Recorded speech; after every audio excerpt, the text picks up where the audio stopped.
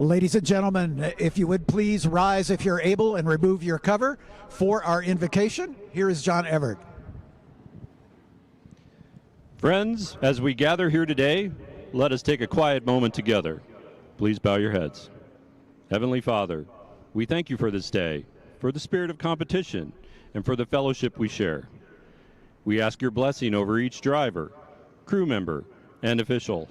Guide their hands, keep them alert, bring them through this day safely. We lift up the brave men and women of our military and our first responders, those who serve, protect, and sacrifice so that we may live in freedom. Watch over them and their families. Give us all patience, courage, and kindness on this track and in the stands. Let this day remind us of the good that comes when we come together. In your name we pray. Amen. Thank you, John. Please remain standing for our national anthem, and to present it, here's Anton Pietenpaul.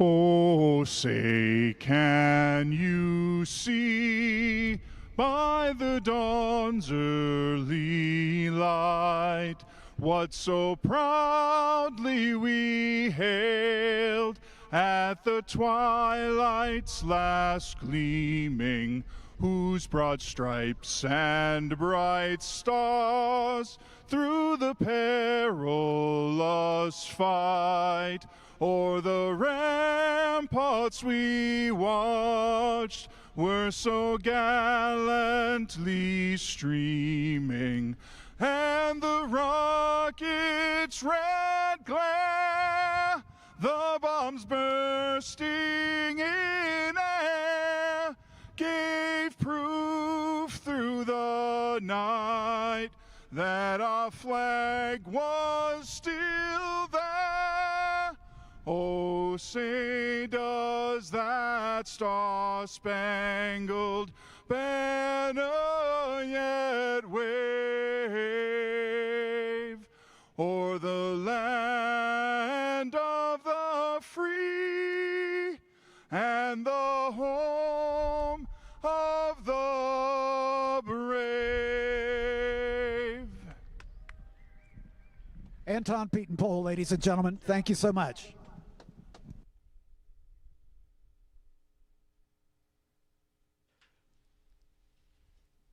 And about to get our racing action underway here on this Saturday afternoon, Racing America on the YouTube channel. Thanks for joining us. From America's National Park of Speed in Elkhart Lake, Wisconsin, my name's Eric Miller. We're joined by John Phippen, the voice of the Junior Formula Championship, the F4 United States Championship, and Formula Regional Americas Championship as well. F4 is up next here at Road America.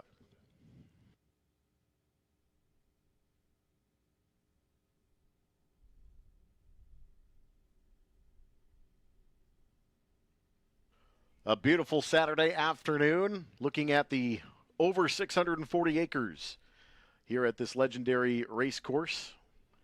Looking right there at the Road America Center, just outside of the Bill Mitchell Bend at 13, Thunder Valley. And it is definitely becoming more and more green as we get into the later stages of this spring here in Wisconsin. Elkhart Lake, the top of your screen. The home of Road America since 1955. Of course, the streets of Elkhart Lake, where sports car racing got its start on the streets for a couple of years, and then Cliff Tufte carved into the Kettle Moraine this historic racing facility. Of course, the Briggs & Stratton Motorplex,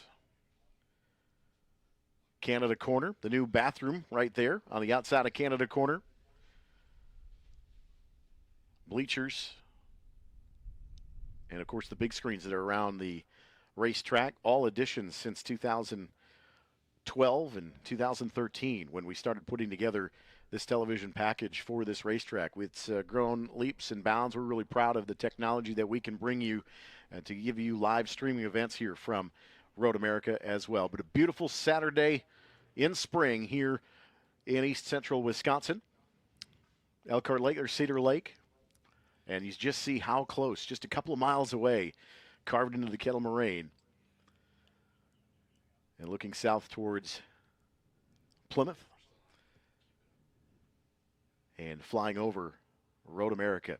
And with flying in, here's John Phippen back from the bridge. Figure get your arms must be a little tired flying in there. Exactly, and thanks to Eric Miller for giving us this beautiful tour of the one of the most heroic racing facilities in the world, certainly my favorite in the United States.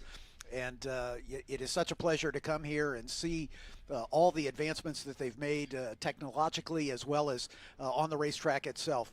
And we are just so pleased to be able to share this beautiful racing facility with you. Those of you listening on the stream, you got to come visit this racetrack. It is definitely a bucket list item.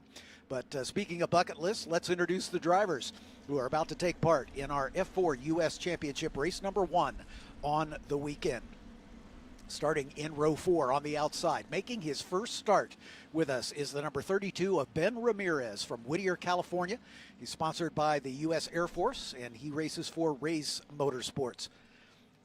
Next to him in row 4 is the number 18 of Aiden Kohut, a 17-year-old out of Plano, Texas, for Kiwi Motorsport. He is on debut with us here this season, although he's raced with us so far at our first round at NOLA. In row 3, car 16, Fernando Rivera. Fernando out of Mexico City, Mexico, for Crosslink Motorsports. Alongside Fernando is the number 54 in 5th spot of Luca Day from Ile Bizarre, Quebec, Canada, sponsored by Zimperium for Momentum Motorsports. In row 2, the points leader leading into this round here at Road America, and that is Caleb Campbell out of Cambridge, Ontario, Canada, in car number 68. He's sponsored by the Steel Auto Group for Kiwi Motorsport. He finished 5th in the F4 Championship a year ago. Alongside him, the number 15 of Zach Foree. He is a 17-year-old out of Johannesburg, South Africa, for Kiwi Motorsport. He finished 10th in the championship a year ago. And then on the front row, car number 17 is Clemente Huerta. Clemente, a 17-year-old out of Santiago, Chile, sponsored by Velox USA for the Speed Factory. He finished 4th in the championship a year ago with 6 podium finishes. And on the pole, the recipient of the scholarship, the existing or the current owner of the championship title for the Ligier Junior Formula Championship, taking advantage of the scholarship to step up into the F4 U.S. Championship this year. It is Gaston Irasu. Gaston out of Montevideo, Uruguay, sponsored by the Elia Group, Bally, Canal 4, and ANCAP for Champagne Racing. He finished at the top of the Junior Formula Championship a year ago, 5 wins and 5 other podiums.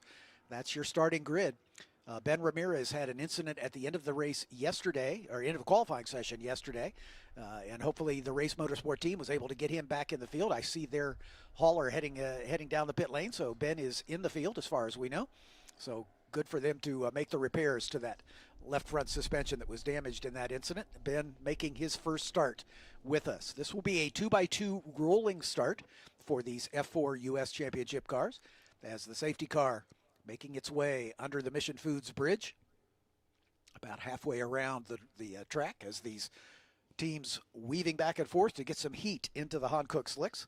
This second generation F4 car was introduced right here at Road America in 2023. We unveiled it here just as we unveiled the new Ligier JSF 326. The new second generation FR car was unveiled here yesterday. But this car was unveiled in 2023 and began its first year of competition 2 years ago in 2024. So this is now our 3rd season with this second generation car. We've talked about it a lot, about the evolution of the aerodynamics in the car. It is 50% more aerodynamically efficient. The ratio between drag and downforce is 50% better in this car than the first generation car that it replaces. But the biggest change that you can tell is it's got the Halo cockpit protection device around the cockpit. That's mandated by the FIA for all Formula cars built after 2018. And the power plant is very unique. It is the Ligier Storm V4. and it has got a really great exhaust note. It's got a real bark to its exhaust note, very different from the inline fours that we're accustomed to hearing in both the Ligier Junior Formula Championship and the turbocharged version in the Formula Regional Championship. It's got a very distinctive exhaust note, and you're going to hear it as these 8 drivers work their way around turn 14 and begin the rise up the hill. James Rogerson in the Ray Skillman Mustang safety car will pull off into the pit lane and turn the field over to Gaston Irasu and Clemente Huerta, 2 of our South American drivers. This is a very international field, as we've got drivers from Uruguay, Chile, South Africa, Canada, Mexico, and a couple drivers from right here in the USA. The starter is waiting to see if the field is nicely formed before he throws the green. We're waiting, and there it is. The green flag flies. And Irasu gets the jump. Coming up right behind him is Clemente Huerta as he immediately dives to the inside to try to protect that inside line. 3 wide behind him as Huerta, Campbell, and Zach Fourie all going for it as they work their way through turn 1 for the first time.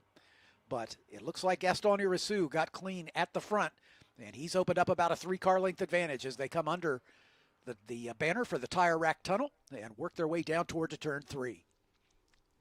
Coming out of turn 3, heading for the Sargento Bridge. Looks like Huerta was able to slot into that second spot as they make their way down the hill into the moraine sweep down into turn 5. Probably the best passing opportunity on the racetrack.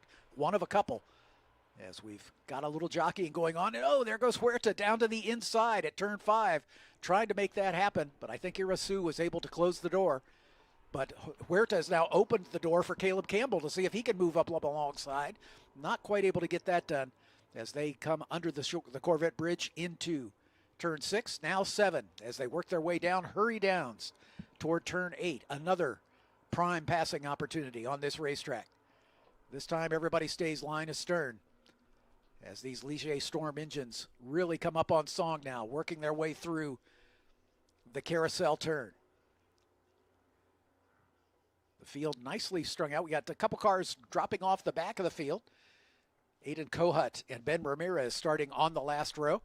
Ben Ramirez in his first start in this car, and again, dealing with a car that was repaired after some damage suffered in an incident during qualifying yesterday. Great battle for second spot as they are working their way side by side down into Canada Corner. A little puff of oil dry from an earlier session. But everybody makes it through successfully, and we've had a change for second. I believe that's Caleb Campbell up into second. We'll sort it out as they work their way around as we get these beautiful drone shots here. Once again, one of the great additions to the armamentarium of the media crew here at Road America for this season. A few cars using the grasscrete on the exit of 14, and we've got our first lap complete here in the F4 United States Championship towards turn 1. And that's Zach Fourie up into second spot with Clemente Huerta third, Caleb Campbell back to fourth now, then Fernando Rivera, Luca Day, Aiden Kohut, and Ben Ramirez. Fourie got a great start. Huerta got the jump, tried to close the door, but Fourie was able to kind of stick the nose in along the pit wall, going into turn 1 on that opening lap and settle into that second spot. We've seen some 2-wide racing out of the Junior Formula Championship earlier this morning, and if that history is any indication, we're going to have a couple of tow moments here as well. Here coming into turn 5, they're going into a headwind, so a little bit extra downforce into turn 5, so maybe a little bit more confident in braking. This is a great place for an overtake opportunity, but turn 1, you're going to have a little bit increased speed, the wind coming out of the northwest here, so going into turn 1, you're going to have a little bit of lift, a little bit less downforce on these cars as they work around, but your leader, Gaston Irasu, now pulling away by about 15 car lengths through Hurry Downs into turn 8. Yeah, Irasu, again, the reigning Junior Formula champion, taking advantage of the scholarship.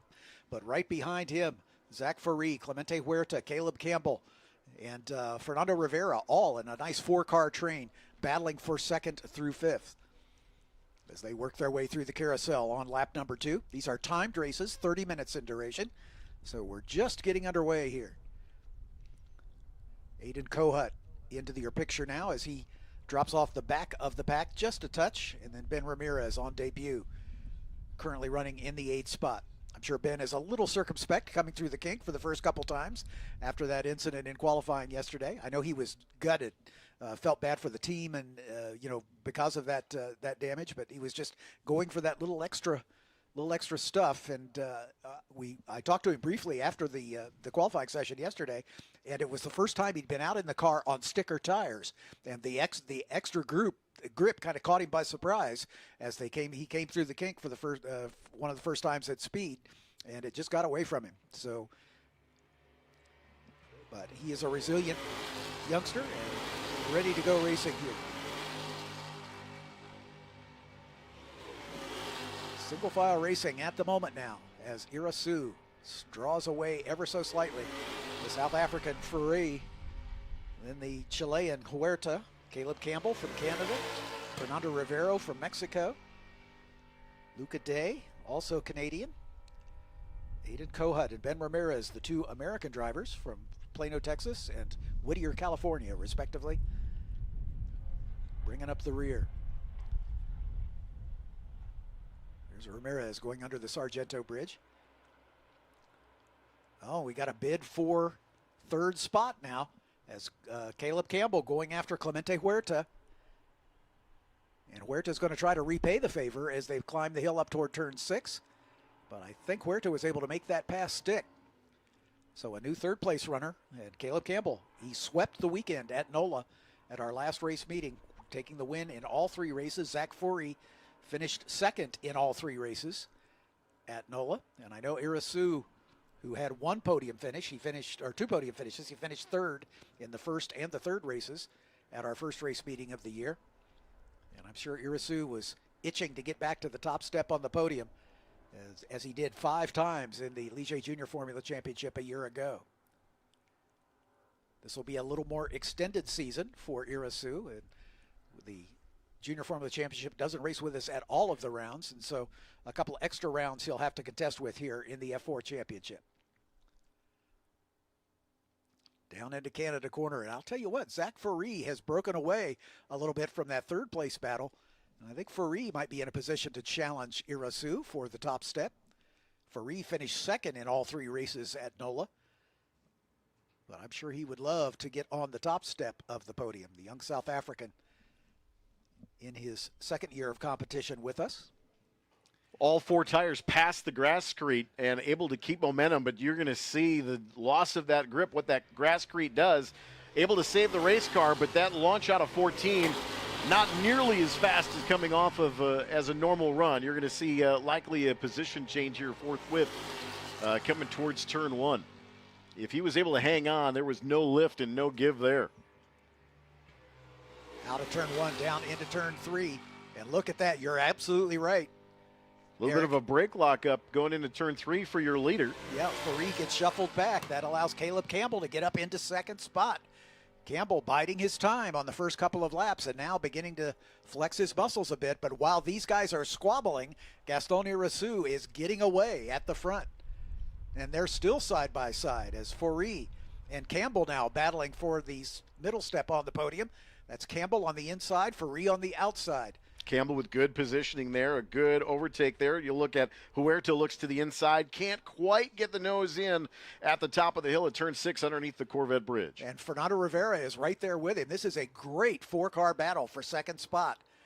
And Irasu has got a big grin under that crash helmet, I'm sure, as he looks at his mirrors and sees these guys squabbling for position. That's going to slow them down a little bit,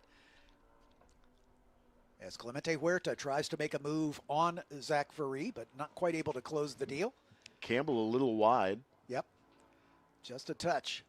But Irasu getting away at the front. Forey kind of settling back into that third spot underneath the Mission Bridge towards the kink and turn 11. But leader definitely pulling the advantage by about 2 seconds now, maybe growing that a little bit more here as we circulate for Gaston Irasu. Caleb Campbell now up into second spot, trying to maintain his perfect record of podium finishes so far this season. He'd love nothing more than to get to that top step and make it a 4-race sweep. But right at the moment, Irasu is saying, not so fast, my young friend. The Crosslink Motorsports orange number 16 of Fernando Riviera. He had a kind of an up and down day yesterday in the practice and qualifying session, had it off and able to, he spun at one point. So he had a little bit of a hectic day yesterday, but top 5 right now. Just trying to collect a few points and waiting to see what happens just in front. But 2nd through 5th, throw a blanket over the top of those 4 cars. That is a 4-way battle for 2nd spot here in the motor race in F4. And we're only a third of the way into this race, this 30-minute race, just coming up on 9.5 minutes into it. But the impatient driver right now looks to be Clemente Huerta. He is showing the nose to Zach Fourie at every opportunity to see if he can work his way back into a podium position. Also a little bit of more experience there for Huerta over Fourie, being the rookie campaigner here in F4. Fill in the mirrors, kind of drawing a little bit of a distraction. Fourie opened the door and pinch, and that's the contact. That's exactly what he was kind of trying to make, that late move. Huerta made some contact. Fourie got a little squirrely, had to go wide, and that allowed both he and both Huerta and Fernando Rivera to get by him. So Fourie goes from 2nd back to 5th. A little bit of inexperience showing there. Caleb Campbell beginning to stretch his advantage now as Fourie trying to fight back against Fernando Rivera and retake that 4th spot. Plenty of racing time left as we're just 10 minutes into this one. That was a deep dive. It'd be interesting to see what race control says there about the contact and the change for position going into turn 5. Didn't appear to me to be fully alongside. Still kind of Fourie's corner, but Fourie also initiated the contact by coming across the bow. Yep. That may be one of just those racing incidents, perhaps. But again, our stewards panel will have a look at any contact between cars at the end of the race, and penalties could be assessed if they feel that a driver is at fault. Usually a time penalty is assessed at the end of the race if that's the case. Climbing to the top of the hill at Bill Mitchell Bend, then right back down the hill towards turn 14.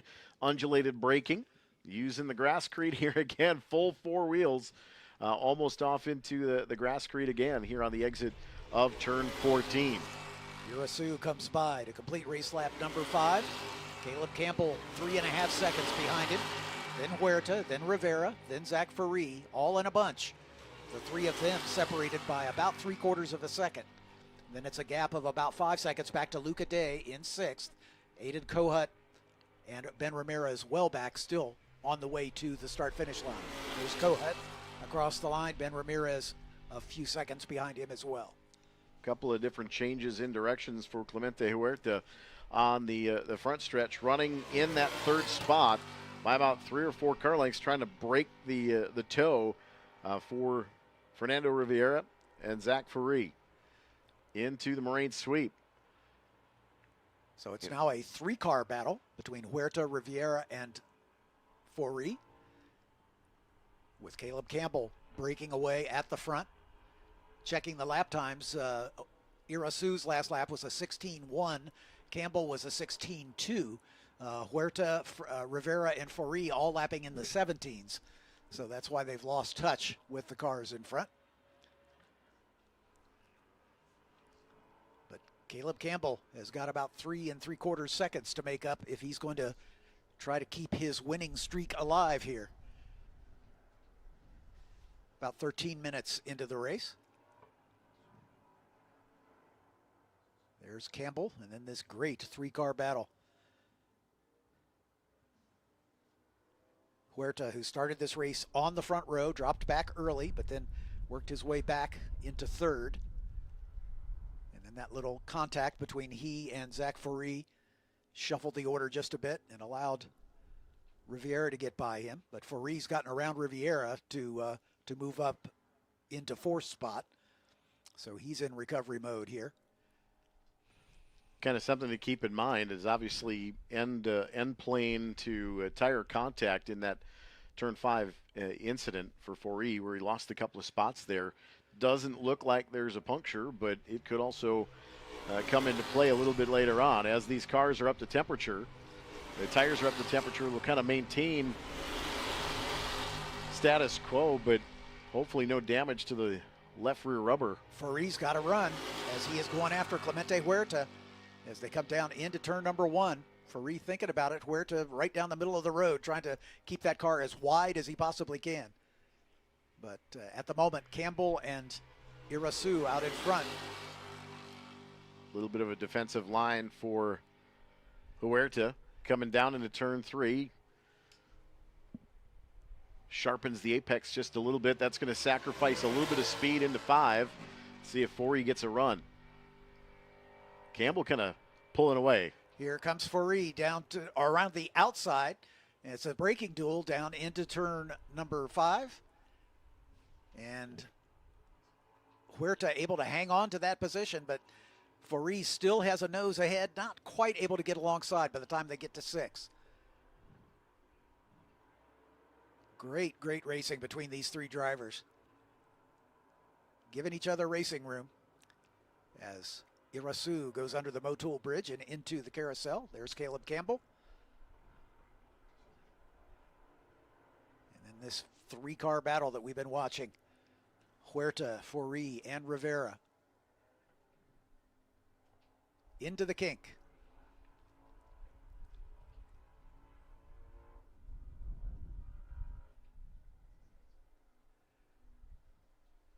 Forey dropping back just a little bit from Clemente Huerta. Forey, the South African, Huerta from Chile. This is the F4 US Championship, but it is open to all comers. And we have a lot of interest from South America, especially for our 3 championships. But we have a number of Canadian drivers, of course, and Zach Forey all the way from Johannesburg to compete with us.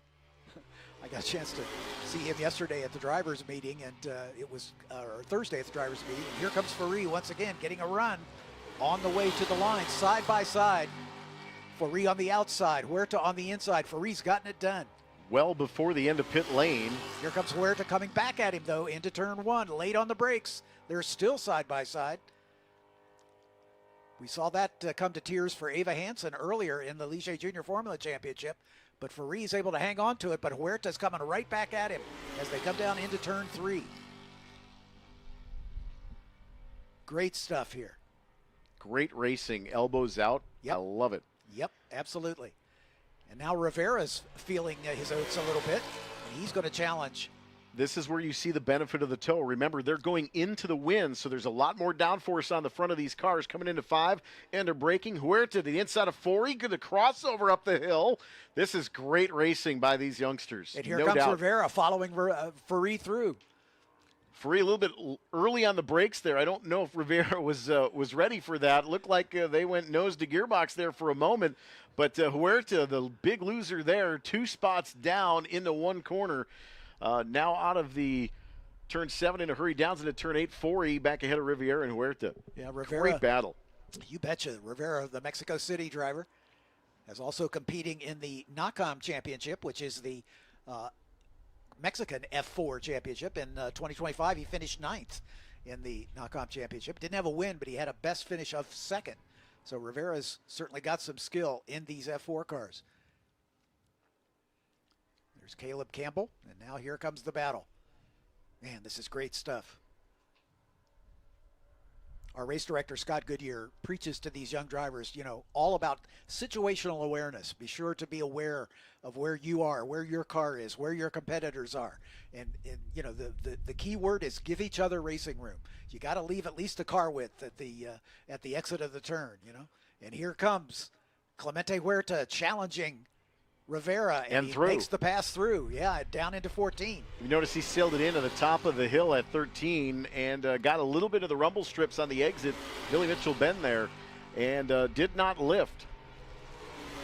Able to keep that momentum. These are momentum cars around a lot of these tighter corners as well. Now again, you'll see Forey trying to break the toe of Huerta and Riviera. Yeah, he's trying to get away, just as Caleb Campbell did a while ago, to break away from that scrum and see if he can get some clear air and put a little distance between himself. And as long as Huerta and Rivera continue to battle, that'll give him a little extra momentum. And the gap between Irasu and Campbell about 4.8 seconds. and a 4.3 second gap back to Zach Forey in the third spot. So yeah, they're about equally first spaced. and second about equally spaced throughout, but this has been a great battle for that third spot on the podium. Forey with it right now, and I don't think Huerta's close enough to make a challenge here down into turn 5, but Rivera definitely close enough. Let's see if he makes a bid into turn 6. Occasionally you'll see somebody do a dive bomb move on the inside at 6, but not this time. Through 7, the new grasscrete there at the exit of turn 7, and then hurry down into turn 8. Another great passing opportunity. Rivera all over the back of Clemente Huerta. Fernando looking for a chance to get back into the top 4 and perhaps on the podium. Clemente Huerta didn't have a great outing at NOLA. Finished 5th in one race and 7th in the other. Did not score points in the middle round. So this is kind of a chance for him to redeem himself and get back into podium position. And right now, Zach Forey stands in the way. As we are into the final third of this race with 20 minutes gone, 10 minutes to go. Forey with just a little cushion, 3 or 4 car lengths now. Huerta having to still race in his mirrors a bit as he knows Rivera is right there behind him. Rivera goes a little wide out onto the grasscrete. Yeah, just a year ago, that would have been dust and debris everywhere. Exactly. Even if he kept it straight through the grass, it would have been grass and sand and all of that tossed into the space. So the grasscrete doing exactly what it's supposed to do. Loss of grip, but maintaining of race car control. You betcha. But how about this drive from Gaston? Oh, yeah. Out front, and really Caleb Campbell as well. Both of these drivers breaking the toe and getting themselves into a great points position here in first and second, respectfully. But the elbows out for Forey, Huerta, and Riviera has been fantastic. Into turn 5, there is your leader, Irasu, at the left-hander at 5. Caleb Campbell from Cambridge, Ontario, and then Zach Forey. Right behind him, Clemente Huerta with Fernando Rivera right there. This one is not over yet. It looked like Forey was going to be able to eke out a little bit of an advantage and get away from this battle, but they've reeled him in. And again, the advantage of the draft is a big deal. And a multi-car draft is better than a single-car draft for sure. So Forey down the hill into turn 8, and he's got his mirrors full once again of Clemente Huerta.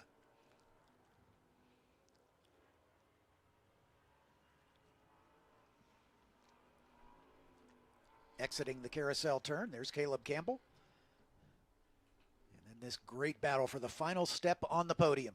See a little bit of varying different lines through the carousel, each about a half a car width stepped out. And when you have a little bit of clean air, you can tighten your radius up just a little bit, and as the air passes through, you're going fast enough with these cars through the carousel. You're kind of stepped out a little bit just to give you a little bit more downforce on the front wing, get into a little bit more cleaner air. It's still dirty air, but you're getting yourself a little bit cleaner, just trying to get a little bit of wind on the front of these race cars going through the corner, especially on corner exit like that. But Huerta kind of stuck in the middle in 4th right now. Forey on the 3rd and final step of the podium. Riviera close in tow. It's gearbox to gearbox, car length and a half for Forey over Huerta, and another car length back to Riviera. Coming to the TireRack.com starters bridge here to complete yet another lap. 22 and a half minutes, actually making 23 minutes now elapsed here in the race. So about 7 minutes to go. This 30-minute race. Here comes Riviera to the inside. Trying to make it 3 wide coming into turn 1, but not quite. Optimistic. Very optimistic. I think he just wanted to let Huerta know that he's there. Well, that's just the thing, is he's not given up, and he's bent a little elbows out. You can definitely tell he's trying to hustle that car for Crosslink Motorsports. But by doing so, kind of compromising the corner exit speed, and he's kind of drifting apart from Huerta now, as about 3 car lengths now between Huerta and Riviera in that battle for 4th and 5th. Down the hill toward turn 5, Huerta about a car length behind Zach Forey. But Forey's got to be licking his chops here, just like, let me get away. Yeah, please. I'd like to breathe here a little bit. 2 car lengths on the exit He can of just 6. concentrate on hitting his marks and being as perfect, inch perfect as he possibly can. And let Huerta and Rivera battle it out for that 4th and 5th position. Ferrari a little wide on the exit of 8 there. That'll sacrifice a little bit of exit speed. But they are close enough, I can tell you, when we see the white flag, all bets are off. They are going to go for it for sure. When we get down to Hashtag the elbows final. up. There you have it. Yeah. There you have it.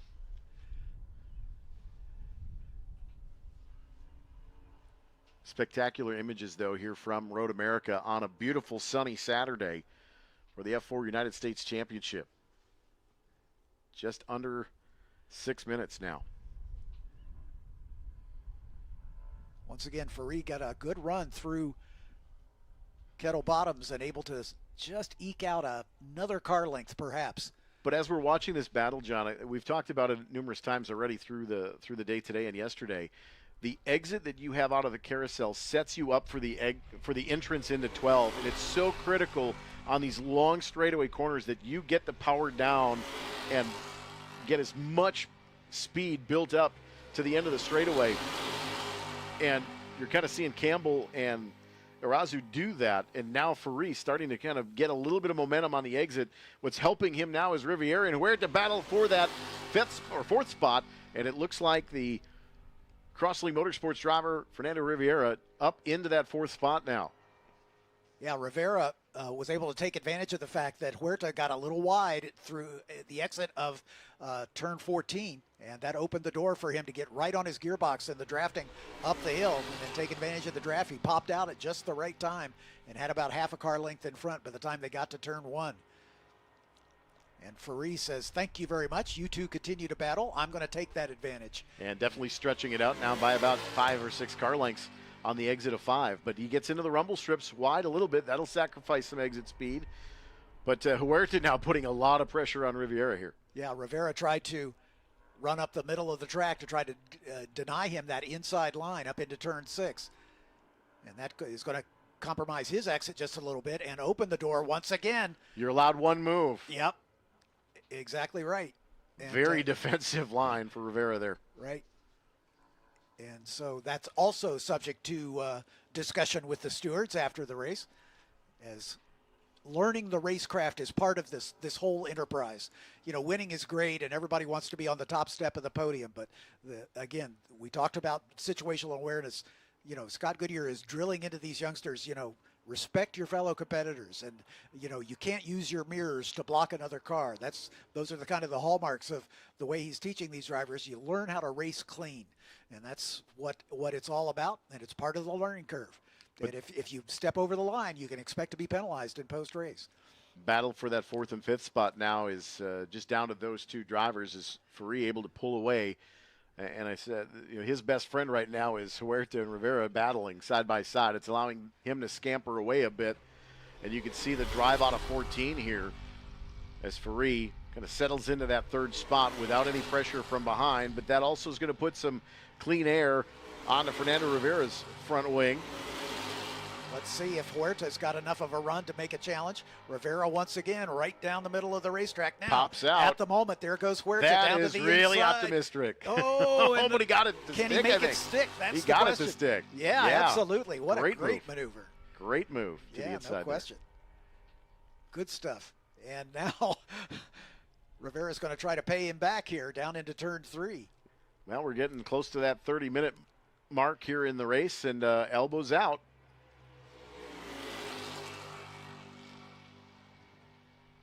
That is Campbell. That's your 2nd place car coming into turn 5. Ferrari, 3rd place into turn 5. And here's that battle for 4th and 5th. Huerta and Rivera. Nose to gearbox on the exit. Both of them get 4 wheels off to the rumble strips. Huerta shades to the inside. Now Rivera dives to the inside, but wisely backs off. Locks the left front up. Top of the hill at turn 6. Still able to make it happen, though, as Huerta hangs on to that position. But Rivera is all over his back as they come down the hill into turn 8.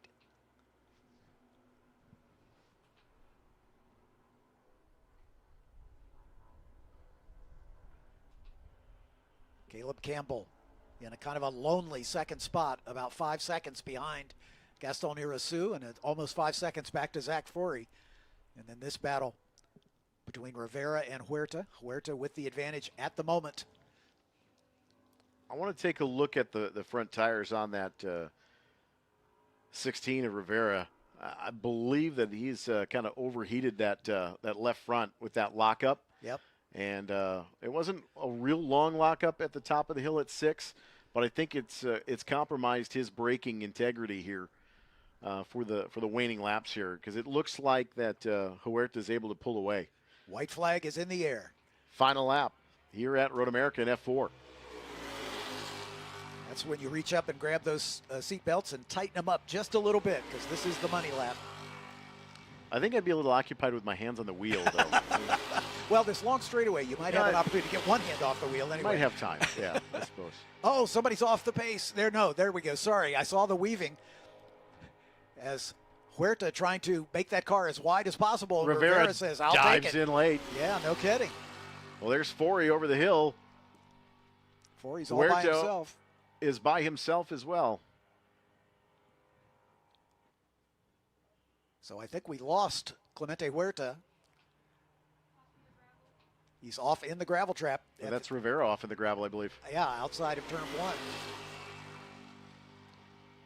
And that maneuver down the straightaway there, I would imagine, is going to get reviewed. Oh, sure. Just a personal thought on that. I think you're probably correct on that factor. There were several maneuvers from both.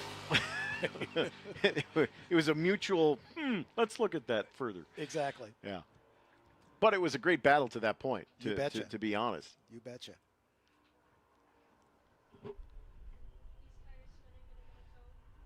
Gaston Irasu for Champagne Racing. Out in front, once he took the lead, has been unchallenged. Caleb Campbell for Kiwi Motorsport, keeping his podium streak alive here with a second place finish perhaps. Zach Forey,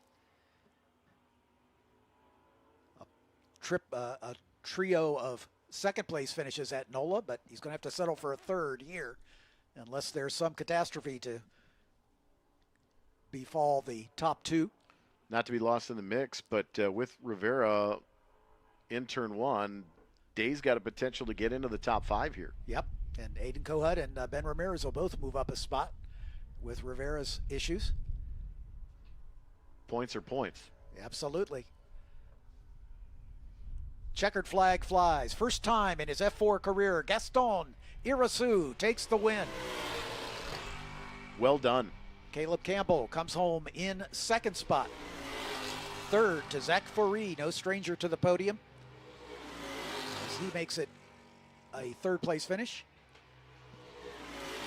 There is Clemente Huerta. And the next car across the line will be Luca Day in the number 54. He was about 12 seconds behind that battle. Here's Day in the 54 for Momentum Motorsports.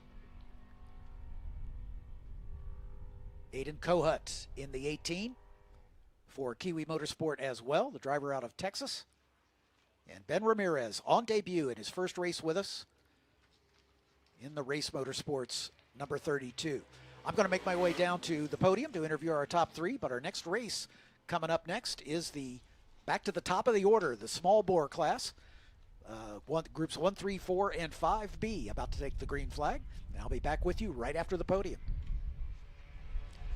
People can't stop screaming about Screamin' Sicilian Frozen Pizza. No wonder, there's plenty to scream about. The buttery stone-fired crust, secret recipe sauce, mounds of whole milk mozzarella, and tons of premium toppings. Taste what all the screaming is about by finding Screamin' Sicilian Pizza in your local grocer's freezer. Screamin' Sicilian, taste what all the screaming is about. Soundhouse Hearing Protection, the official hearing safety partner of Road America. You can visit Soundhouse next to the paddock shop or one of the vending machines for your hearing safety gear. Soundhouse keeps all ears safe for babies, kids, dogs, and adults. Loud noises can permanently damage your hearing, and get your hearing protection from Soundhouse. Preserve your hearing. Mission Foods is proud to be the official tortilla wrap and tortilla chip company of Road America. Fully loaded tacos, fast wraps, piled high nachos, whatever you crave, Mission has the products you need to fill up and fuel up to take your race day to the finish line. Keep your racing delicious and enjoy all the mouth-watering action. Brought to you by Mission Foods. Now that's too fast, too tasty. Sargento, the official cheese of Road America, invites you to enjoy a delicious Sargento cheddar cheeseburger today at any nearby concession stand. Race fans know the best cheese is real cheese any way you slice it. Sargento, we're real cheese people. There's nothing good about a dirty car. Whether you drive a race car, a sports car, or any car, the fastest way to clean and wax any car, use the Glosser microfiber towels. The Glosser is available everywhere better car care products are sold, including right here at Road America in the Paddock Shop. If you have no time to wash, then gloss. Safety Clean, a Clean Harbors company, the official fluid recycling service company of Road America. Safety Clean provides automotive fluid recycling services for the competitors racing here at the track. Safety Clean is the largest refiner of used oil, antifreeze, and cleaning solutions worldwide. Safety Clean encourages all race fans to do their part to properly dispose of their used automotive fluids. Safety Clean, a Clean Harbors company. Help make green work. C-Tech Manufacturing is a premium aluminum cart, cabinet, and drawer manufacturer. Competition at the racetrack has pushed C-Tech storage products to outperform the competition in efficiency, appearance, and functionality. Driven by passion and storage expertise, C-Tech's products have expanded outside of racing to serve many other industries. Whether it's at the track, in the garage, or at your place of business, take your storage to the next level with a custom storage cart, cabinet, or drawer system from C-Tech Manufacturing. Podium celebrations for F4 coming up in just a few moments. Then we'll get you back to groups 1, 3, 4, and 5B, their second race of the day, coming up here in about 4 or 5 minutes or so. Groups 1, 3, 4, 5B, this is your 5-minute call to the grid. Groups 1, 3, 4, 5B, this is your 5-minute call to the grid.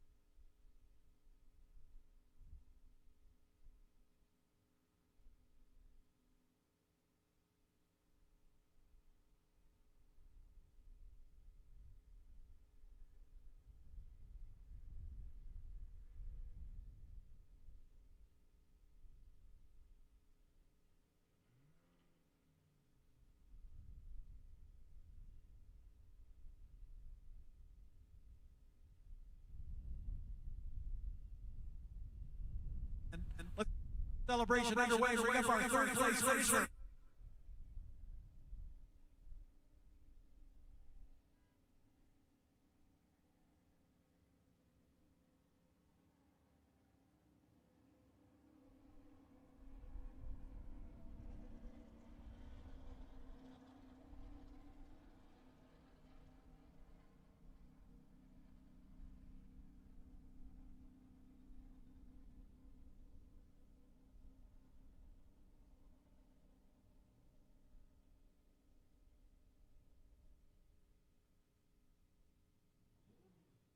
But yeah, happy for the team. Another 2-3 for me and Caleb. I think Aiden did pretty well from what I heard. So yeah, can't complain too much. Anybody to thank?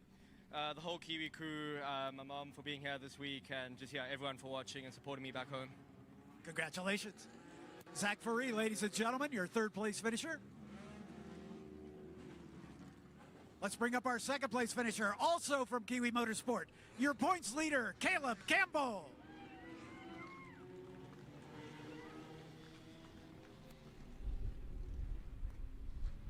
Caleb, I've only talked to you on the top step of the podium so far. How's it feel to be second? Still good position to finish. It's good for points, so still happy with it. Yeah, it's still amazing. Indeed, you were finally able to break away from that scrum behind you and get a little breathing room. Oh yeah, I think Zach got caught up in a little bit of battling behind, but yeah, I was able to pull away a little bit and get a gap, and my car setup was amazing. Thank you to Kiwi Motorsports for all of that. And thank you to all my sponsors for supporting me and helping me along the way. Congratulations.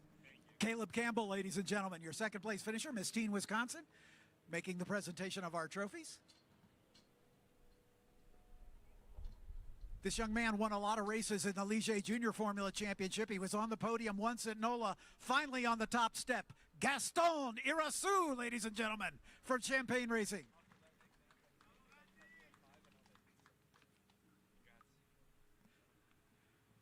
Gaston, first off, congratulations on graduating from college with your engineering degree, but congratulations on your first win in F4 US.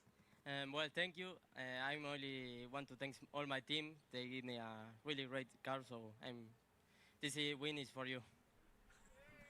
You weren't able to start this one on the pole, but you certainly were able to get away and open up almost a 5-second lead. What was your secret? I don't know. I only drive straight, so yeah. Congratulations. Thanks.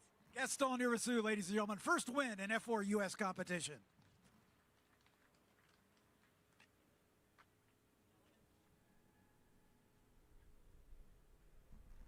All three of our drivers with Ligier hats on as we acknowledge the chassis supplier for all three of our championships.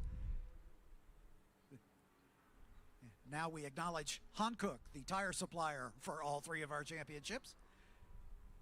Thanks all the work that Hankook does to get these tires to all of the teams in time for each of the race meetings and provide tire service for us during the race weekend.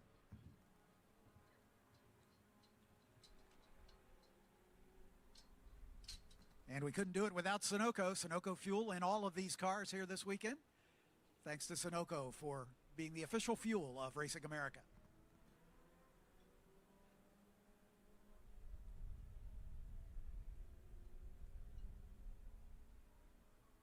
All right, time for the celebration. Let's have one more round of applause for Zach Faree, Caleb Campbell, and Gaston Irasu.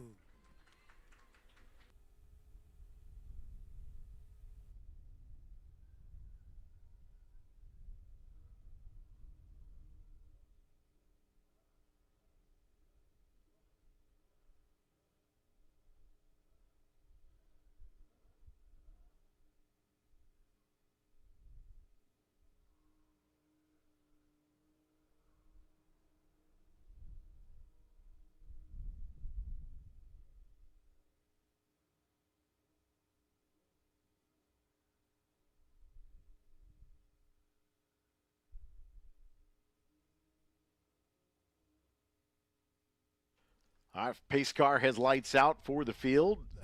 Once again, we have Josh Bowler in the 95. That is a 1963 Lotus 23B, and the second Lotus, or the Lotai, I think is what we've agreed to call them. The 63 Randall Green, your Sprint Race 1 winner earlier this morning. That is your front row. Kenneth Greenberg in the blue and orange Morgan. The 324 will start inside row 2. On the outside, the 12 of Robert Van Zelst in the Porsche 356 Speedster.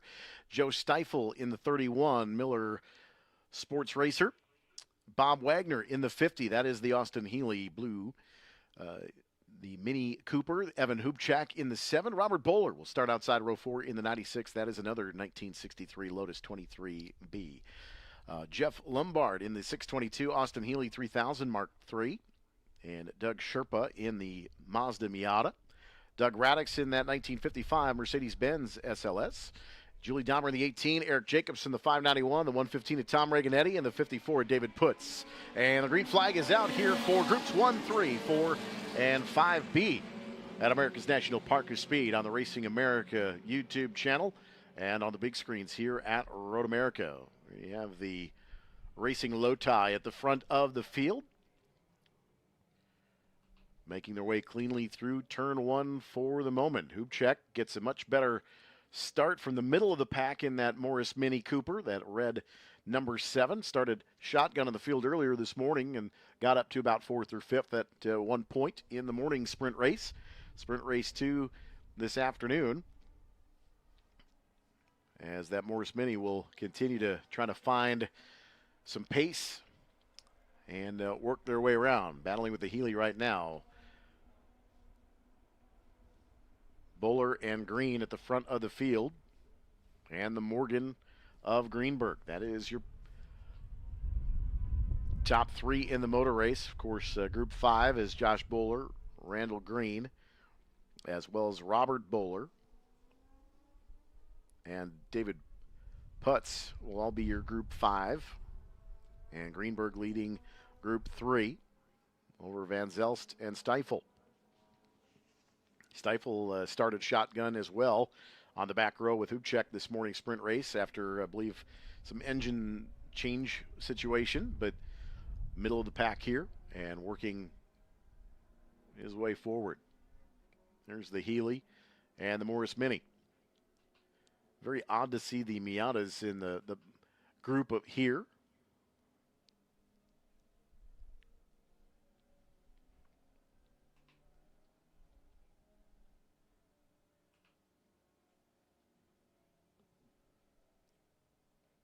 Your leaders working their way towards Canada corner at the moment.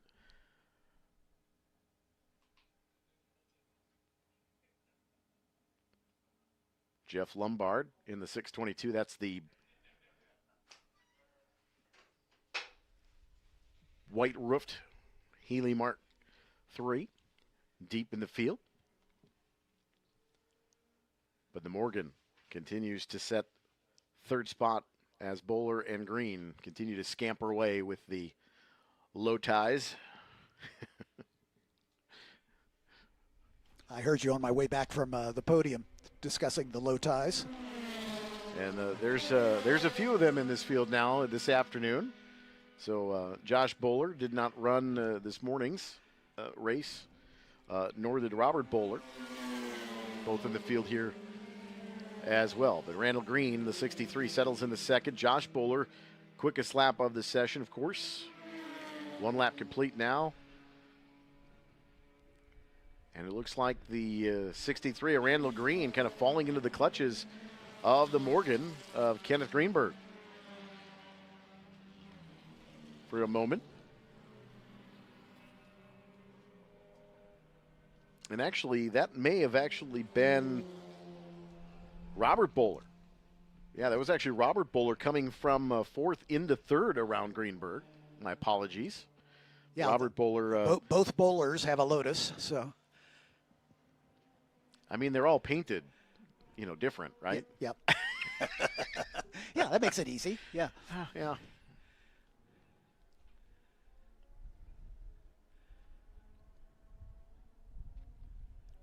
Working through turn 7. Robert Bowler, his team is Lotus Lane Racing. So.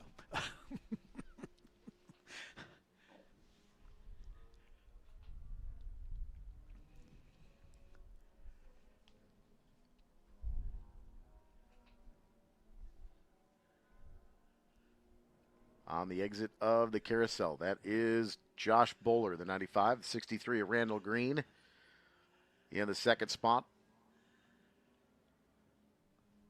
We wait for that third place battle between Kenneth Greenberg in the Morgan and Robert Bowler in the other Lotus 23B. There's Greenberg with the googly eyes. And no, that's Van Zelst up behind him now in the Porsche. And, Robert Bowler's kind of fallen back a few spots, so may have had an off or missed a gear or something. But Robert Bowler kind of dropped back behind Van Zelst. There's the Morgan. That's your third place car. Van Zelst in fourth. Joe Steifel just behind them in that Miller Sport Racer. Yeah, but Robert Bowler in between Van Zelst there. Yep, there's Robert. And there's the Miller Sports Racer. Through Thunder Valley. Again, I love the angle of that shot because you can really see elevation change through some of these cameras where you don't realize that there is that much difference. You know, going into turn one is downhill, right? Which is why that it's such a fast braking corner.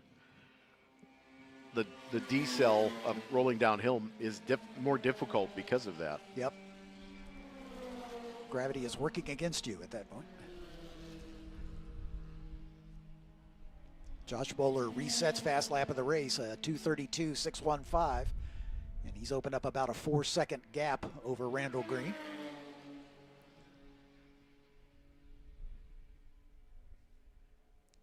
That white Royale from David Putz up to the 7th spot. Started a little bit deeper on in the field. Yeah, he started at the back. Didn't have a great qualifying day, and so he's been working his way forward. Picked up about half the field. He's up to 7th now. So that's a great recovery drive for Putz.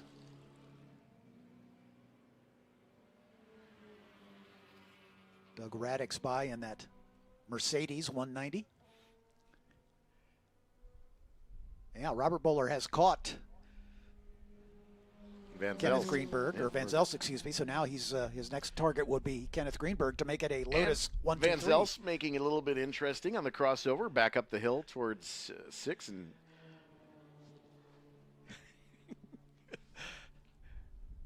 Greenberg through 7, then Van Zelst, then Bowler. Bowler Sr., I'm guessing. I don't know that for a fact, but Bowler thinking about making a move down into turn 8, but then falls back in the line astern. And then behind him, Joe Steifel and David Putz putting the challenge on him. So Putz trying to move up into 6th to get around Steifel in that Miller. Morgan kind of sailing through the exit of the carousel there. Again, elevation change from 9 to 10. 180 degree almost corner. And here's the battle. That's Putz in the Royale. And Steifel in the red Miller. That is a Group 4 and Group 5 car, respectfully. Van Zelst behind Robert Bowler again.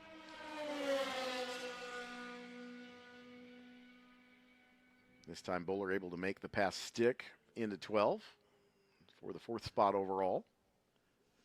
And gets a little bit of separation there. Something tells me, though, that Van Zelst will put that Porsche Speedster up to the gearbox of Robert Bowler at some point again here.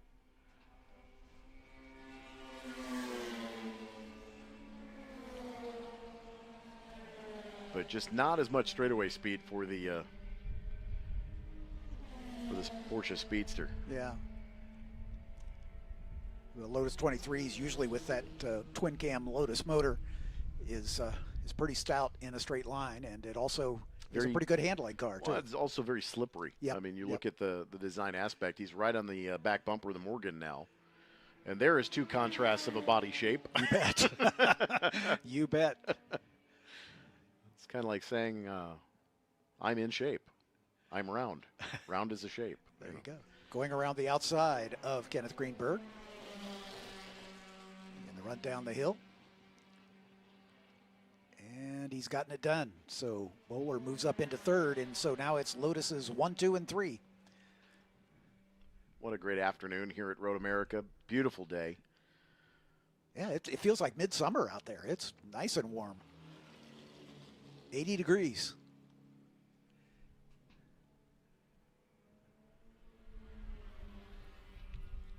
So Robert Bowler now around Kenneth Greenberg in the Morgan. So we now have a podium of low tie, first, second, and third overall.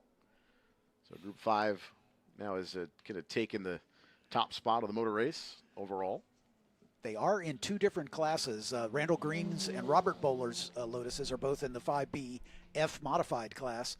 Josh Bowler is in the 5B B Sports Racer class. So his Lotus 23 might be a little more Lotus 23 than the other two, which is why he's got a different classification.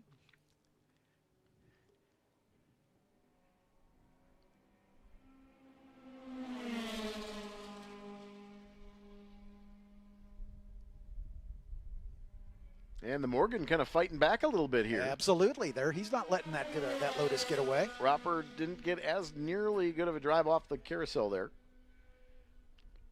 And he's driving it right down the middle of the road. That's going to compromise his exit, and there goes Greenberg going after it. Dives to the inside, heading into Thunder Valley, and gets it done. And this happened to Robert earlier in the race about 2 or 3 laps ago. He lost 2 or 3 spots and then had to kind of race his way back up through.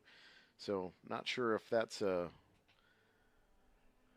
issue where just not getting a lot of good drive off, as the Royale for David puts the screws to the back of Robert Van Zelst. So Putz continues his charge up the order, up into 5th now after starting dead last outside of row 8.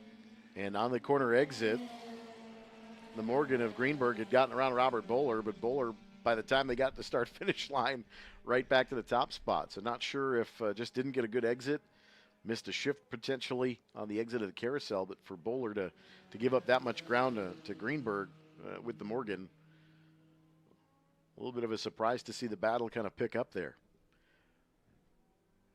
But David Putz in that 1971 RP4A Royale starting to gather in the Morgan and the Lotus of Greenberg and Bowler. See a lot of folks over in the inside of turn 3 over there. Campground over in turn 3 as well. And Greenberg surrenders 4th overall in the motor race to Putz now. So we'll see if Putz has got anything for the Lotuses. So that is now in the same class, second with Josh Bowler. So in the 5B B Sports Racer category. That Royale RP4A, a C Sports racer. Bob Marston designed that machine for the 1971 model year for Royale. And yeah, he is steaming. He is catching up to the back of Robert Bowler for sure. And we're just past halfway here, so he's got time to get himself not only on the podium overall, but perhaps challenge for that second spot. Robert is about, no, I guess not.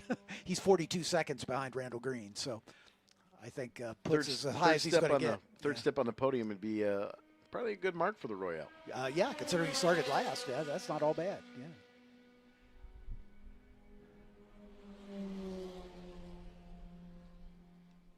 At the short track, we'd call that the hard charger. Yeah, there you go. Oh, big lockup from the Morgan there. Greenberg, big right front lockup going into 12.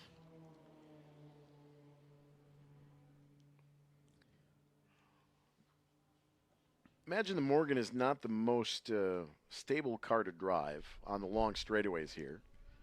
But having a flat spot on that right front tire, I would imagine would probably be a little filling reduction strategy there. And by filling, you're referring to teeth, correct? Yes. Yes. And there goes Dave Putz to make the pass on Robert Bowler to move up into third spot. But Robert's going to have the top end speed advantage, perhaps, at the looks back to big the end of the outside, straightaway. swings wide, and that's going to sacrifice a little bit of corner exit speed. He kind of swung wide and looked like had a little bit of understeer there. And that'll scrub off a little bit of exit speed, headed down to turn 3. Greenberg and the Morgan still hanging on to 4th overall. Top spot in Group 3. 3D.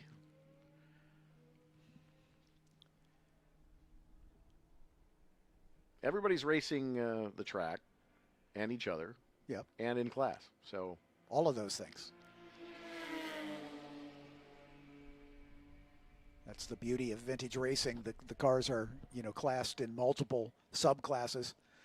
The race group is sort of an amalgam of cars that are of similar construction and performance envelope. But then, oh my, the Healy is around into the tire barrier. But he's able to self-clean here, gets it back underway. And quite a bit of buildup on that right front. Jeff Lombard in that Healy. The 622. Right. It's a Healy 3000 Mark III. That's a beautiful car if you get a chance to see it sitting idle in the paddock area. Such a gorgeous color, too. Yep. He calls it Healy green. So, with that cream-colored hardtop, it's got a real distinctive look to it. Doug Radix's Mercedes is a great-looking race car as well. Yep. Nothing like a Silver Arrow.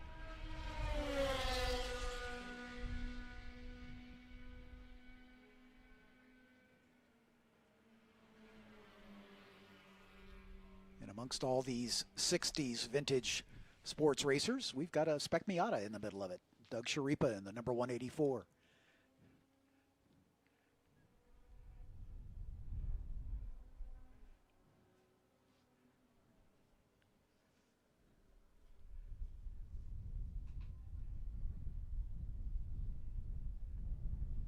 And working around some lap traffic now for Josh Bowler in that 95.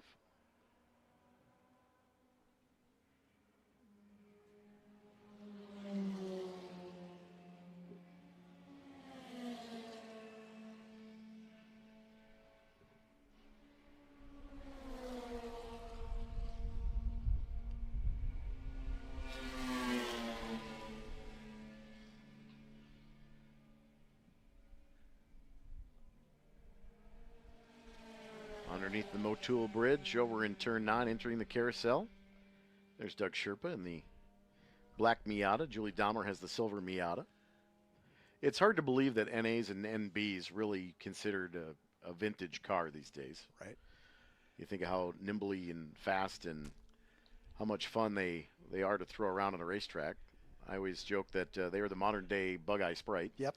The Miatas always seem to be smiling on the racetrack. Right.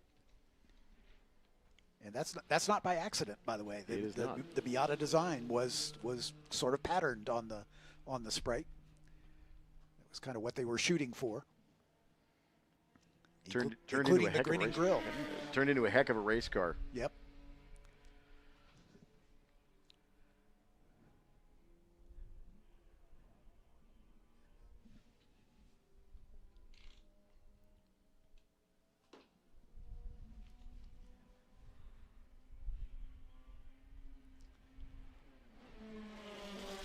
And there is the white silk. We are on the final lap for Josh Bowler in that number 95 Lotus 23B. Just behind the Hubcheck Morris Mini. And that's a true Mini.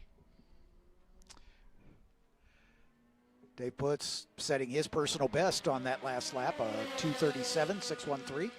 Not quite as quick as the two cars in front of him, but he's had enough to move around the third of the Lotus to move up into that third spot. So Robert Bowler now about 5 seconds behind him in fourth, and then another 5 seconds back to Kenneth Greenberg, and another 8 seconds back to Robert Van Zelst in the Porsche Speedster. Joe Stifel in that number 31 Miller Sport Racer, currently in the 7th spot. Bob Wagner in the number 50 Austin Healey 3000, one of a couple of them in the field.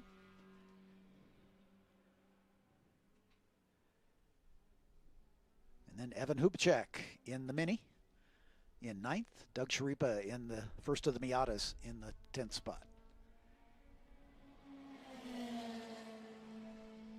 at the moment, no positions in close contention. To be fair, I don't mind a little bit of breathing room. Yep. On a Saturday. Relax a little bit. Just enjoy the sights and sounds of a beautiful day at the racetrack. And all the varied sounds of these race cars. It's lovely to hear the difference in the exhaust notes in each one of them as they come by. Indeed.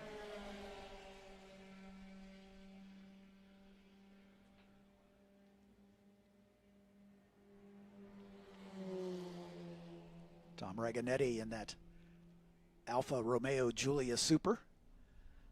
The gray number 115. Currently running in 14th position.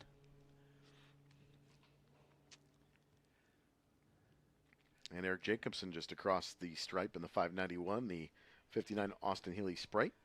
That's the last car running.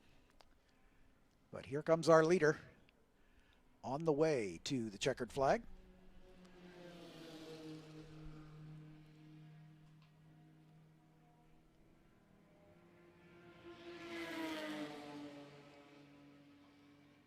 Last car on the lead lap will be the 50 of Bob Wagner. And there is the checkered flag. And Robert Bowler has not come by yet. In the 96 Lotus, as he is dropping down the order, so trouble for Robert Bowler somewhere along the line. And there he is finally.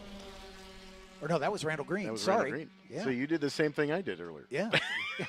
Glad I'm not alone. I wish they were different colors. Yeah. It's not confusing to have three Loti, the same paint scheme, the same wheels. Yeah, exactly. It's a little less obvious. It's confusing for us old eyes, guys, you know.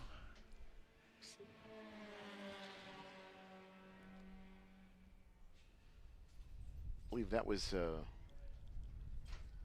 an opportune time for the checkered flag to fall here on this Saturday early afternoon, just past 2:15 Central Time.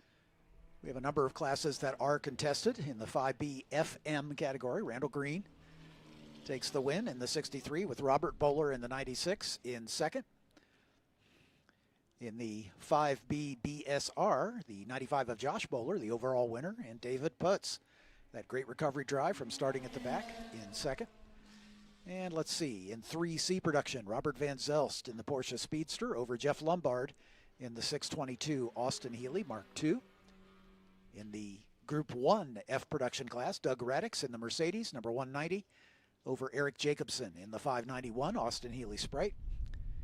In the 3D production class, Kenneth Greenberg in the Morgan, number 324, over Bob Wagner in the number 50 Austin Healey 3000. And finally, in the 3SM for Spec Miata, Doug Sharipa taking the win in the 184 over the 18 of Julie Dahmer.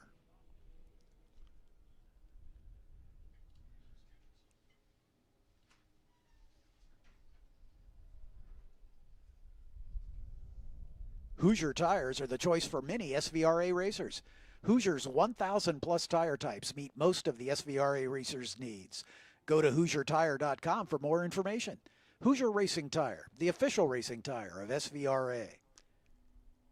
A recognized leader in hazardous materials abatement and owned by racer John Moore, JM Environmental is a proud supporter of SVRA for the 2026 season.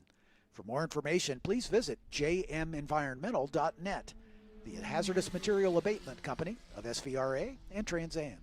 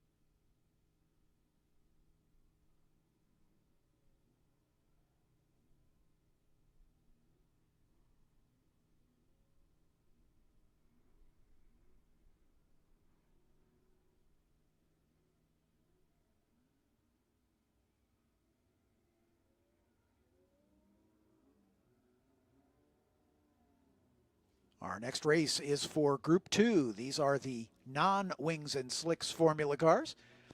Kind of broken into two groups. There are the Formula Bs, which are the quickest of the four. There's 4 of them in the field, and then the rest of the field are all Formula Fords of one variety or another. Let's introduce them to you. Starting outside of row 7 is the number 51 of Tomas Roca in his 1977 Crosley 32F. Next to him, the 47 of John McMurray in the 1972 Royale RP3A. In row 6, the 61 of Hector McDonald in his 1980 Taiga FFA 80. And the 189 of Rod Bolhouse in his 1983 Lola T642. In row 5, car 55, Rick Hill in his 1978 Crosley 32F, and there's another Crosley right next to him. That's the 127 of Dan Aarons. In row 4, the 34 of Dan Rhodes in his 1977 Taiga FF77, and the 36 of Jeffrey Silch in the 1977 Lola T440. In row 3, the 46 of Reed Hazelton in his 1977 AAR Eagle DGF, and the 414 of Chris Arrogante in his 1979 Crossley 35F. The top front 2 rows are all Formula Bs. Car number 1 is Travis Engen in his 1970 Chevron B17B. The 68 is Pierce Rader in his 1971 Lotus 69B. And on the front row, a pair of 1969 Brabham BT29s. On the outside is the 4 of Steve Grundahl, and the pole sitter, the 777 of Tonis Kasmets.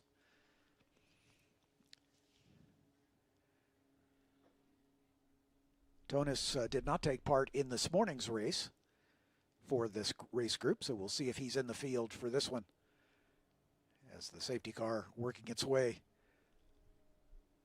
through turn 7. And yes, I believe Tonis is there. So we have all 4 of our Formula B runners at the front.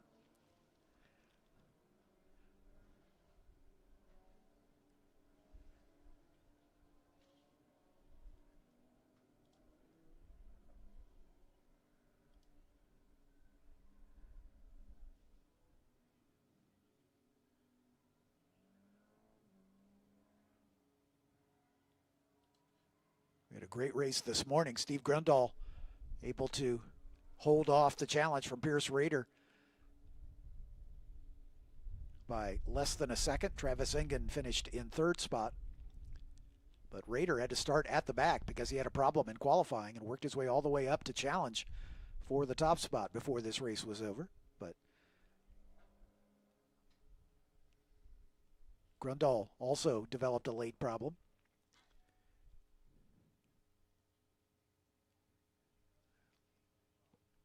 But everybody appears to be healthy for this one, at least on the front 2 rows.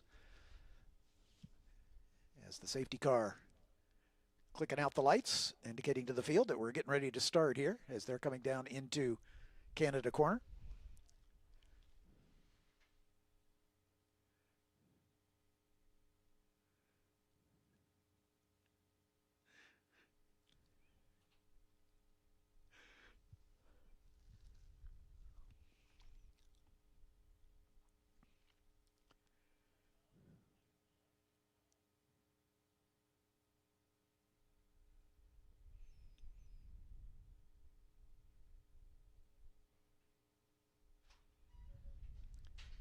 Field nicely stacked up and packed up as they're coming out of the Bill Mitchell Bend.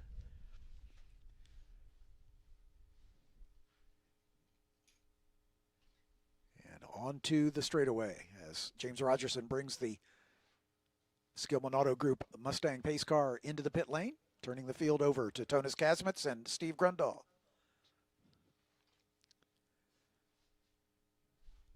Grundahl with the white nose on his Brabham. Kasmets all black with the gold lettering. And there's the green. Kasmets gets the jump. Pierce Rader trying to follow him through as they work their way down the hill toward turn 1. Kasmets and Rader. Grundahl on the inside of Rader, but looks like Rader's going to sweep by into that 2nd spot. Grundahl in 3rd and Travis Engen already coming under pressure from Reed Hazelton in that Eagle. That car unable to compete in this morning's race. The Eagle dropped out right at the end of the pace lap. But clearly, whatever problems they had, they've gotten it solved, and it's there in 5th spot right now.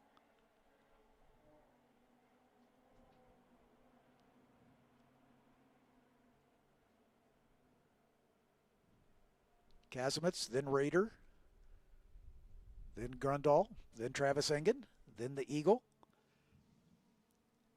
of Reed Hazelton, Chris Arrogante. And that blue and white Crosley right there in contention for that 5th spot. Kazimitz getting away, and here comes the bid as Grundahl goes to the inside of Pierce Rader. Brabham against Lotus. Brabham winning that round, but Rader is right there on his gearbox as those two have gotten away from the third of the Formula B cars, Travis Engen in the Chevron. But Tonis Kazimitz getting away at the front on this first racing lap.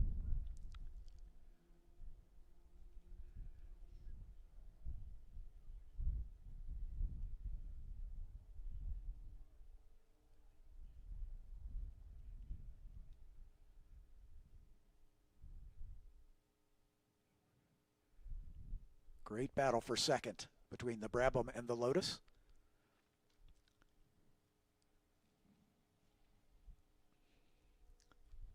In this morning's race, Travis Engen was right in the thick of the battle for the lead in the early running, but eventually faded a bit. And this one, he's just not going with these other 3 Formula B cars. But I'm guessing he'll be able to hold off the Formula Fords, but again, that Eagle is an unknown quantity.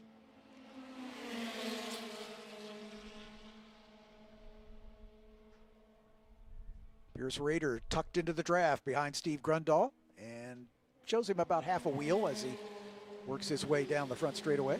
The Eagle still leading the Formula Ford wave with Chris Arrogante right there behind him in the Crosley. And Rick Hill in another Crosley in the red number 55. Rod Bolhouse in the Lola, number 189. Dan Rhodes in the 34 Taiga, and Dan Ahrens in the 127 Crosley. Ahrens was up in the thick of it in this morning's battle, so watch for that 127 to work his way forward as well.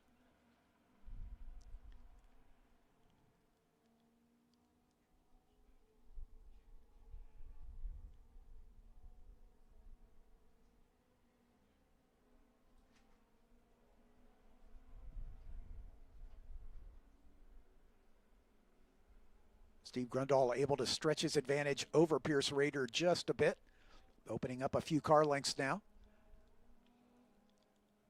So we'll see if Grundahl's got anything for Tonis Kazimitz here, as he has definitely dispatched Pierce Rader. Rader, who finished second in this morning's race to Steve Grundahl.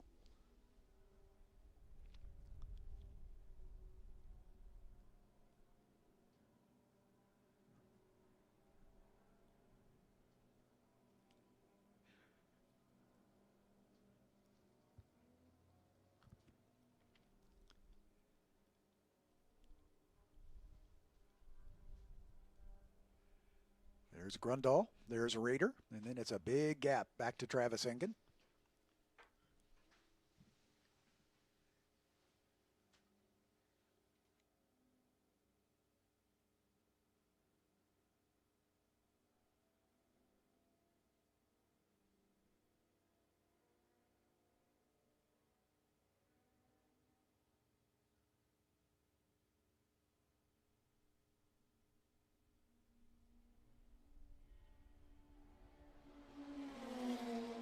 Kazimitz comes by to set fast lap of the race at a 2:18.5.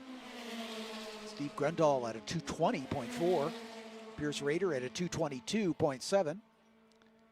So that's why they're drawing away from one another. Grundahl about 5 seconds behind Kazimitz, and then almost 3 seconds back to Pierce Rader, and still waiting for Travis Engen to come by in the number 1 Chevron B17. There's Travis. And a good battle behind him. Wow, Chris Arrogante with a nose ahead at the line over Reed Hazelton in the Eagle, Arrogante in one of the Crosleys, Bullhouse in the Lola, right up in the thick of that battle too. A great 4-car battle as the Eagle got shuffled back 2 spots now, as Rod Bullhouse able to get around him as well. Bullhouse in that orange Lola D642.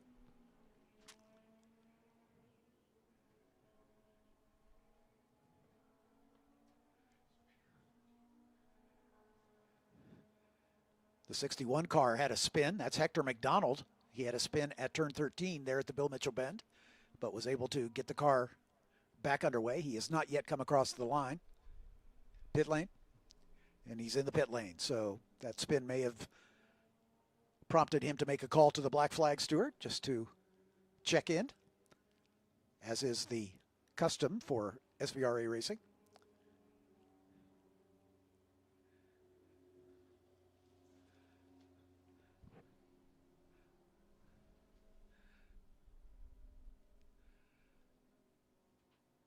The Eagle diving down to the inside of Bullhouse as Reed Hazelton trying to retake that position. Chris Arrogante just in front of them, as this is a great 3-way battle.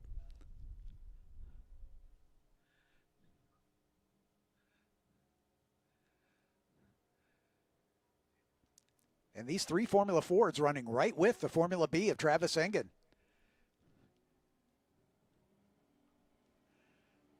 So the 2 Brabhams and the Lotus, definitely the class of the Formula B field on this day anyway.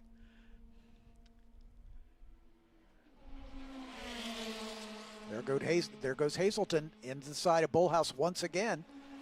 Hazelton in the Eagle with that long tail surrounding the exhaust manifold.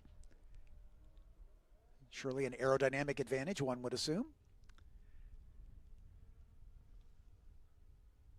And then Rick Hill just off of that battle in that number 55 red Crosley. But this is a nice little 4-car train here.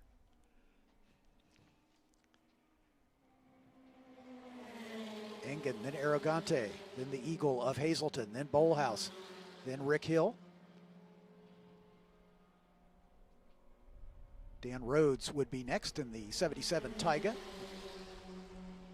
followed by Dan Ahrens in the 127 Crosley.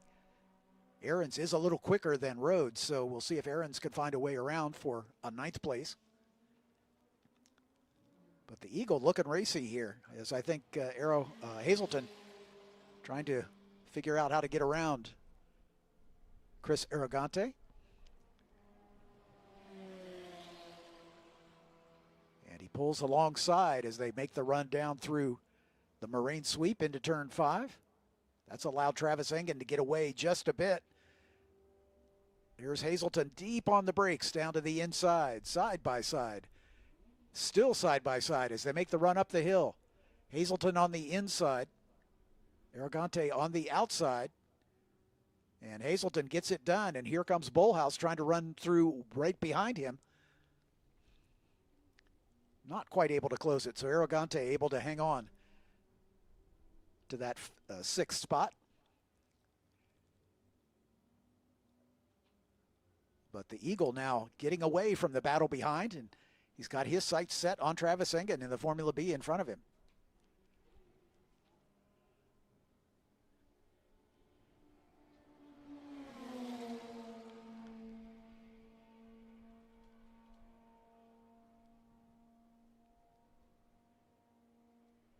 That Eagle designed by John Ward, one of the junior designers at the AAR Eagle stable, and their first effort at a Formula Ford.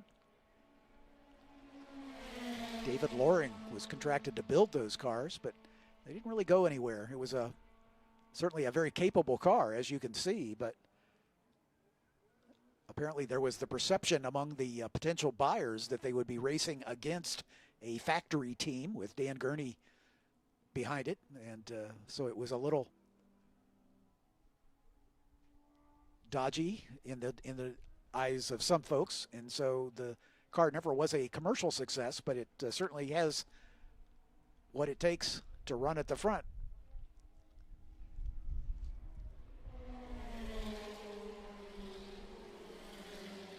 Arrogante and then Rod Bolhouse, and then a gap back to Rick Hill. There he is in the red number 55. Let's see how Dan Ahrens is doing with Don Rhodes behind him, or Dan Rhodes in front of him. And here comes Dan Ahrens, trying to make a move to move up into 9th spot. But this three-way battle for the lead in the Formula Ford class. The Eagle spreading his wings to extend his lead over Arrogante and Bolhouse.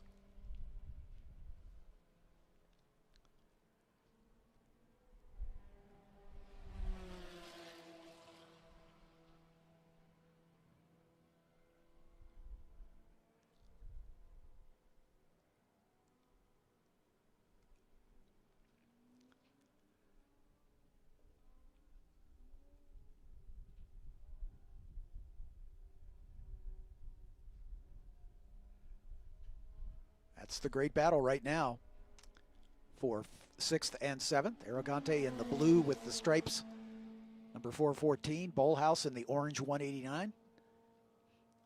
Bolhouse got a good run off of turn 8, trying to get to the outside of Arrogante through the carousel. Meanwhile, Reed Hazelton in that Eagle, beginning to close down once again on Travis Engen, challenging the Formula B car.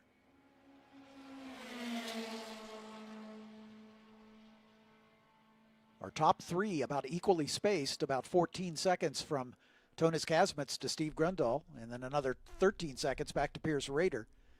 And then it's more than that, back to Travis Engen.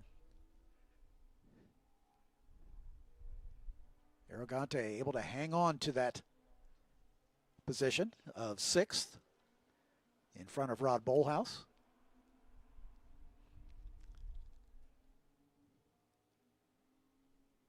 But Hazelton has caught Travis Engen and is putting some pressure on. There's Engen, there's Bolhouse. The Formula B ought to have a little more top end, I would think, as he's able to pull him on the straights, but that Eagle is very handy through the turns and able to make up ground. By the time he gets down to the bottom of the hill at 14, he is right on the gearbox. You can see the Formula Ford's much narrower tires. They don't have as much rubber in contact with the road, so not quite as much mechanical grip as the Formula B's with a little more tire.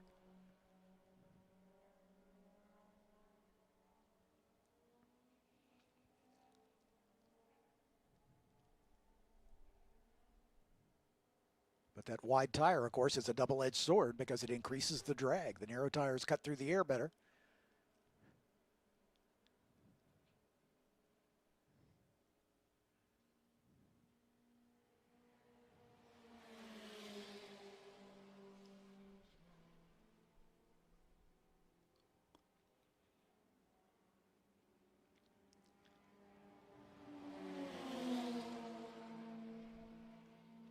.51 of Tomas Roca going a lap down. Hector McDonald, after his spin, did retire to the paddock. Roca, the last car on the lead lap until just now, as Kazmits able to get by him.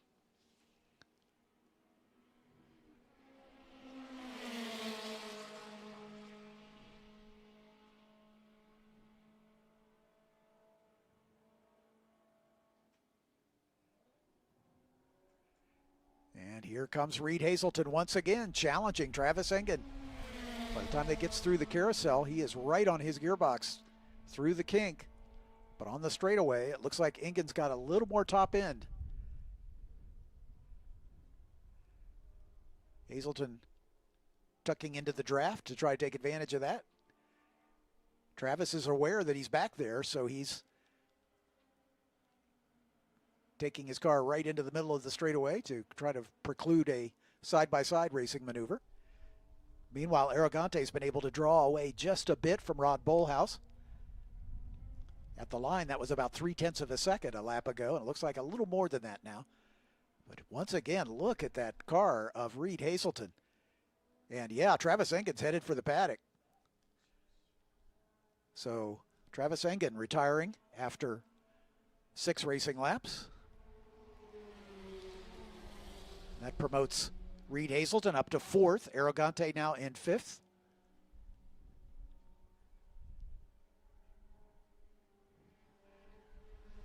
And also into the pit lane is Rod Bolhouse, the 189. So 2 of the cars involved in that battle have called it a day. And then right behind them, a great 3-car battle. Dan Ahrens, Jeffrey Tillich, and Dan Rhodes all in a bunch. And that battle's just now coming into turn 1. Ahrens in front with the striped livery.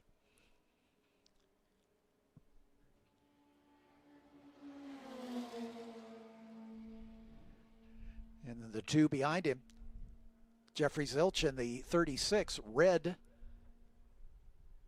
Lola, and Dan Rhodes in the white Taiga, number 34.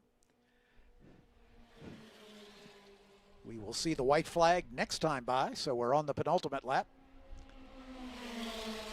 But with the 2 retirements in front of them, this battle is for 8th position. Make that 7th position.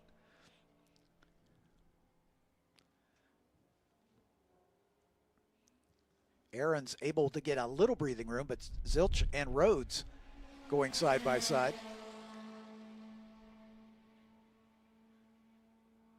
Zilch with the advantage right now. Rhodes just behind him.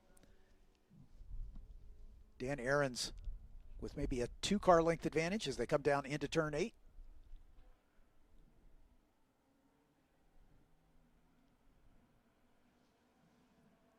Zilch got a great run through turn 8, able to get away just a bit from Rhodes behind him. And they're now about equally spaced, and Zilch gets a good run off of the carousel turn. And he's bringing Rhodes with him as they make it through the kink.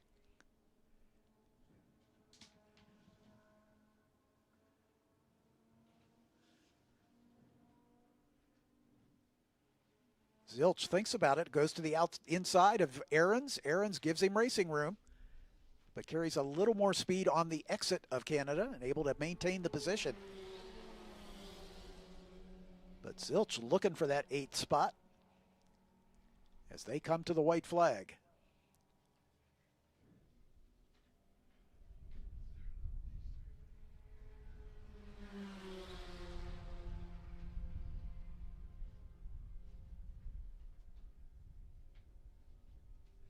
Zilch once again gets a good run in the Lola. Down to the inside of Dan Ahrens in the run. The white flag's in the air. Here comes the overall leader. Tonis Kasmit's about to close down on this battle.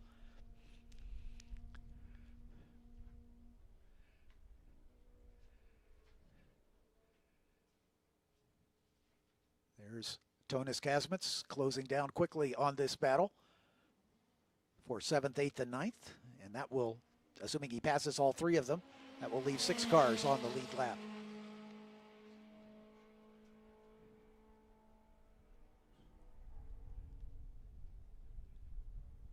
Zilch going left, then right, looking for a way to draft alongside. Yeah, Travis's, Tonis Kasmit's has been able to pass all 3 of them. Zilch makes a late move down into turn 5 and is able to take that position. So that puts Dan Ahrens back to 8th. Dan Rhodes right there to pick up the pieces. As Tonis Kasmit's continues to motor around all by himself. So Zilch, who started this race in 7th position, running in 7th right now, right where he qualified. Dan Ahrens, the quickest of the Formula Fords in this morning's race, back just a little bit with Reed Hazelton, Chris Arrogante, and Rick Hill in front of him. And now he's got Jeffrey Zilch in front of him as well.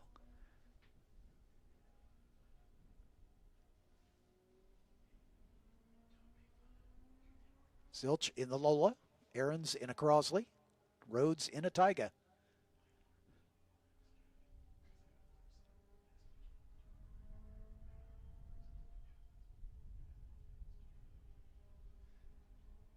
They've been passed by the leader, so they are coming to the checkered flag. They're on the final lap. Meanwhile, Reed Hazelton all by himself, about a minute behind the 3 Formula B cars, but well out in front of his closest pursuer, Chris Arrogante, in the 414. Checkered flag flies for Tonis Kasmets as he gives a wave to the starter as he crosses under the flag. And it's a bit of a wait for the second place runner, Steve Grundle. As that battle we've been following goes the way of Jeffrey Zilch. Dan Aarons finishing just behind him. Dan Rhodes in 8th. And all 3 of them set personal bests on that last lap. There's Steve Grundle. Sets his personal best on the last lap as he finishes in 2nd. Margin of victory, 25.6 seconds.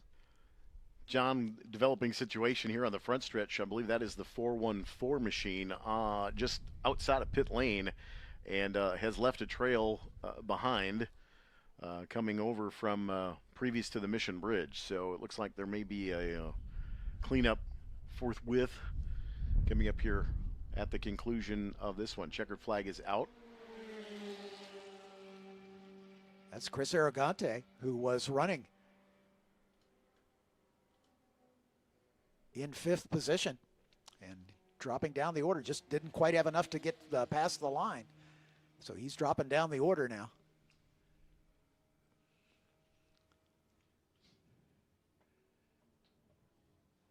So that promotes Reed Hazelton, or Rick Hill, excuse me, up into 5th, then Jeffrey Zilch, then Dan Aarons, then Dan Rhodes. John McMurray comes across the line in 9th, and Thomas Roca rounds out the top 10. Just 3 classes involved, and only 2 of them are contested. In Formula B, it is Tonis Kasmets over Steve Grundle and Pierce Rader in that order. In the Club Fords, it is Reed Hazelton in the 46, Rick Hill in the 55, and Jeffrey Zilch in the 36 as your top 3.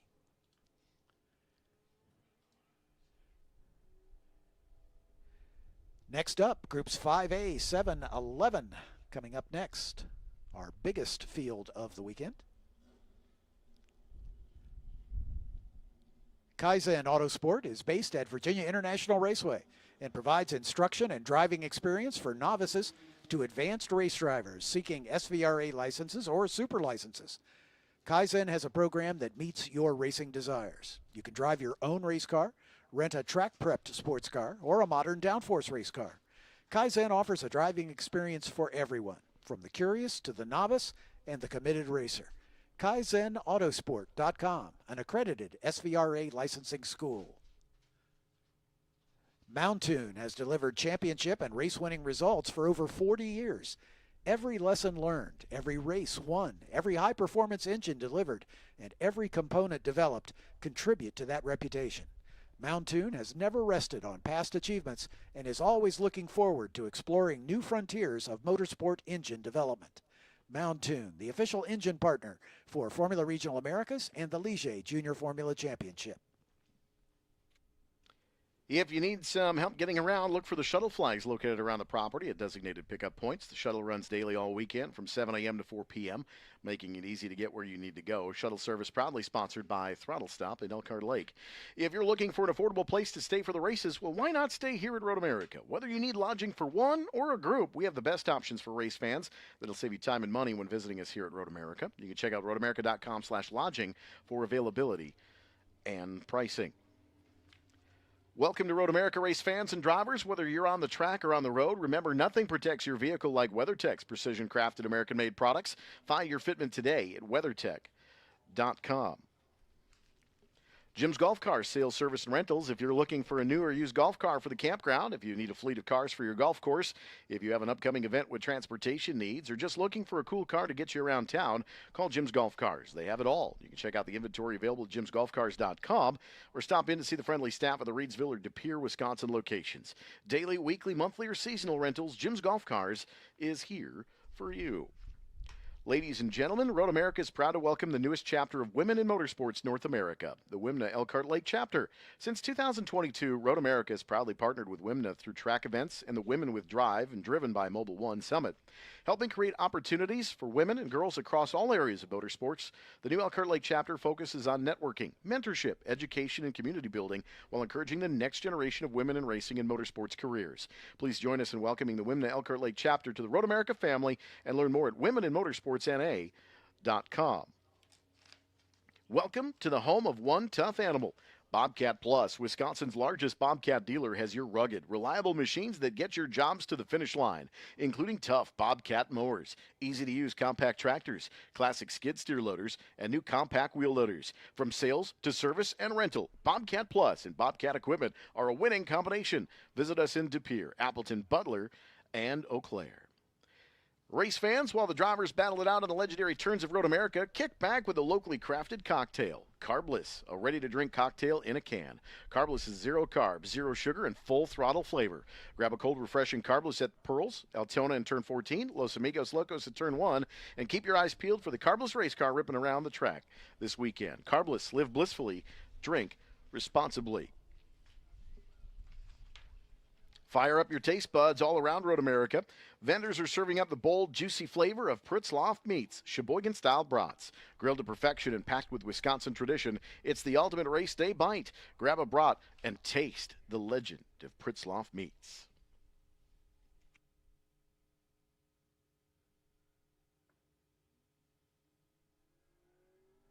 And continuing this afternoon over at the Briggs & Stratton Motorplex, as well as tomorrow, you can catch the high-energy solo runs, tight tandem sessions, and plenty of tire smoke with the Club FR Grassroots Drifting here at Road America. Club FR Drifting runs throughout the day.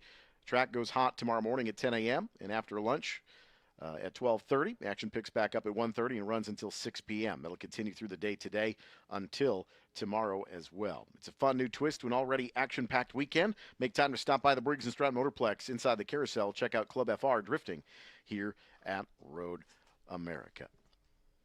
A little bit of cleanup here on the front stretch as the podium celebrations continue at Victory Lane.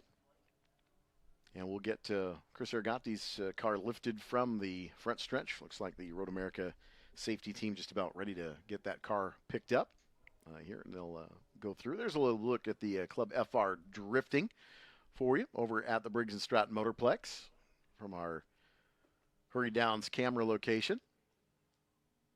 The all-new paved paddock entry from the racetrack for the go-karts. That comes in handy. The new tech shed over there as well.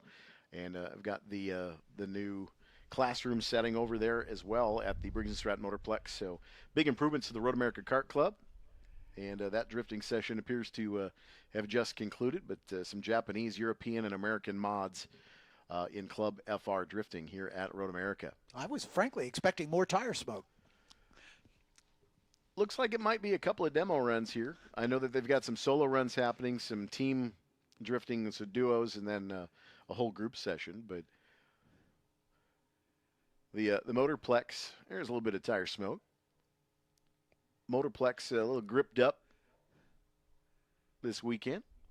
Pretty soft tires on those things, but there you see the new paved road in Hurry Downs as well that goes from the Motorplex area all the way back up to the Corvette Bridge roundabout up on top of Fireman's Hill. A lot of facility improvements over the course of the last couple of seasons here at the National Park of Speed. Of course, the backside of the larger big screen that we've got over in Hurry Downs as well, kind of in the viewpoint. The little island just in front of the bleacher section there known as No Man's Land.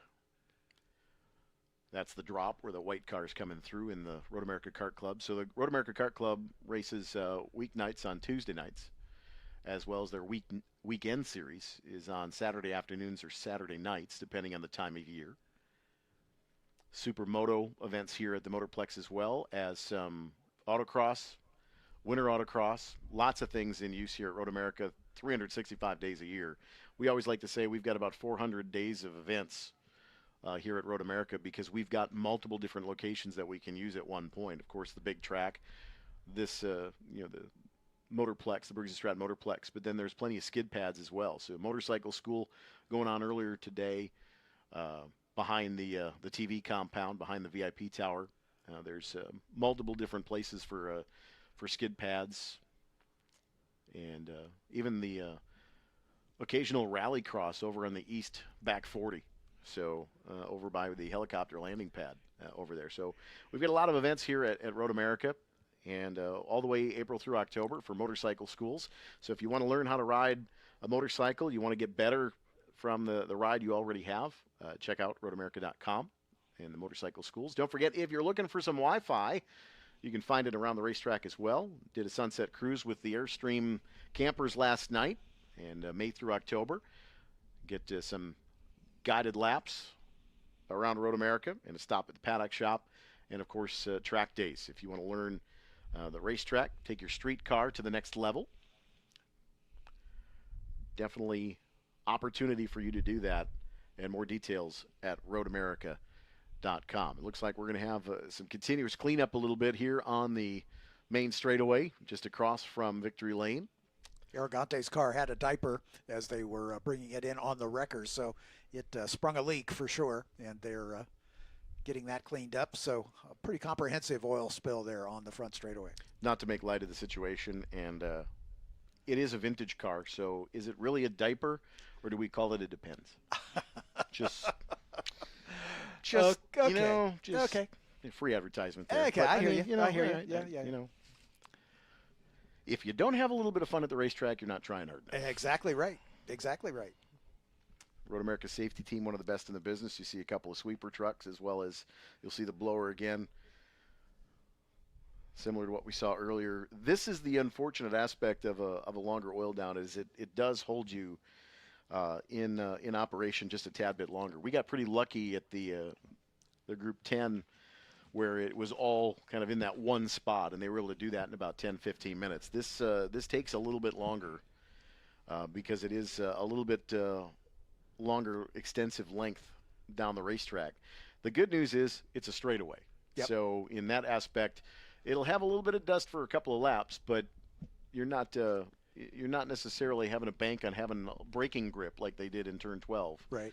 But roughly about 5 minutes before we get back underway here at Road America. Racing America YouTube stream this weekend. We'll be back at it tomorrow morning at 8 a.m. I'm going to leave you in the fine, capable hands of Mr. John Phippen for the remainder of the afternoon. Oh, no. I have other duties to attend to at the Sheboygan County Fair Park, about 6 miles south of the racetrack. I'll be at the Plymouth Dirt Track taking care of Flow Racing and the Interstate Racing Association, the Akrite Auto 360s, and the Lewisburg Automotive Grand Nationals tonight at the Sheboygan County Fair Park. So back at home tonight on the dirt track. So I'll be over there tonight. Folks want to head down and watch the dirt track racing. What time do the races start? We will get underway shortly after 5 o'clock for packing and hot laps, and then around 5:30 for qualifying, and then racing action right around 6 o'clock. Okay, so you should be able to watch the last race here and jump in your car, head down to Plymouth, grab yourself some cheese curds. And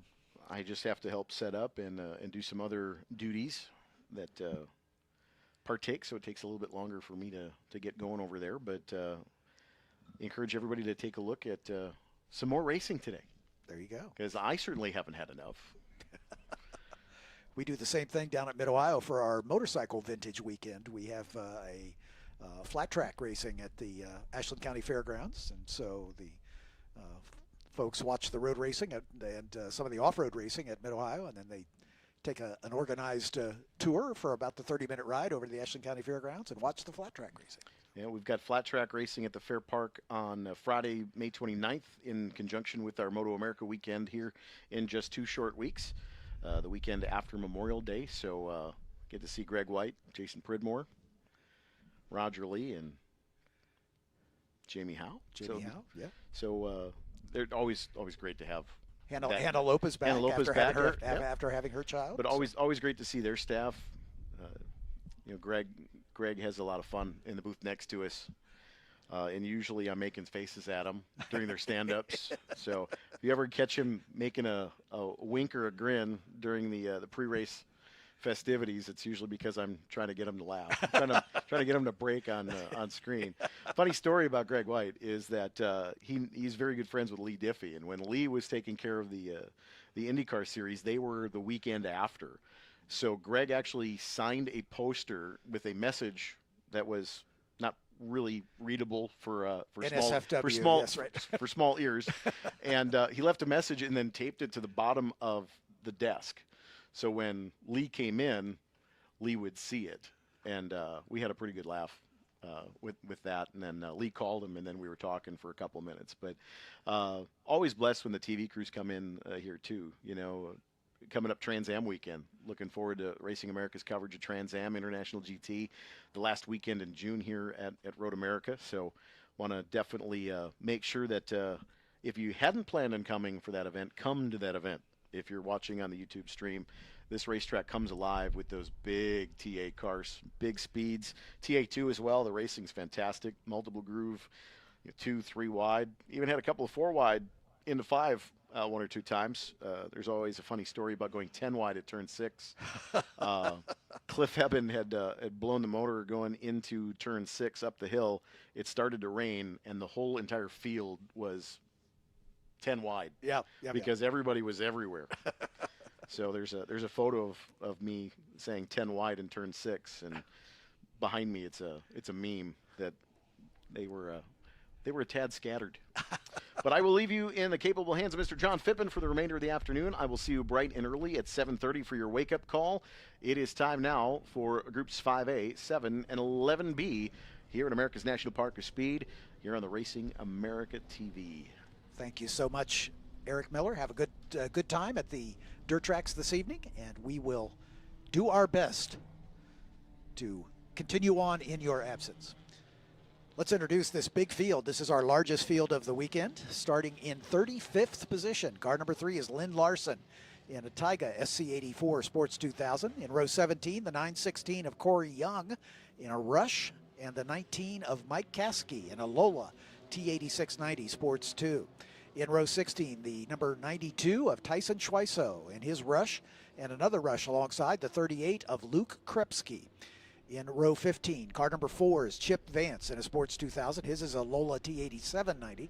And the 33A of Ethan Alexander in a 1974 Legrand Mark 18. In row 14, car 88, Jalen Batley in a Group 11 Rush. And the number 47 of Mark Hannafin in a Nuart Can-Am car. He had a little problem in this morning's race. Hopefully he'll be in the field. In row 13, car 114 is Brent Mersberger in his Rush, and the number 27 of Walter Volrath in a Group 7 Lola T290. Another Lola in the 12th row, is the 0 of Jeff Miller in the Cola-powered Lola T496, and the 94 of Evan Pecore in a Group 11 Radical SR3.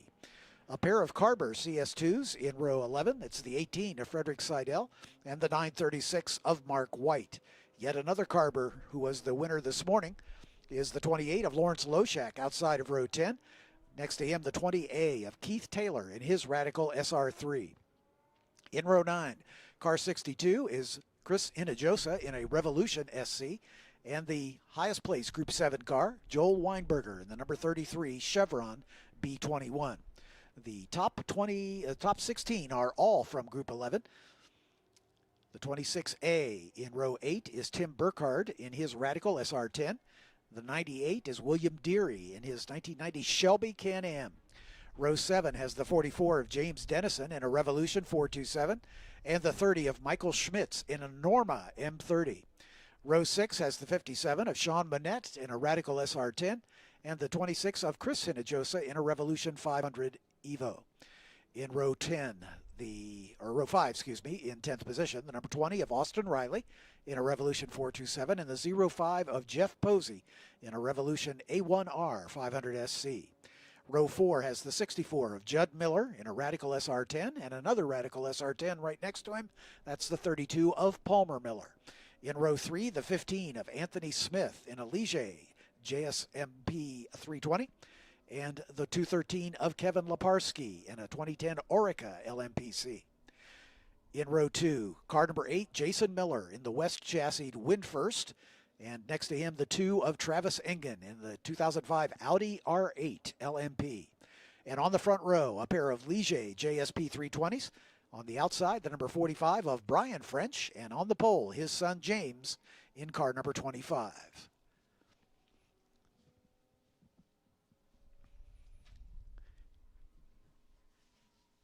James was the runaway winner in this morning's race, able to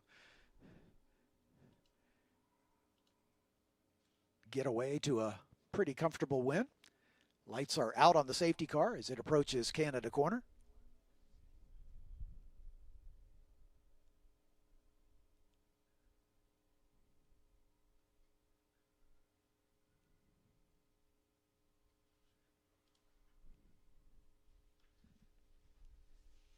This big field of prototypes for the most part, prototypes and track day cars, making their way out up of Thunder Valley, up over the little crest there at the exit of the Bill Mitchell Bend, and then back downhill toward the final turn on the racetrack at turn 14.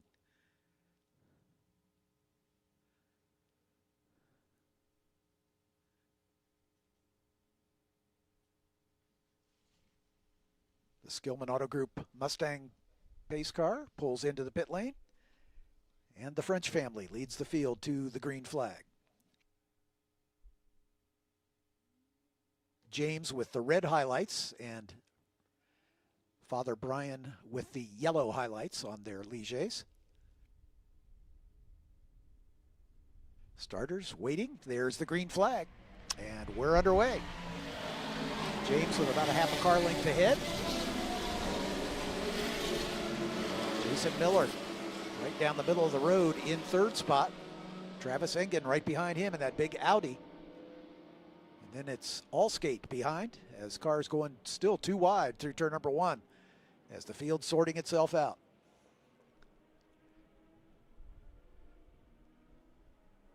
Jason Miller all over the back of Brian French, trying to find his way up into second spot if he can. James getting away as he does, but Brian on the run down the hill toward turn 5, able to use the horsepower of that Ligier to get away from the two-stroke power plant in the west of Jason. But the field still two abreast running through turn 5 as they're still sorting themselves out. Up the hill to turn 6, there's Travis Engen. Kevin Leparski in the Orica, the orange and blue Orica, right there behind them. Anthony Smith in another of the Ligier JSP 320s with the green trim. Jason Miller able to hang on to that third spot, and he is staying right with Brian French. That west is really handy through the twisty bits. French probably has a little more horsepower to his advantage, so he'll be able to pull him on the straightaways. But that little west certainly a little better aerodynamically because the frontal area is so low. And that car, a car like that with a very different power plant, holds the lap record here for SCCA competition. It's the only car, the West, in the hands of Scott Tucker, the only car to lap under 2 minutes here at Road America in SCCA Club Racing competition. That was several years ago.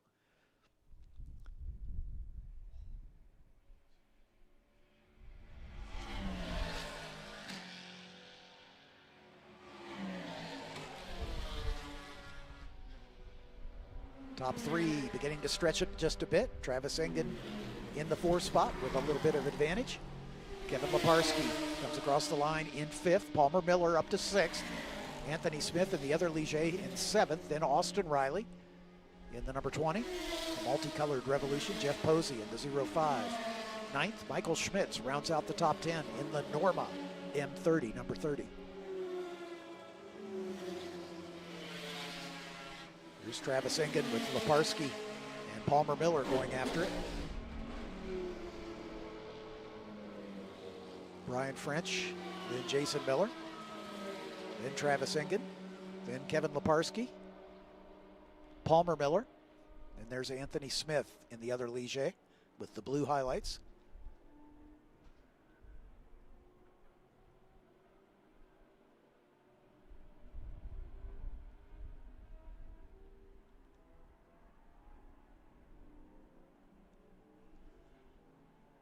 Behind Anthony, Austin Riley in that multicolored Revolution 427. Jeff Posey in the black Revolution 500 SC. And Marco Sensetti now up to 10th in another Revolution 500 as he gets around Michael Schmitz to take over 10th position.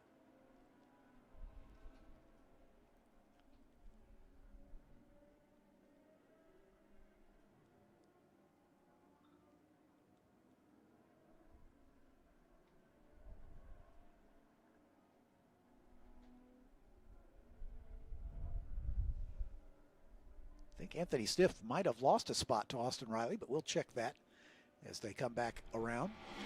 There's Austin, and there's Anthony. So yeah, Austin Riley was able to make that move.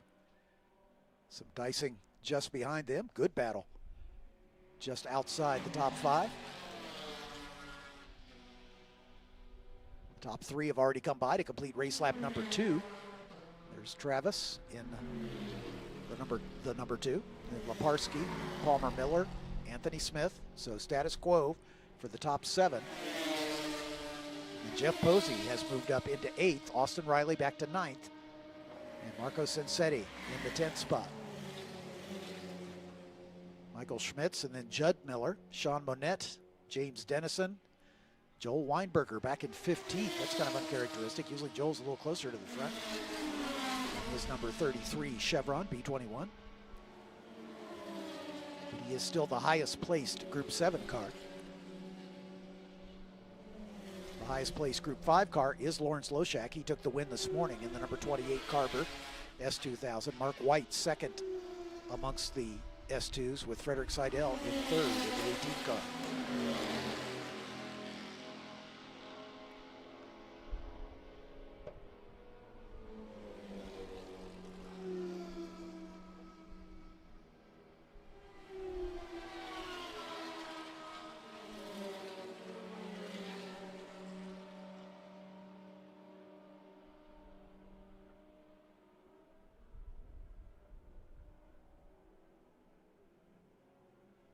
It's a great 3-car battle. Marco Sensetti, Michael Schmitz, Judd Miller, and Sean Monette all going after it.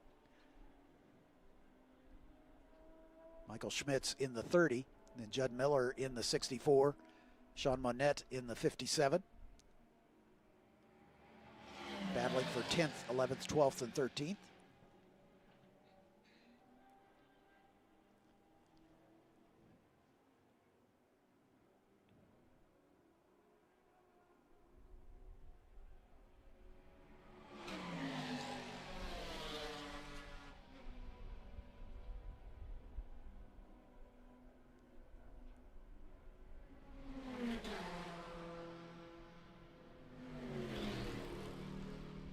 Austin Riley able to stretch out to about a 4-second advantage last time by over this 4-car battle. So Riley's pretty comfortable in 9th right now. Oh, sounds like we've got a car off somewhere. The race control's asking for the safety car to stand up. Somebody off at 10. I see it in the gravel trap, right into the carousel turn, right at the corner of your frame there on the right-hand edge. You can see just the tail end of the car, and unfortunately that's going to bring out a full course yellow.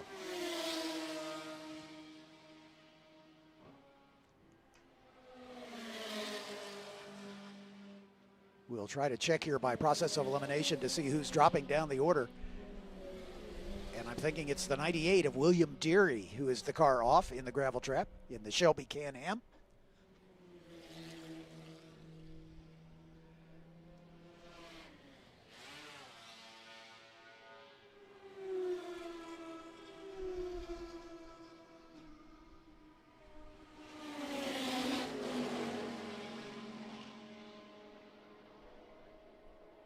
Deary started this race in 15th position.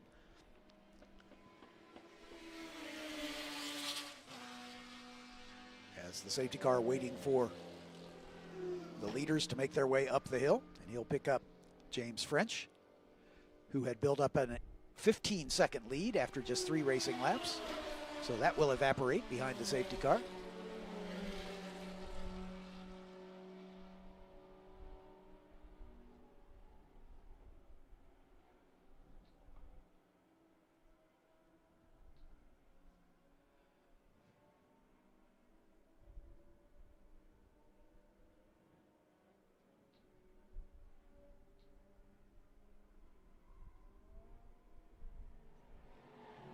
Here comes our leaders as they back down to safety car pace.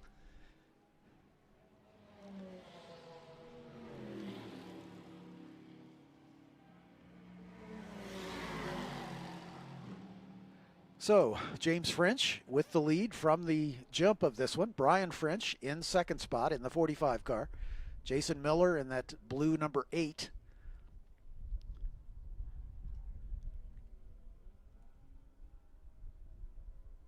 Running in the third spot. Travis Ingen in the silver and red Audi, number 2 in fourth. Kevin Leparski in the number 213 Orica LMPC. In the fifth spot, Palmer Miller in the number 32 Radical SR10. In sixth, Anthony Smith in the 15 Ligier JSP 320. Then Jeff Posey in the 05 Revolution 500 SC. Austin Riley in the number 20 Revolution 427. Chris Hinojoso in the number 26 Revolution 500 Evo in 10th position. 11th is Michael Schmitz in the number 30 Norma M30. Judd Miller in the 64 Radical SR10. Sean Monette in the 57 Radical SR10. James Dennison in the 44. In 14th spot, then Joel Weinberger in the leading Group 7 car, the number 33 Chevron B21. Keith Taylor in the 20A Radical SR3. Then Lawrence Loshak, the lead S2000 runner in the Group 5, number 28. Evan Pecori in the 94 Radical SR3. Then another S2 car, the 936 of Mark White, also a Carber. Right behind him, Frederick Seidel in the number 18 Carber. The 26A is Tim Burkhart in 21st position in his Radical SR10. Then the 0 of Jeff Miller in the Group 7 Lola T296. Bryce Mersberger in the number 114 Rush in 23rd. Jalen Batley in the number 88 Rush behind him. In 25th, Walter Volrath in the Group 7 1972 Lola T290. And Mark Hannafin in that number 47 Nuart Can-Am. He was able to get that car repaired after an off-course excursion in this morning's race. Ethan Alexander in the 33A Legrand Mark 18. Then Chip Vance in the number 4 Lola T8790 Sports 2000 car. Tyson Schweiso is in car number 92. That's the 2026 Rush. Then Luke Krepsky in the number 38 Rush. 916 is Corey Young in yet another Rush.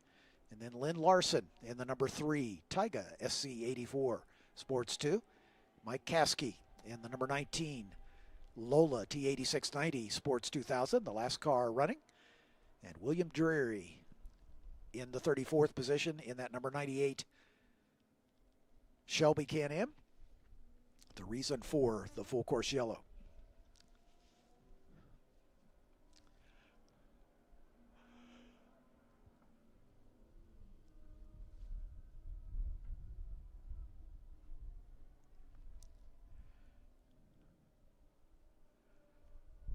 Most of the field passed the scene of the incident as that car being extracted from the gravel trap by the safety crew. He's pretty deep into the gravel, so it may take a while to get that car out. They'll probably have to lift it, maybe. These cars are so low to the ground, as they try to drag it out of the gravel, it just acts like a snowplow and picks up all that gravel. Especially pulling it out backwards would be difficult.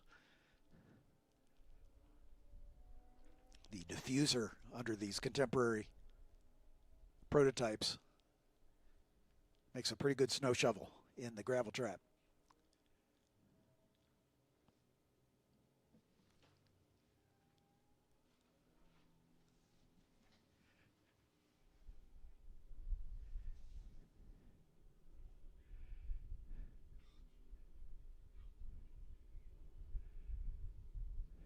They're repositioning the safety car, trying to get a rope attached to that Can-Am.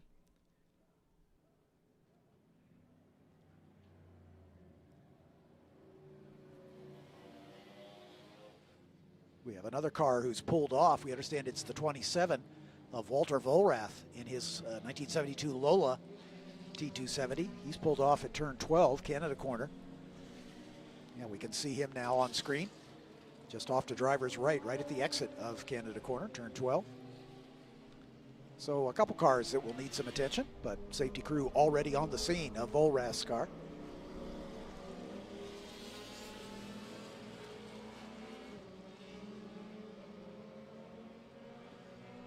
Great job for the safety crew. They've already got the Shelby Can-Am out of the gravel trap at turn 10 onto the racing surface.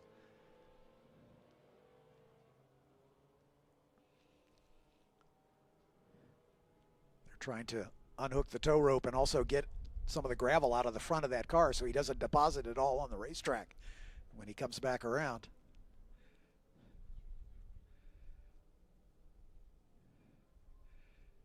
And he's back underway. Great job, as always, by the Road America safety crew.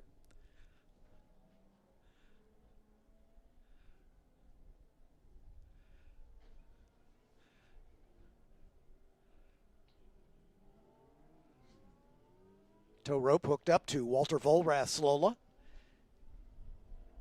as the safety workers getting back aboard.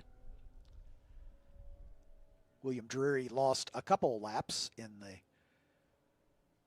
time spent in the gravel trap, so he'll stay at the back. Walter Volrath looks like he may not be able to continue, certainly not under his own power, so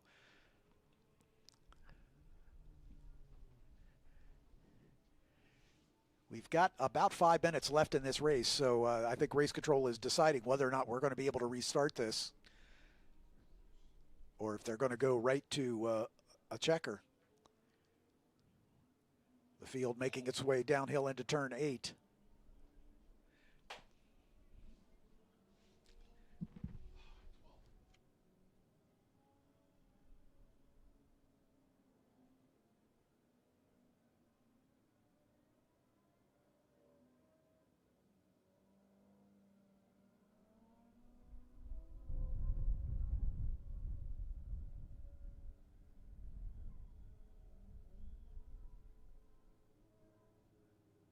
Yeah, it sounds like a problem for Walter Volrath's car. He pulled it off as the Shelby Can-Am of Drury able to make it back into the pit lane. But as they started to flat tow Volrath's car, the left rear wheel just fell off the car. So apparently it was a broken axle that brought Volrath to a stop. And as they were starting the flat tow, the wheel just came out from under the car.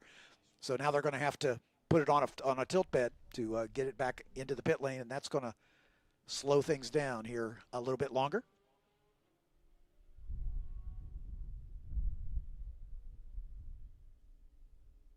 Yeah. And with the additional delay, they're not going to have time to get this one restarted, so the checkered flag is going to fall behind the safety car.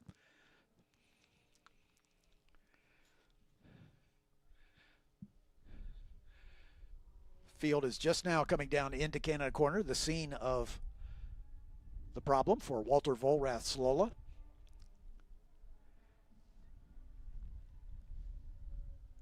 So a couple problems here. The spin-off of Drury and the Shelby Can-Am, and then a left rear suspension failure on Walter Volrath's Lola. Unfortunately, brings this one to a premature close behind the safety car. But we could do a quick rundown of the various classes being contested.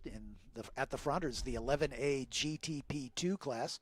James French in the number 25 takes the win over Brian French in the 45. Travis Engen in the number 2 finishes in third spot. In no particular order, in the 5A Sports 2000s, Lawrence Loshak taking the win for the second time today in the number 28. Mark White in the 936 finishes second. Frederick Seidel in the 18 finishes in third. In the Group 7 U2 category, Joel Weinberger taking the win in the number 33 over the 0 of Jeff Miller. And Walter Volrath, despite his missing left rear, will be scored in third spot in the 27 car. In the 11A PS2 category, Austin Riley takes the win in the number 20 Revolution, with James Dennison in the 44 Revolution finishing second. In the 11A PS1 category, Palmer Miller in the number 32 Radical SR10 takes the win over Jeff Posey in the 05 Revolution 500 SC, and the 64 of Judd Miller in another Radical SR10. And finally in the 11B PS4 category, that's the Rushes, Bryce Mersberger in the 114 over the 88 of Jalen Batley, and the 92 of Tyson Schweisel. Next up, the Formula Regional Americas Championship, our largest field of Formula cars here this weekend, as we've got 14 of them champing at the bit for their first race of the weekend. Coming up next, again, we're just a couple minutes behind schedule here, but Formula Regional America is coming up next. Next Gen makes the most powerful detailing products on the market today. After working with professional detailers and car dealerships for the past 20 years, Next Gen brought their line of premium products to the public in 2019 and have been proving their reputation as one of the leading automotive aftercare brands in America. Made in the USA, all of Next Gen's products use the highest level ingredients and cutting-edge chemistry to deliver speed, performance, and value for automotive detailers and DIY enthusiasts. Next Gen advanced detailing products can be found nationwide at O'Reilly Auto Parts and online at getnextgen.com. Next Gen, the official car care sponsor of Racing America. OMP Bell. Racing products are trusted at every level of motorsport, from world championships to amateur competition, contributing each year to countless victories and titles across multiple disciplines. OMP Bell, the official racing product supplier of Racing America.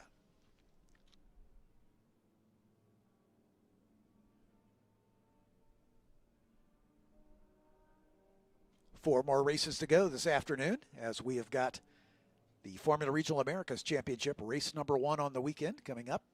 Again, we're just about 5 minutes behind schedule here, so we'll probably take the start at about 3:40, I'm guessing.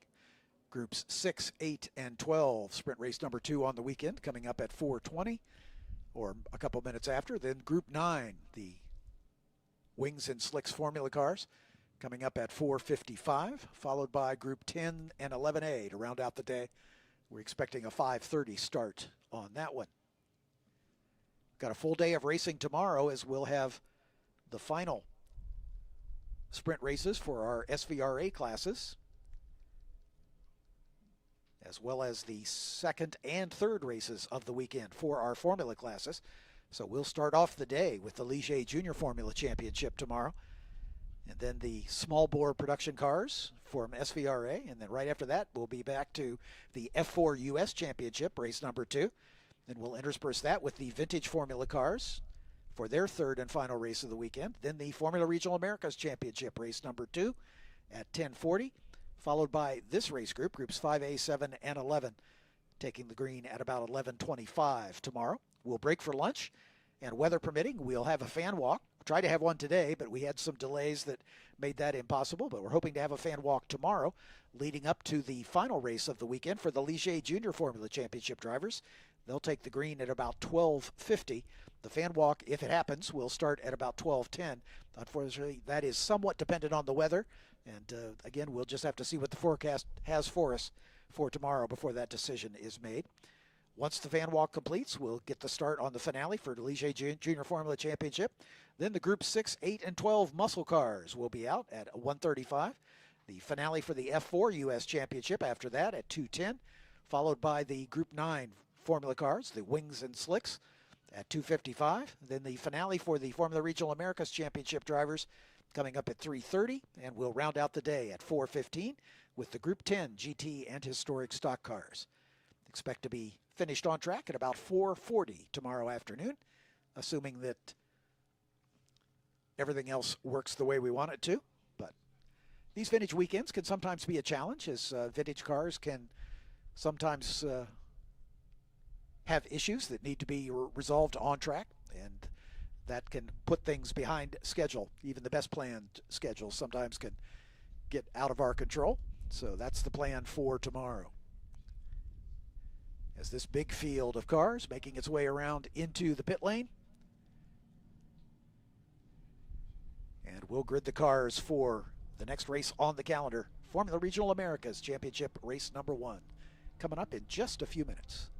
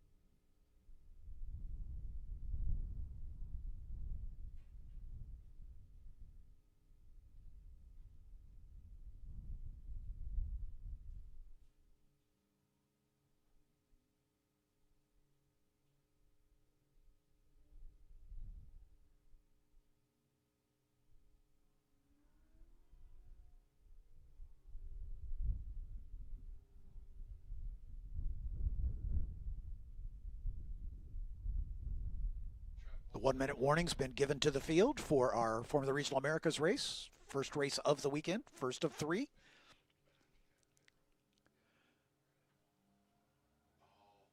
Safety car rolls away here from the pit lane, and the cars are being released onto the racetrack. Let's introduce the 14-car starting field for you. In row number 7, we have both of our Masters competitors. Starting on the outside is the number 24. That's Kevin Jansen from Calgary, Alberta, although living in Florida during the racing season. He's sponsored by U.S. Power Group and Data Center Solutions for Crosslink Motorsports. He's our most experienced driver. This is his 6th year of competition with us. The other Masters driver here this weekend is alongside. That's the number 21 of Whitney Strickland. He's had it in his first year of competition with us, and currently he leads the Masters Championship. Whitney is out of Boston, Massachusetts, sponsored by the TF companies for Hillenberg Motorsports, currently living in League City, Texas. In row 6 on the outside is car number 8. That's Alejandro Bobadilla, an 18-year-old out of Mexico City for Crosslink Motorsports. Next to Alejandro is the number 25 of Eric Wisniewski. Eric out of Lansing, Michigan, an 18-year-old, sponsored by Remax Commercial for Hillenberg Motorsports. He raced with us briefly in the 2023 season, and great to have him back in the FR car here this year. In row 5 on the outside is car 13, Barrett Wolf. Barrett, a 23-year-old out of Las Vegas, Nevada for Crosslink Motorsports. He raced with us for 2 years in the F4 competition, finishing 5th in 2024, and he finished 9th in the FR competition a year ago. Next to him in row 5 is the 14 of Aiden Shu, a 22-year-old. His hometown is Janesville, Wisconsin, currently living in Montana. He's sponsored by Homes for Our Troops for Crosslink Motorsports. In row 4, car 5 is Luke Powers, a 16-year-old out of Fishers, Indiana, for Tony Driver Development. Raced with us in the F4 Series a year ago, finishing 7th. He's one of the graduates of the Radford Racing School Karts to Cars Scholarship. Next to Luke is the 29 of Kekai Hawanio. Kekai, a 19-year-old from Tampa, Florida, sponsored by Anywhere Transport. He races for Crosslink Motorsports. He finished 3rd in the F4 competition a year ago. He finished 2nd in the Junior Formula Championship in 2023. Looking for a better finish this season. In row 3 is the 88 of James Lawley, a 22-year-old out of Halifax, Nova Scotia, sponsored by Pentagon Properties for the Atlantic Racing Team. This is his 3rd year of competition with us in the FR Championship. He finished 9th in 24 and 7th a year ago. Next to him is car number 9, Harbor Das, a 21-year-old out of Cleveland, Ohio, for Kiwi Motorsport. Harbor just graduated from Georgia Tech with a degree in mechanical engineering. He's planning to stay there and look for his master's the same way. In row number 2 on the outside is car 7, Christian Bogle, a 25-year-old out of Covington, Louisiana, sponsored by Pelican Energy Consultants and Tony Driver Development. He raced with us for 3 years back in the 20s, in 2018, 2019, and 2020 in the F4 Championship, and in 2021 in FR. He's been racing elsewhere, but is back with us this season in FR. Next to him is the scholarship winner from the F4 U.S. Championship a year ago, Cooper Shipman. Cooper, an 18-year-old out of Austin, Texas, sponsored by Driven Dynamics and Kiwi Motorsport. Again, he was the winner of last year's F4 Championship with 9 wins and 4 other podium finishes. On the front row, car number 40, Brady Golan. Brady, an 18-year-old, also out of Austin, Texas, for Tony Driver Development. This is his 3rd year racing with us.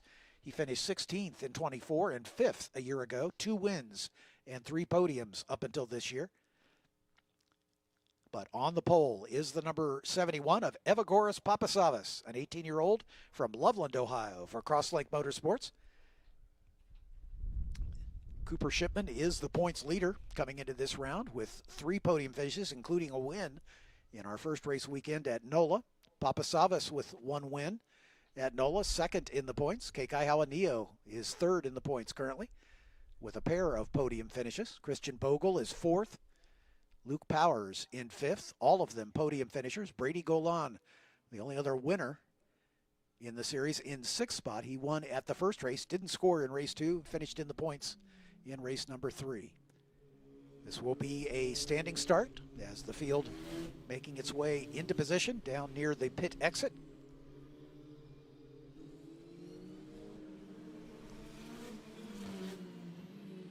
As you can see, crew members alongside the pit wall guiding their drivers into their start boxes.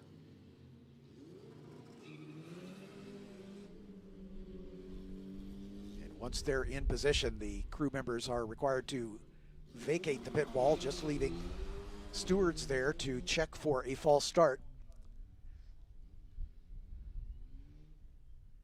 Saw a flashing rain light on one of the cars, which would indicate that the engine might have stalled, but that has gone out, so looks like everybody's good to go. And the last of the field rolling into position.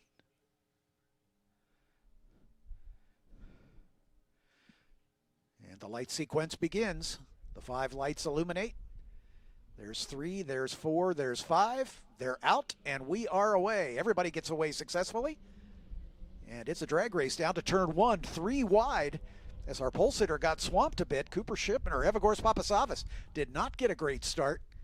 And he got passed by a couple cars as they worked their way through turn number 1 down the hill. Still side by side at the front. Brady Golan and Cooper Shipman battling as they head down the hill toward turn 3. And then under the Sargento Bridge, line astern, one car off the pace there, back about mid-pack. I can't get the number on it just yet. Down the hill they come. That's the number 40 of Brady Golan on the inside. Cooper Shipman just outside him.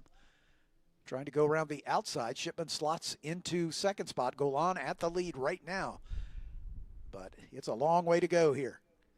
Still side by side, a little racing a little deeper in the pack as they work their way through turn 7.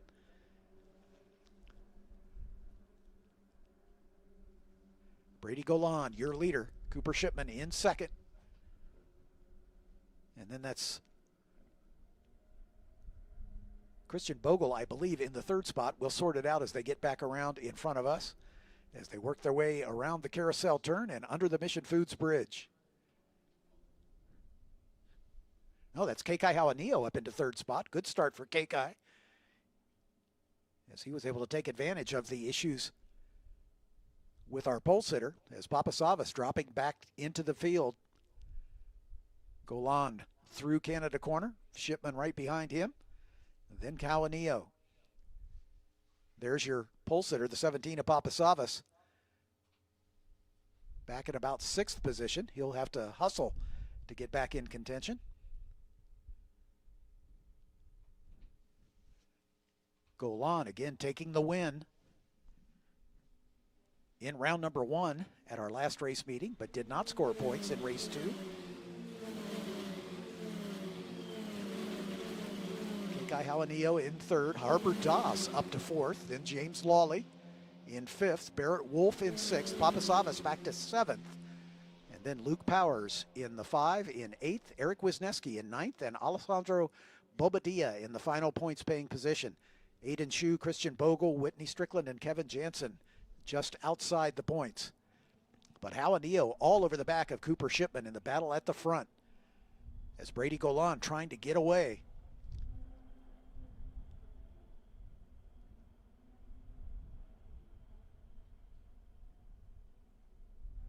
And there's a bid side by side with the 13 car of Barrett Wolf as Papasavas trying to work his way back forward.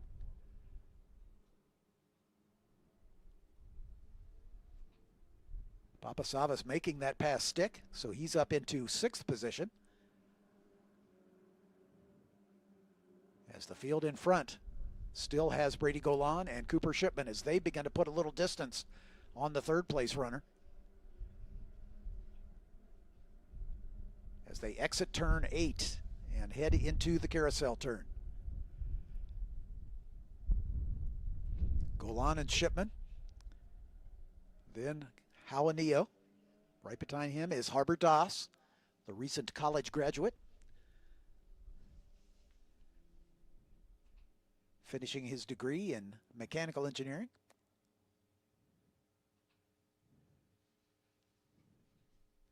There's Harbor just behind Keikai Hawanio. Behind Harbor, James Lawley in the 88. Barrett Wolf in the 13, I think, got around James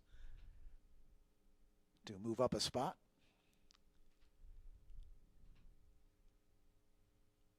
But here come the leaders up the hill toward the start-finish line to complete race lap number 2.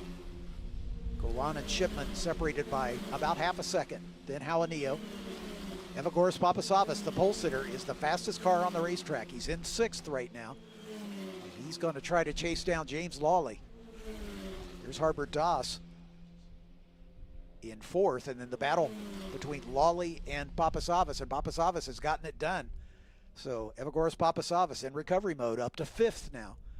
Now he's got his sights set on the 2-car battle in front of him between Harbor Doss and Kekai Hawanio.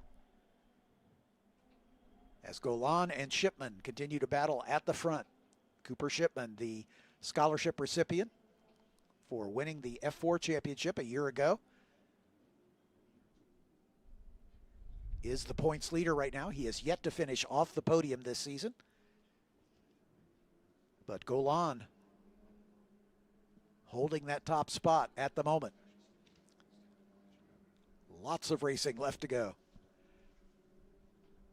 Papasavas up to 5th, then Lawley, Barrett Wolf, Luke Powers, Wisniewski, and Christian Bogle rounding out the top 10. Great overhead shot of that carousel turn. As you can see, Golan and Shipman at the front, and now a 3-car battle as Papasavas has caught Harbor Doss.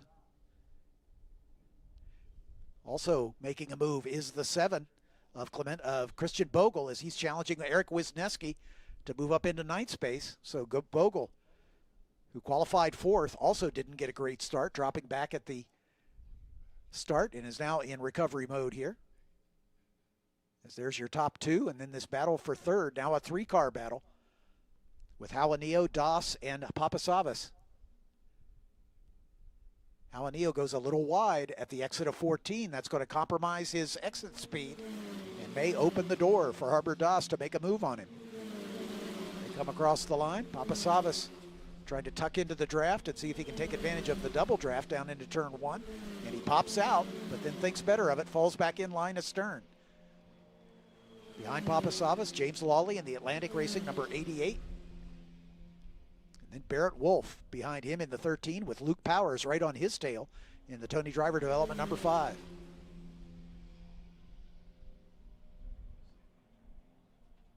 Great 3-car battle for 3rd, 4th, and 5th. As Golan beginning to stretch his advantage a little bit, trying to get away here. And here comes Papasavas down to the inside of Harbor Doss. And that's a nice clean outbreaking pass, but Doss is going to try to do the over-under. Papasavas trying to squeeze him just a little bit. Doss has the advantage coming into turn 6. They're still side by side, but Papasavas able to complete the pass. So Harbor Doss drops back 1 spot. Papasavas up to 4th. Remember, he started this race on the pole, but had a terrible start and got swamped by the first 3 rows. Was 7th at the end of lap 1, but he has recovered. He's only 13 points out of the points lead right now, 13 points behind Cooper Shipman. But Shipman is still in front of him, and if he wants to narrow that points gap, he's going to need to get in front of Cooper Shipman. As our leaders come down into Canada corner, Brady Golan able to hold off the challenge for the moment, at least, about a 4-car length advantage. But it's very early days. We're only 8 minutes into this 30-minute race.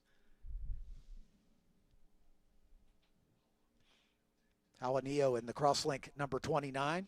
Papasavas in the crosslink number 71. Now running 3rd and 4th. But once again, Hawanio goes a little wide at the exit of turn 14. Let's see if that's going to come back to bite him by the time they get to the end of the straightaway.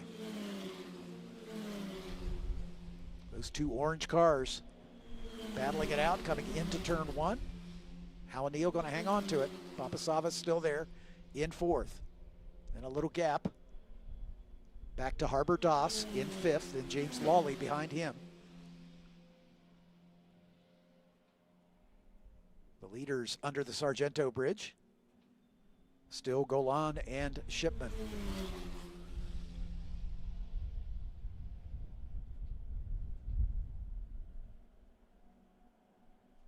Papasavas all over the back of his teammate, Kekai Hawanio.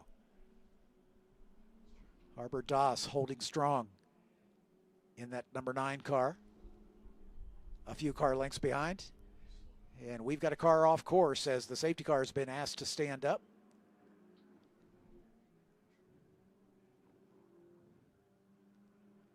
This battle for third is a dandy between Hawanio and Papasavas. Standing yellow flag here at start finish. Double yellow is coming out. So they're going to slow it down.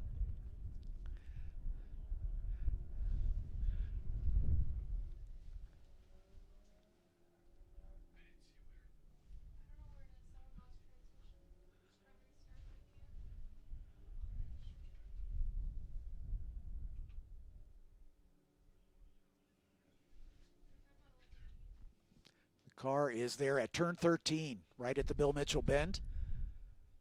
A car off.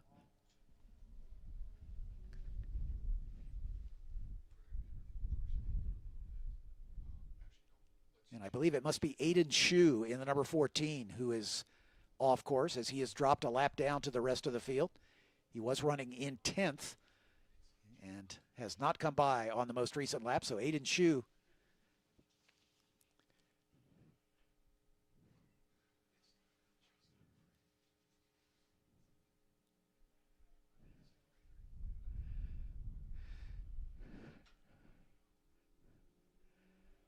field coming up the hill under the starter's bridge.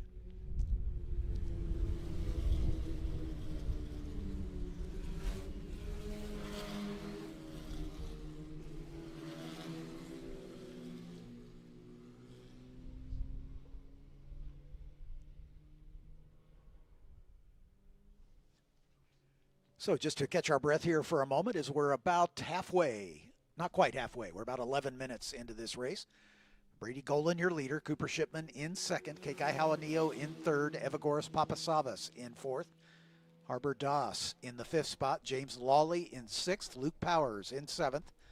Barrett Wolf in eighth. Christian Bogle in ninth. Eric Wisniewski in the final points paying position. Just outside of the points, Alejandro Babadia in the number 8. Whitney Strickland leading the Masters in 12th position. Kevin Jansen running second amongst the Masters in 13th, with Aiden Shu now going a couple laps down as the field dealing with that. As you can see on the screen there, the safety vehicle at the scene of Aiden Shu's car. Doesn't appear that contact was involved. I think just a mechanical issue, I'm guessing.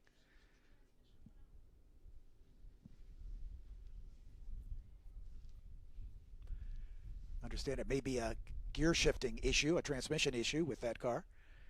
That's the preliminary reports from the safety crew. So the question will be, can they get it in neutral so that they can flat tow that car, or whether they'll have to get a tilt bed up, which will extend this full course yellow. These cars use a SADEV sequential gearbox, paddle shifters, of course, for the drivers.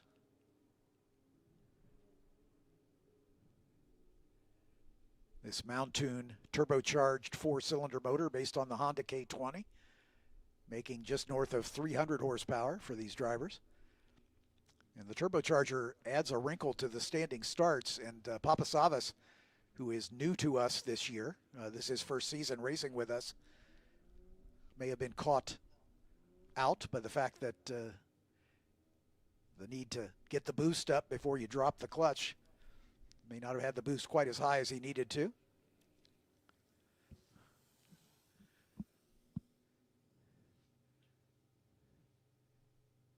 As the safety crew working to get Shu's car to roll, and it looks like they're having trouble making that happen. So it may mean that a wrecker might have to be dispatched to lift that car to get it out of the rather precarious position it's in at the turn 13.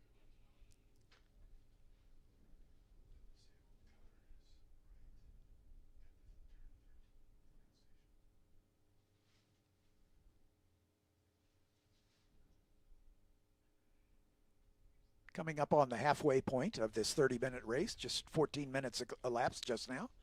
And here comes the tow truck. So they are going to have to lift that car, but it should be a quick recovery because they could just duck in there at turn 13 and get right back into the paddock.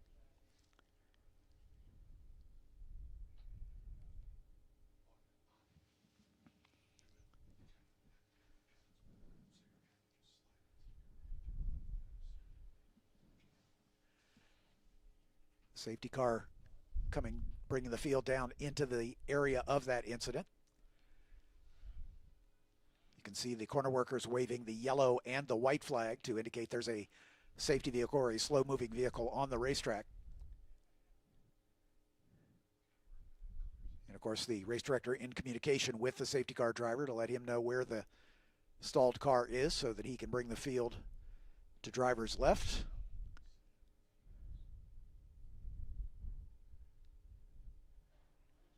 Aiden Shu climbing out of the car, as is required if they're going to lift it on the wrecker, as we've just passed the halfway point.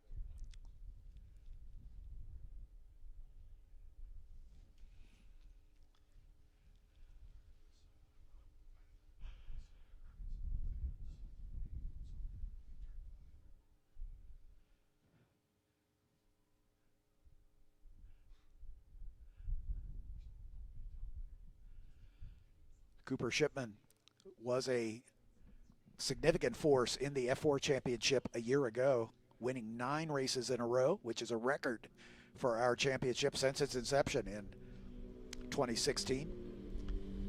In fact, he clinched the championship early enough that he was able to move over into the FR car for the final race of the season at Barber Motorsports Park. You should get a great shot of some of the viewing areas here up near Canada Corner.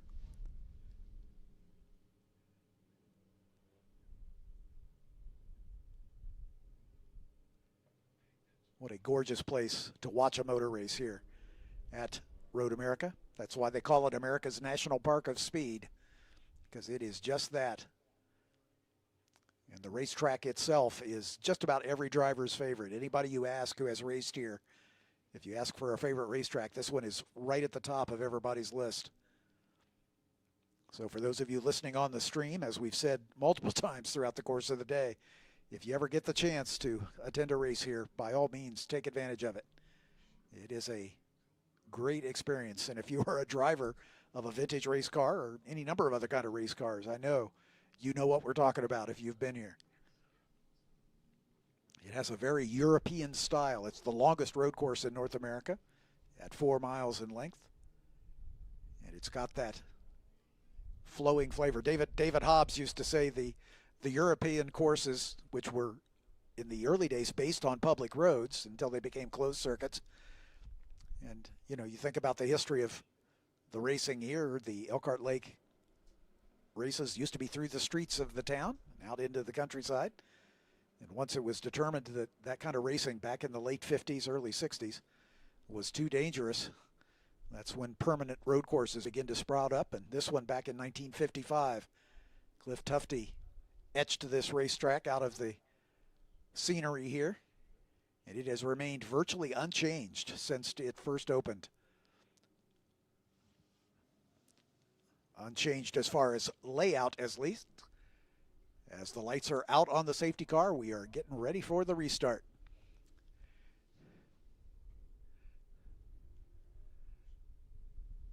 We'll have lights out. The lights are still on the safety car, but the lights will be going out when they get down to Canada Corner.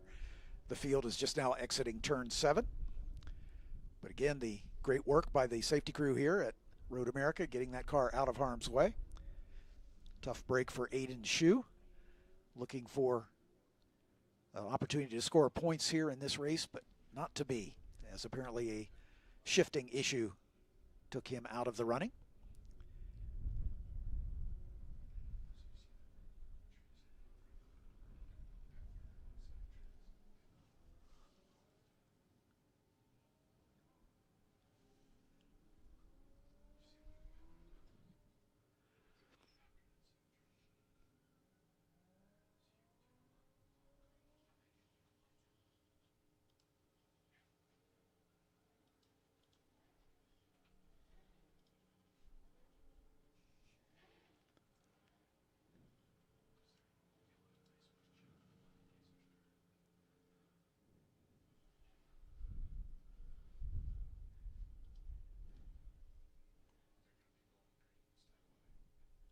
Evagoras Papasavas will thank his stars for this opportunity, as it will pack the field up. And been in recovery mode ever since dropping back in the start when he didn't get a good run off of the start line. So this will give him a chance to try to pick up some more spots. But the three drivers in front of him are right in the thick of the championship battle. Brady Golan, Cooper Shipman, Kekai Hawanio, and then Papasavas, who's just behind Shipman in the points. But it's a great points battle. 13 points between Shipman and Papasavas in the gap first to second, and then only 6 points back to Kekai Hawanio, 1 point to Christian Bogle, 5 points back to Luke Powers, 4 points back to Brady Golan. So Luke Powers in fifth is only 1 win away from the top. He's only 25 points away from the top. Points are scored with the FIA standard points table.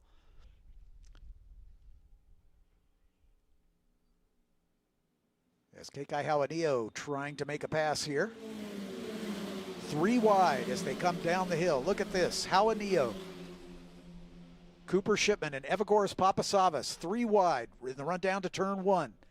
Meanwhile, Brady Golan getting away at the front. Then the 2 crosslink teammates slot into position. Heading down toward turn 3, Papasavas and Hawanio battling for second and third.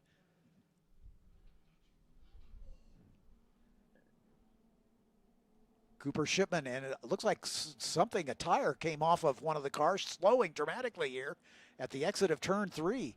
I saw something spit away from one of the cars. You can see the debris here on driver's left right there. At the front of your picture, the car is off to driver's left at the exit of turn 3, and I have a feeling we may see the safety car yet again. I don't know whether it was a flat tire or something, but I saw something pop off the car, kicking up a little cloud of dust, and the driver was off the pace immediately.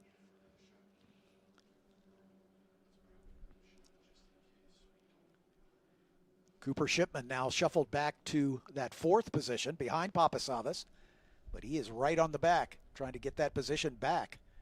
As we're still racing, we're under green flag conditions at the moment. As race control will be analyzing the situation to determine if we need to go. No, Papasavas is up to second. That's Kekai Hawanio, who is now being challenged by Cooper Shipman. And right behind Shipman is Harbor Das trying to take advantage as well. So Hawanio goes from 3rd, now being challenged back for 4th position. Hawanio shuffled all the way back behind 3 other cars. It looks like Cooper Shipman, Harbor Das, and maybe James Lawley got around them as well. So the order being shuffled a bit here after this restart.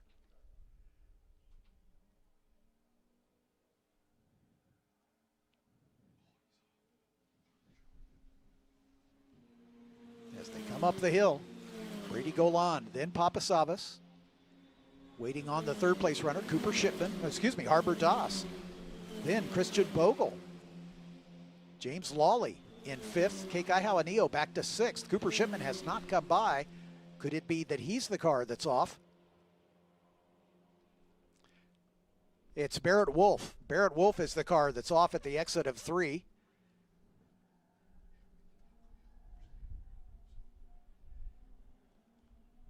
Barrett was able to get that car behind the wall and into a place of safety. So we're going to stay under green flag. They're just asking the team to get in radio communication with Barrett to make sure he's okay and able to. Team says that he's okay, so that's good news. But a big development here as Cooper Shipman, the points leader, shuffled all the way back to 11th position. So Brady Golan is your leader. Evagoras Papasavas in 2nd. Harbor Das up to 3rd. Bogle 4th. Lawley 5th. Kekai Hawanio back to 6th. Then Luke Powers, Eric Wisniewski, Alejandro Bobadilla, and Whitney Strickland in the final points paying position. Shipman right there at the back of the pack working his way forward.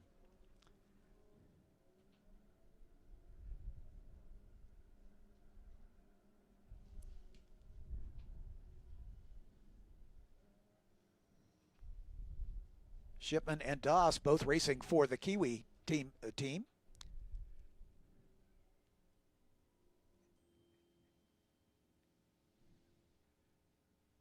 There's Shipman just now coming under the camera as he is back in 11th position outside the points. Kekai Hawanio trying to be a little defensive there to hold Luke Powers behind him in the 5 car. Powers in the Tony Driver Development number 5. Luke with a podium finish in round number 3 at NOLA at our first race meeting. Harbor Doss going a little wide onto the grass creek.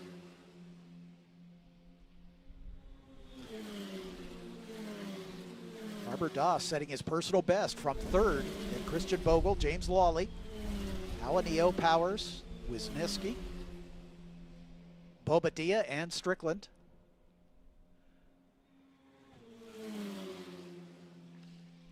Cooper Shipman is slightly quicker than Whitney Strickland in front of him, so he's got to make up about a 1.5 seconds to move up into the points. As we're in the final 5 minutes of this race, as that long full course yellow to recover Aiden Shu's car puts the pressure on these drivers working their way. Kekai Hawanio trying to hold off Luke Powers, and right behind Luke is Eric Wisniewski. Is Hawanio having trouble maintaining the pace as he was running in the top 3 prior to the restart and got swamped and dropped well back into the order. Currently holding on to 6th position. There's James Lawley in the 5th spot. And in this battle we've been talking about, Hawanio with Powers right behind him and Wisniewski behind him. Bobadilla, another Crosslink driver.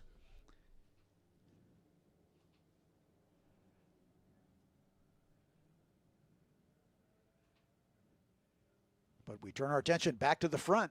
Brady Golan still holding on to the lead, but he's got it. Papasavas all over his gearbox. And then a little gap back to Harbor Doss. Doss looking for his best finish on the season. In fact, Doss has yet to score points in the 3 races so far this season. And so this will be a big haul of points for Harbor Doss. Onto the podium here in race number 1 this weekend. And he solidified his hold on that 3rd spot as he's pulled away from the battle behind. There's Doss and Christian Bogle, James Lawley,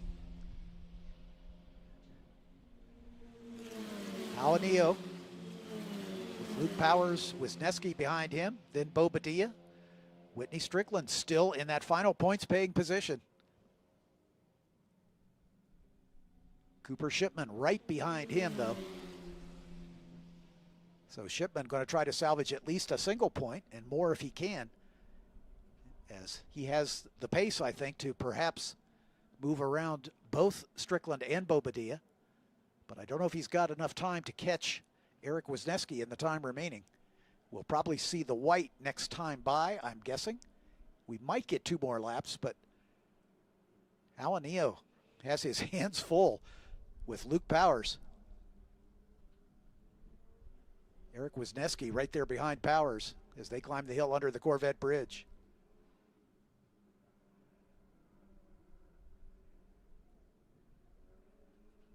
Fantastic battle for 6th, 7th, and 8th position between those 3 drivers. And then a bid behind them, and it looks like Cooper Shipman working his way forward, trying to find a way around Whitney Strickland. I think he's been able to make that stick.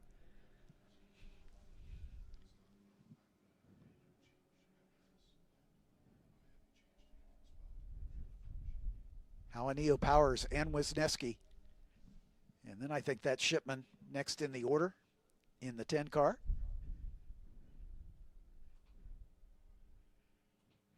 Those are our 2 leaders just disappearing through turn 14. As the white flag is in the hand of the starter. 1 more lap to go. Brady Golan looking for his 2nd win on the season. Evagoras Papasavas looking for his 2nd win on the season. Then a big gap back to the 3rd place runner, Harbor Doss, scoring points for the first time this year. He was shut out at NOLA, but a big improvement for him. And here comes Cooper Shipman as he is charging back side by side with Eric Wisniewski. So Shipman now in ninth, looking for eighth if he can.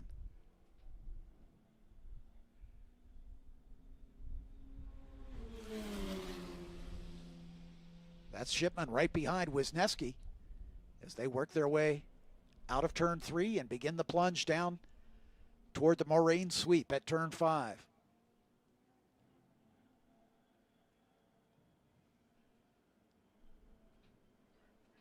Halanio holding off Luke Powers. And then the Wisniewski-Shipman battle. Here's the leaders coming down into turn 8. Golan just hitting his marks, doing what he can to keep Papasavas behind him. And appears to have a reasonably comfortable advantage right now, about 3 or 4 car lengths. Out of the carousel, onto the little short chute under the Mission Bridge, and then into the kink. Harbor Doss all alone in third. Well out in front of Christian Bogle. Down into Canada Corner for the final time at speed. Brady Golan looking for win number 2 on the season and closing down that points deficit to the cars in front. Out of the Billy Mitchell bend into the final turn. One more turn and half a straightaway to go for Brady Golan. Evagoras Papasavas, the fastest car on the racetrack, but not fast enough to catch Brady Golan before the checkered flag. Golan takes the win. Papasavas in second. Harbor Doss finally on the podium in Formula Regional Americas. Fourth place goes to Christian Bogle. James Lawley comes across in 5th. Can Kekai Halanio hold off the challenge from behind? Looks like he's going to do it. Halanio across the line in 6th. Luke Powers, Cooper Shipman, a nice recovery up to 8th. Eric Wisniewski in 9th. Alejandro Bobadilla taking the final points-paying positions. That's Bobadilla's 2nd points-paying finish on the season. Wisniewski, his 4th points-paying finish. Cooper Shipman, I'm sure, will rue the problems he had on the restart, but nonetheless, 8th place points are better than none. I'm going to make my way down to the podium to talk to our top 3 drivers. Eric not with us, so we may get the start of the next race for the Group 6, 8, and 12 muscle cars before I get back into the booth, but I'll get back just as quickly as I can.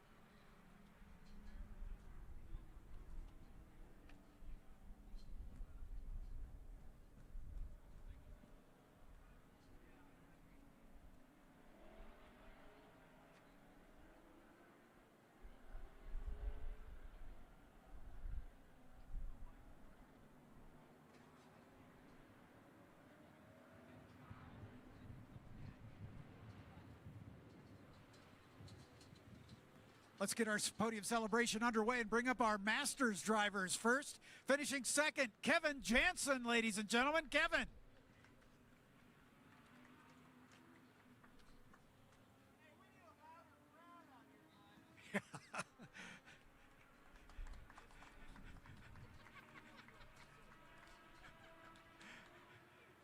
Kevin, congratulations, my friend. Second place in the Masters competition. Honestly, I couldn't finish anywhere but that. That's it's pretty embarrassing, really. Yeah, I was hoping the car would just go straight through and put me to tech. There you go. Hey, you're in our 6th year of competition with us. Are you still having fun?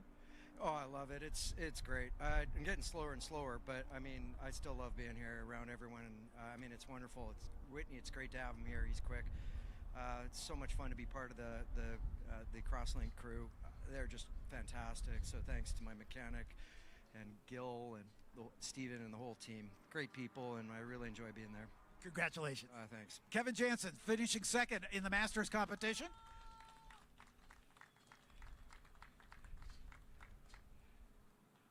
Kevin, jump up on that podium step. There you go. I'm sorry. I know the feeling, my friend. Let's bring up our winner in the Masters competition, Whitney Strickland, ladies and gentlemen.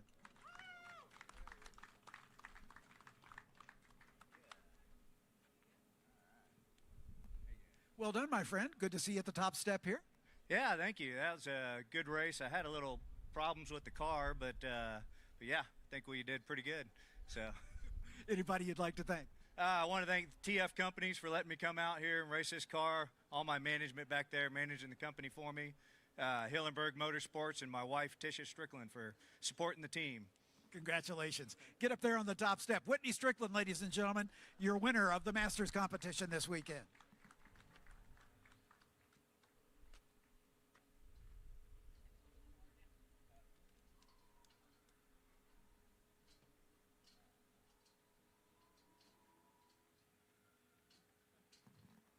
Gentlemen, thank you so much. Appreciate it. Let's get to our top 3 finishers in the Formula Regional Americas Championship. His first podium on the season, first time in this car, a recent college graduate, Harber Doss, ladies and gentlemen.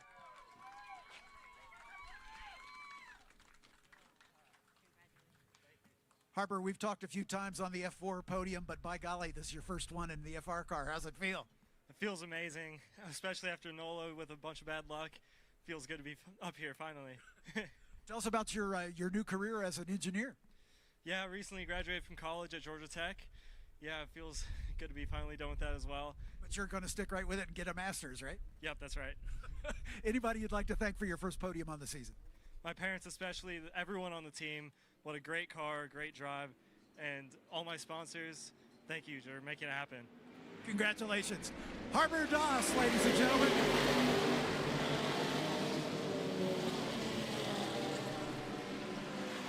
Just waiting for the noise to get away. Let's bring up our second place finishing, Evergoras Papasavas, ladies and gentlemen.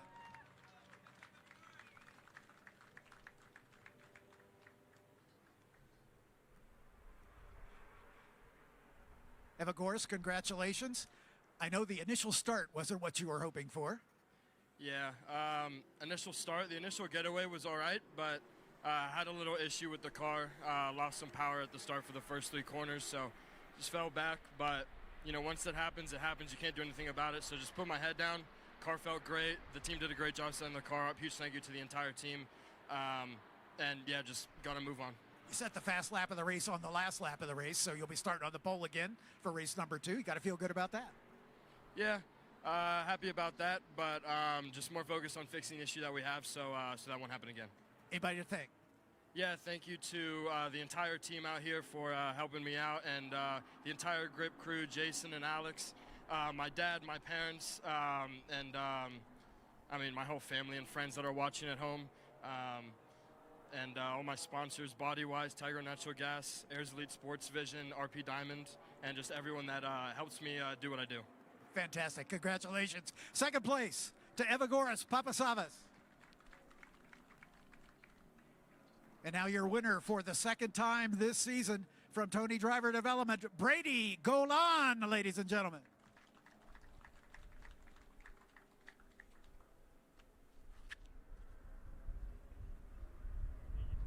Brady, you have a way of winning the first race on every race weekend. Yeah, I hope it's the second and third, to be honest. Yeah, it was good. It's good. I should probably. That's all good. Yeah, it's all good. You make me reach a little more, but that's fine. Tell us a little bit about your race. You had pressure pretty much all race long. Yeah, it's hard to escape this place, or it's hard to escape the cars behind at this place, but I think we did a good job of it. We got one at the start and then had some trouble, or had some competition going into 5 in lap 1, but we kept the lead the whole time, so I'm proud. Anybody to thank? Everybody on the 40 crew, everybody's done an amazing job. Honestly, some of my teachers too. I took a final this morning, so yeah. Fantastic. Congratulations to Brady Golan, ladies and gentlemen. 2-time winner on the season now.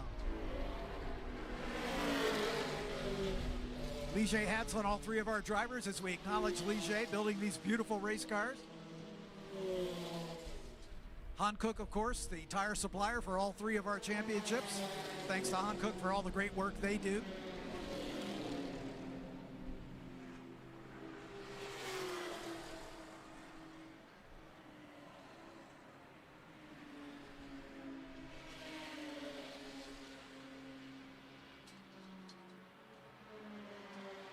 Sunoco, the official fuel of all things Racing America. The official fuel here at Road America as well, thanks to Sunoco for the great work they do for us as well.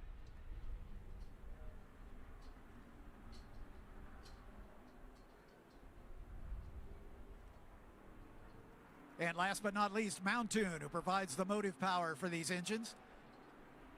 Does a fantastic job of keeping these cars running for us, both in this series as well as the Ligier Junior Formula Championship. Thanks to the entire Mountoon crew for the support they give us, not only off the racetrack, but here at the track as well.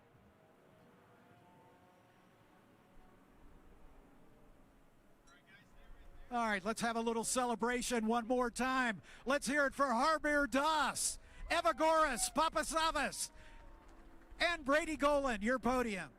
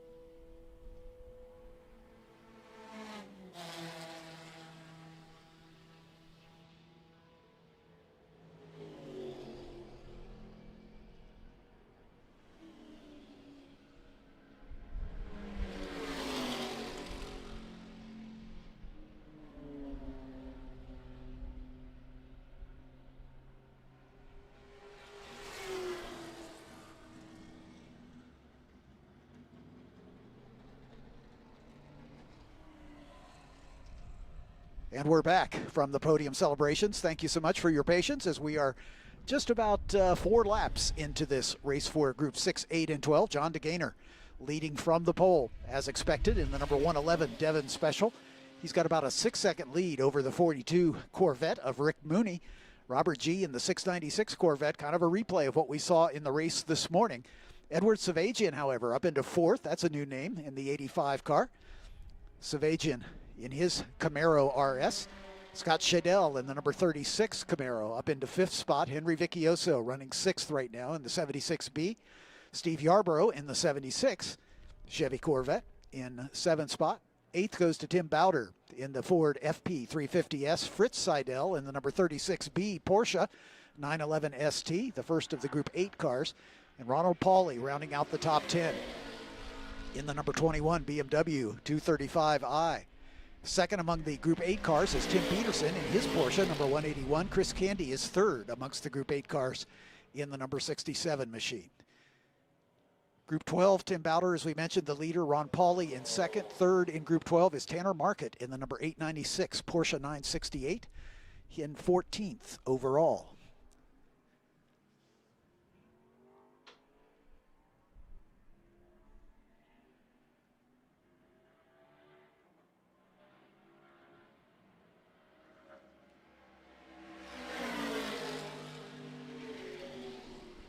That's Edward Savagian in the yellow Camaro, currently running in 4th position. Pretty much all by himself. He's about 10 seconds behind the 3rd place battle with Robert Gee in the 696. Little smoke coming out of that. So maybe trouble for Savagian here. I don't know if that was brake smoke, but it was on trailing throttle. So, and a little puff of smoke as he climbs the hill. So that's not brake smoke for sure. So the corner workers are going to be having a look at Savagian's car.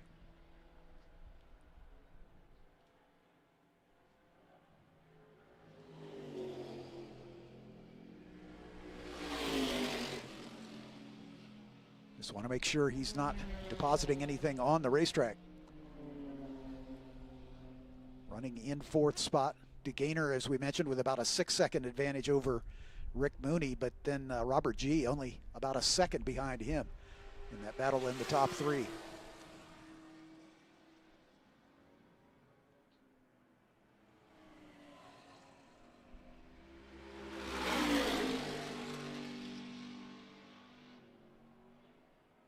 Just past the halfway point of this one, and these races approximately 20 minutes in duration.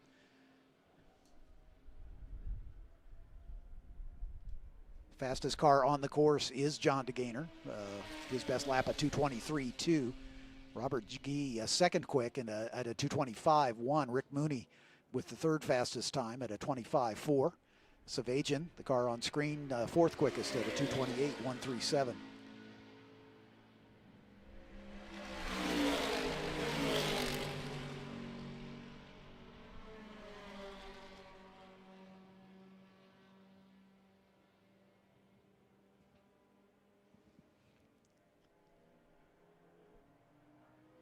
Pretty good battle back for 8th position. Fritz Seidel in the number 36B Porsche, and Tim Bowder in the number 52 Ford FP350S. Less than half a second separating those two in that battle for 8th. The rest of the field pretty well spread out. Another reasonably close battle is Billy Bob Bohr in the red number 163 Corvette and Rick Ortman in the number 26 red Corvette. They're a little less than a second apart, but the rest of the field pretty well spread out. Robert G only about a second behind Rick Mooney, a little over a second behind Rick Mooney in the battle for 2nd.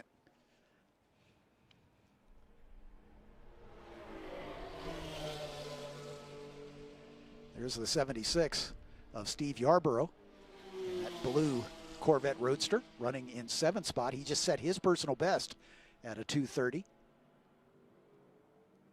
He's about 3 seconds behind Henry Vicchioso, just in front of him in the 76B Ford Mustang. You can see him with the stripes. And right in front of Vicchioso is Scott Shadell. This is the battle for 5th, 6th, and 7th coming down the hill. Shadell in that blue number 36 Camaro. And then the Mustang of Vicchioso in the 76B. And then a little gap back to the C2 Corvette of Steve Yarborough.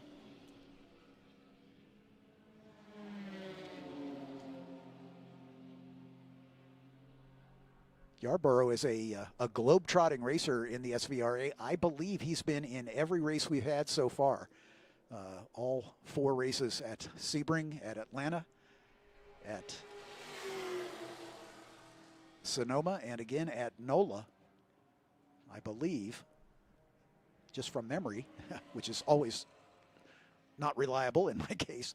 I think Steve Yarborough's been to all of them, so he travels around the country to race in these SVRA weekends, and good on him for doing it.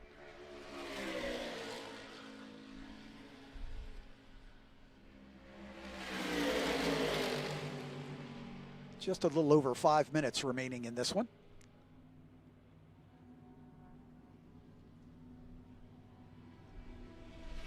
There's a couple cars into the pit lane. The 222 of Nick Gruss and the 163 of Billy Bob Boer coming into the pit lane early, dropping off the lead lap. It is an unseasonably warm day out there, 80 degrees ambient here in early May in northern Wisconsin, which is a bit unusual.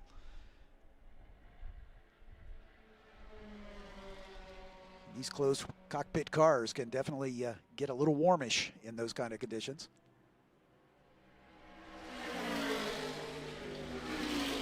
Great speed shot under the starter's bridge there as Shadell, Vicchioso, and Yarborough swing by for 5th, 6th, and 7th.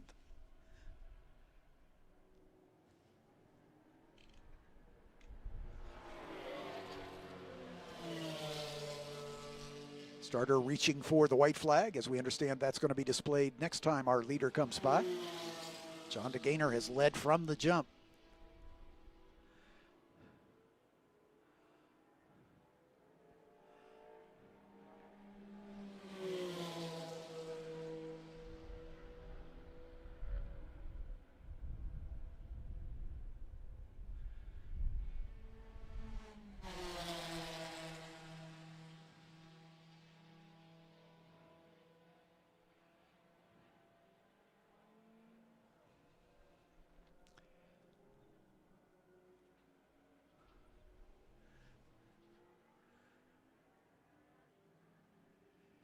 As we turn our attention back to the leader, as they're putting the 34 car a lap down of Clay Hargett.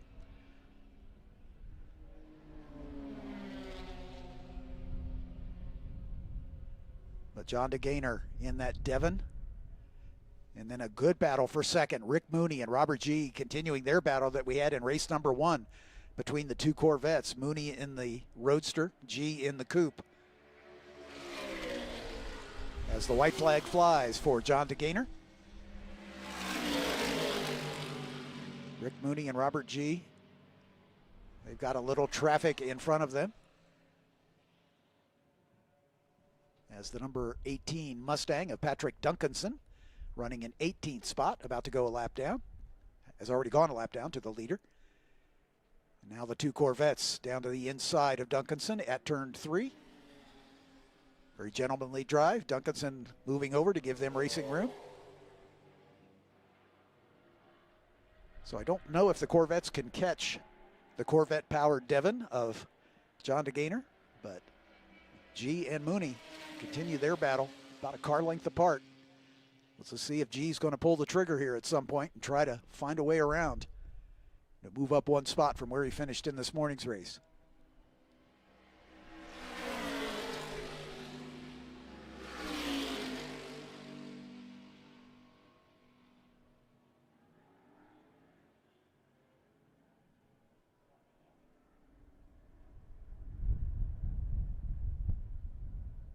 G, a little tidier line. It looks like Rick Mooney's using up a little more of the racetrack. Maybe G's leaving a little bit on the table here as they work their way into the carousel for the final time at speed.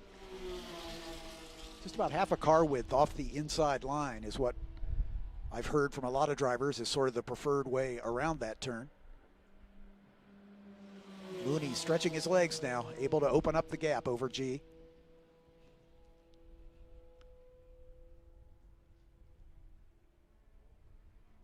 hustling down through Kettle Bottoms on the way to Canada Corner. There goes your leader, John DeGainer, in the Devon Evolution. And then the two Corvettes. And they've got a big gap over Savajian in that yellow Camaro, almost 27 seconds back to the fourth place car.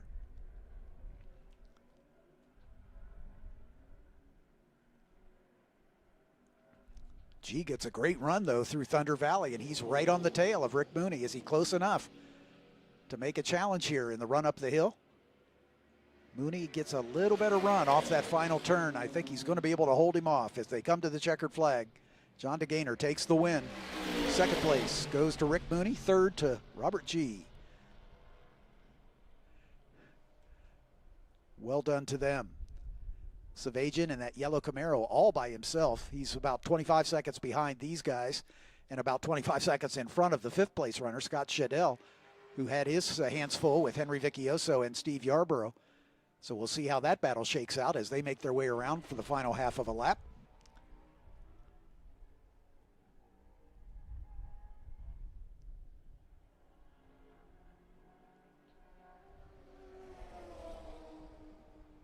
There is Savajian as he survives despite a little telltale smoke out of the back of that car. Stewards asked the crew if that was an issue, and they said it might be a little out of the tailpipe, which doesn't mean he's oiling it, just that the engine's burning a little oil.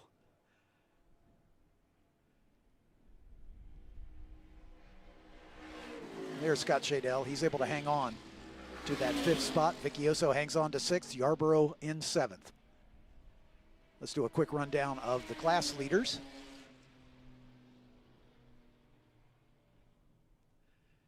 Rick Mooney taking the win in 6B production in the 42. Edward Savajian in the 85 in second. Henry Vicchioso in the 76B Ford Mustang in third. In the 8A production class, Fritz Seidel takes the win in the 36B Porsche. Tim Peterson in the 181 finishing second. And Chris Candy in the 67 finishing in third. In the 6 GT category, the winner, John DeGainer, in the 111, takes the win in class. Nick Gruss in the 222 finishes in second, albeit a couple laps down as he retired early. In the 12A MP4 category, Tim Bowder in the 52 Ford FP350 takes the win over the 34 of Clay Hargett in his Mustang FR500. In the 12A MP3 class, Tanner Market in the Porsche 968 takes the win over Patrick Duncanson in the number 18 Ford Mustang. In the 12B MP4 class, Ronald Pauly in the number 21 BMW taking the win over the 43 of Gino Carini in the BMW Z4. And finally, in the 12A MP2 class, the black Corvette of Steve Smith, the number 14A, takes the win over the number 26 of Rick Ortman. Two more races to go. The Group 9 Wings and Slicks Formula Cars will be the next one out on track.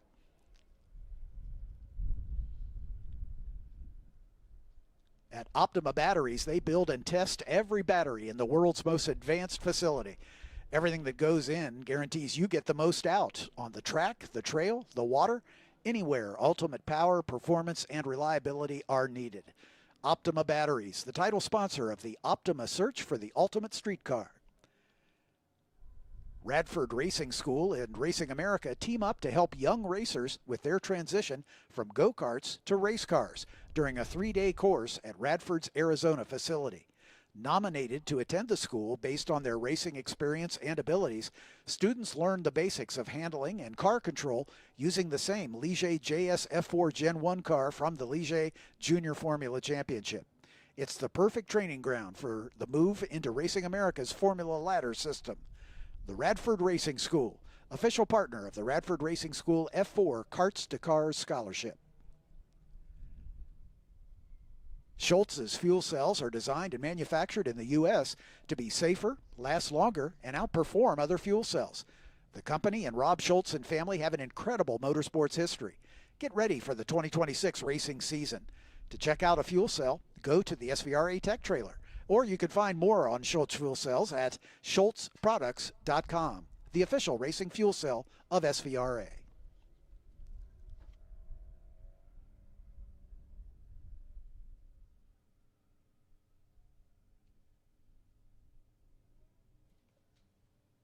Again, 2 more races to go here. The Group 9 Formula cars, Wings and Slicks, and the Group 10 Historic and GT cars. But here's the schedule for tomorrow as we kick it off at 8 o'clock with the first of 2 races on the day for the Ligier Junior Formula Championship. Then at 8:45, Groups 1, 3, 4, and 5B with their final sprint race on the weekend. Then we go right back to our Formula drivers for the F4 U.S. Championship, race number 2, followed by the finale for Group 2, the non-Wings and Slicks Formula cars from SVRA. And after that, at 10:40, we'll have the Formula Regional Americas Championship, race number 2. And then at 11:25, Groups 5A, 7, 11B, and the sprint race number 3. That's the race just concluded here. Or no, that was the race just before. Never mind. Pay no attention to me. Then we break for lunch. There'll be some track touring available, weather permitting. And again, weather permitting, we should have a fan walk leading up to the start of the finale for the Ligier Junior Formula Championship. That fan walk should kick off at about 12:10 with the race starting at about 12:50 tomorrow afternoon. After that, we'll have this race once again, Groups 6, 8, and 12 for their final. And then F4 U.S. Championship, race number 3 at 2:10.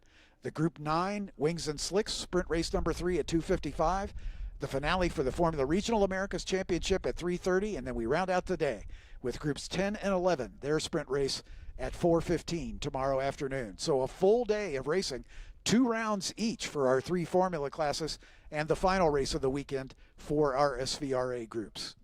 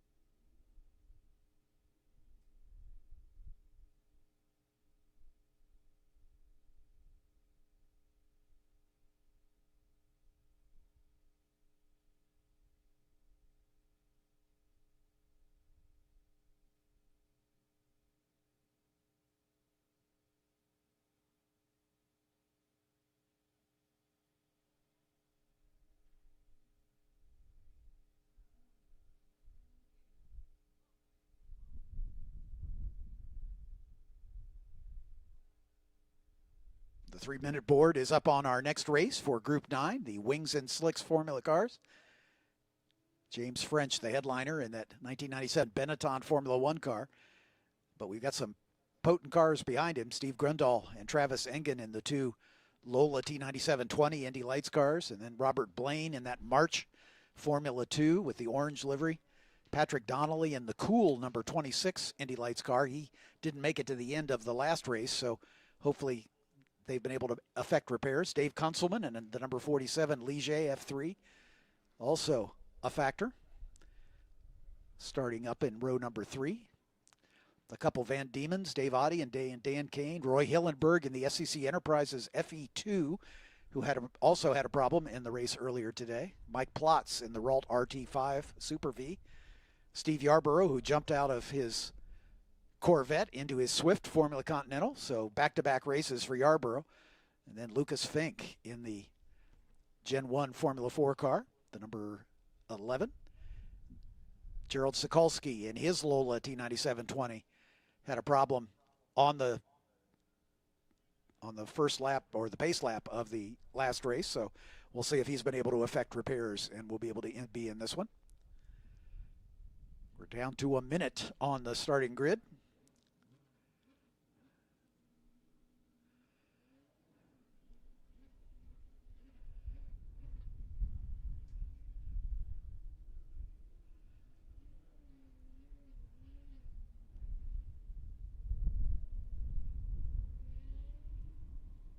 And here they come. Starting in row 7. Alone is the number 46 of Gerald Sikulski in his Lola T9720 Indy Lights car. In row 12, the car 11 is Lucas Fink in a Ligier JSF4, first generation F4 car. Next to him is the 76 of Steve Yarborough, jumping out of his Corvette into the Swift Formula Continental. In row 5, the 33 is Mike Plotz in his Ralt Formula Super V. Alongside him is the number 24 of Dan Kane in a 1994 Van Diemen RF94. In row 4, again, if he'll be there, not sure, the 111 of Roy Hillenberg in his Formula Enterprises FE2. Next to him, the 4 of Dave Oddie in a 2001 Van Diemen RF01. In row 3, the 47 of Dave Kunselman in a Ligier JSF3, followed by the 26 of Patrick Donnelly in his Lola T9720. In row 2, on the outside, the 8A of Robert Blaine in the 1976 March Formula 2 car, and the 31 of Travis Engen in his 1998 Lola T9720.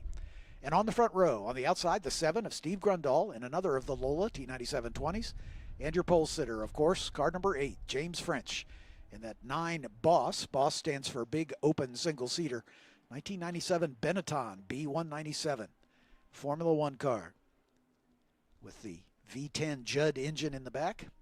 It makes a glorious noise, and it is the fastest car here by an order of magnitude. He was lapping in the 140s earlier on today.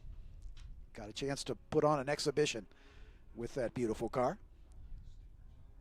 And Tom is telling me that he's got sticker tires on that car, so I think he's shooting for a sub 140 lap, which would be faster than an Indy car around this racetrack.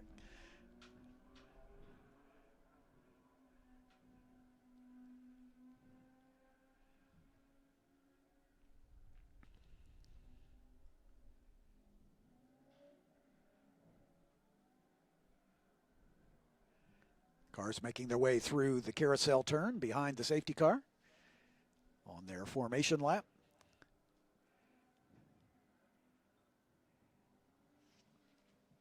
Into the short chute out of the carousel, heading for the kink.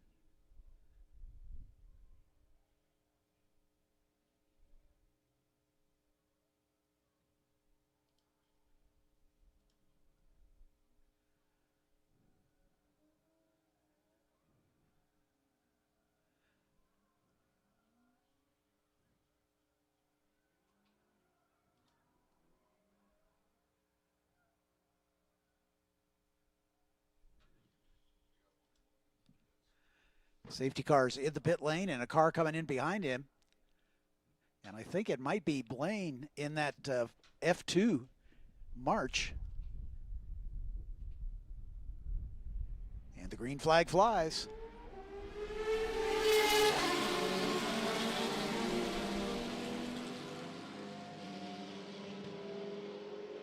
No, it's a different one. The 119 of Josh Bowler is the car in the pit lane.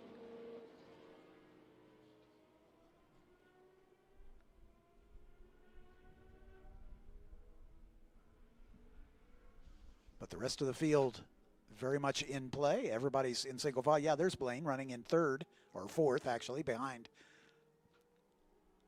the untouchable Formula One car of James French.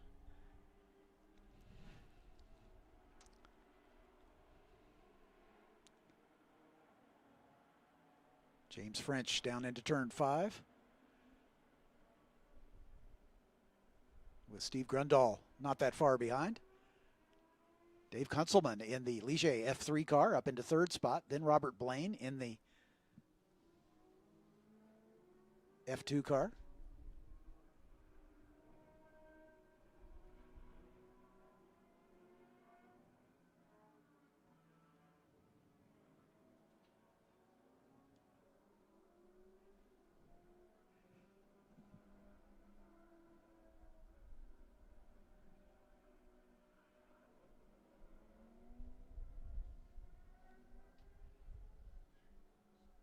Pretty good 3-car battle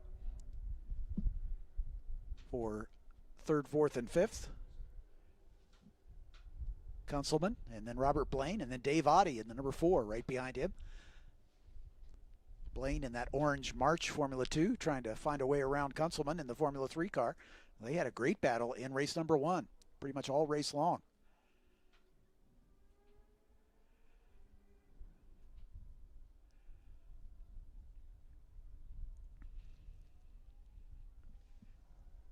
Behind Oddie is Dan Kane in the white number 24 Van Diemen. As James French sets off.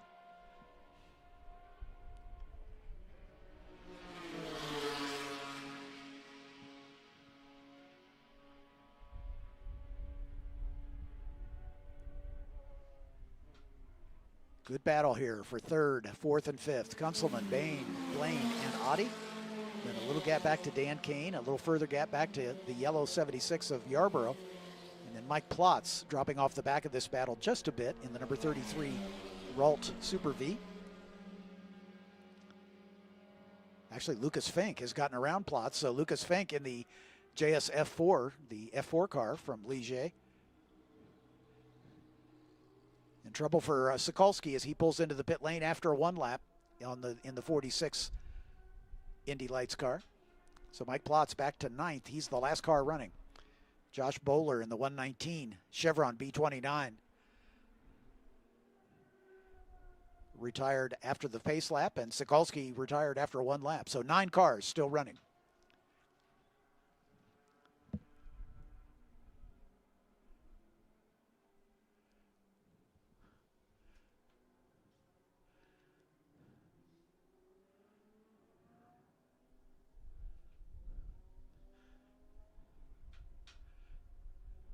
Here's the battle between Kunzelman and Blaine. They had the great battle all race long in race number 1 this morning. Kunzelman, I think, able to hold him off until the end. Steve Grundahl pretty much all by himself in second spot. James French at a 1:48.6 for his first flying lap.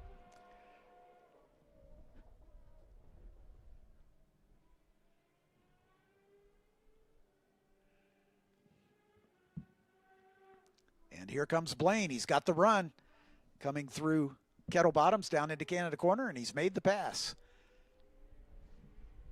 So the 1976 Formula 2 car in front of the 2021 Formula 3 car. With Dave Oddie in the 2001 Van Diemen RFO1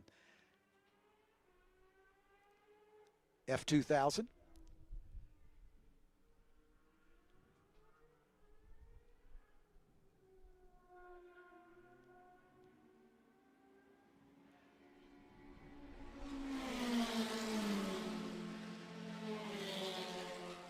Blaine and Kunzelman come by about a little less than a second separating those two.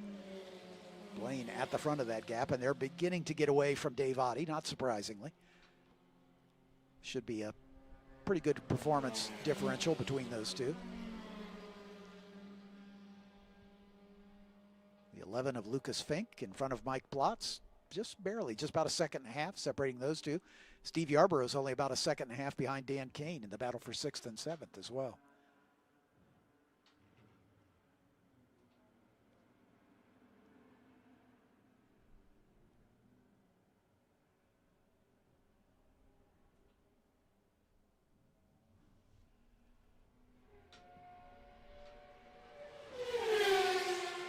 James French, a 147.013 on lap number 3.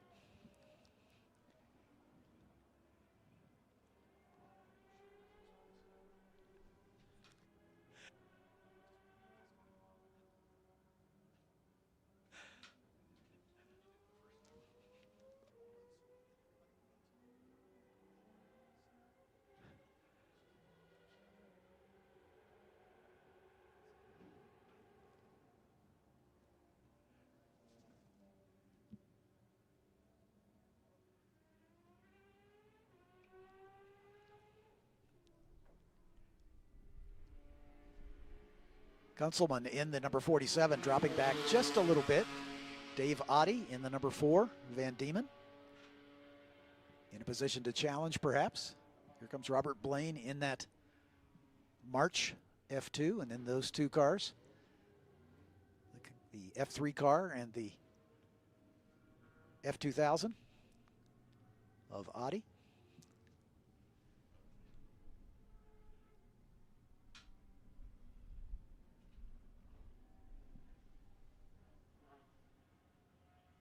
It's really the closest battle on the racetrack. Just about a second separating those two.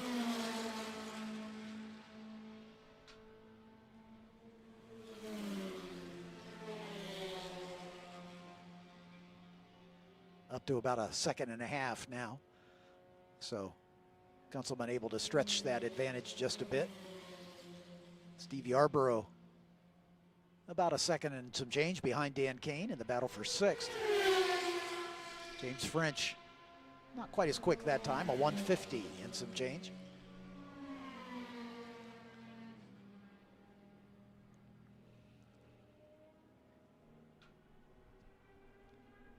French already lapping his way up through the field. He's about to overhaul Steve Yarborough, so he's picked off 3 cars already.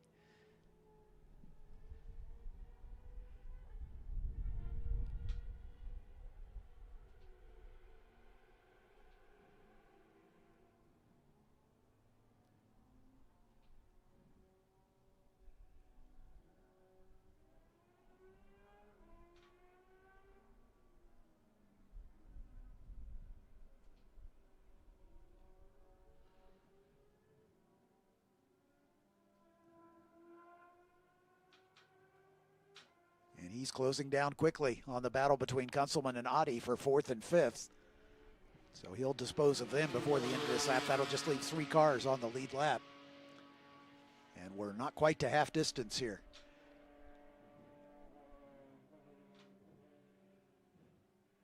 There's Oddie, and there is Kunzelman. He's going to follow him through at the kink. I think he could have forced the issue, but that wouldn't be fair to the cars he's overtaking.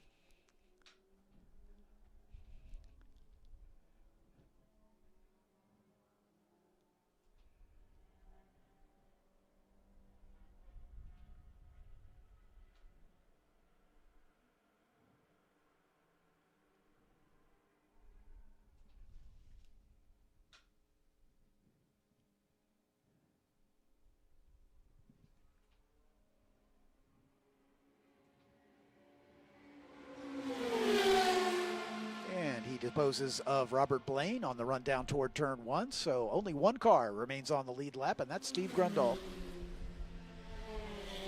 Grundahl's lapping in the low 2-minute range, 2:06.7 for the number 7 Indy Lights car.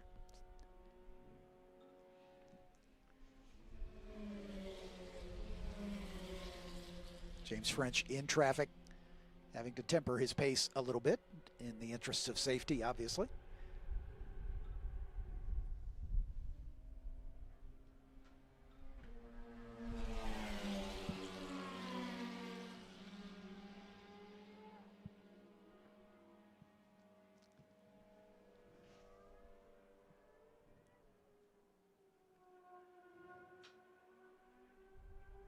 About halfway through this one.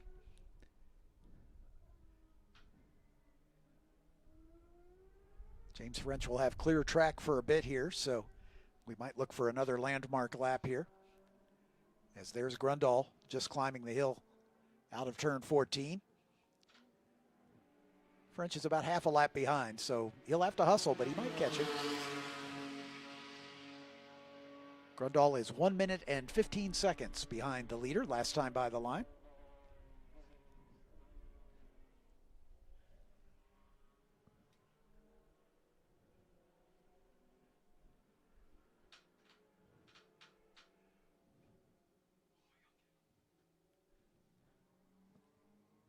And here he comes up the hill.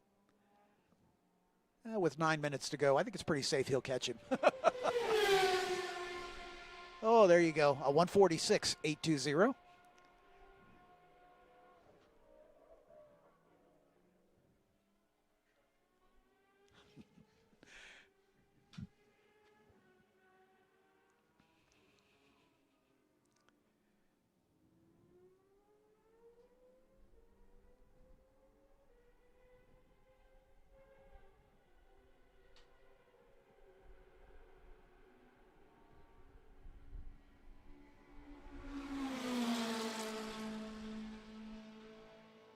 Robert Blaine comes by all by himself in third spot. In race number 1 earlier, he and Dave Kunzelman had a battle right to the end, but this time Blaine was able to make that pass, and he's already opened up an 8-second lead over Kunzelman.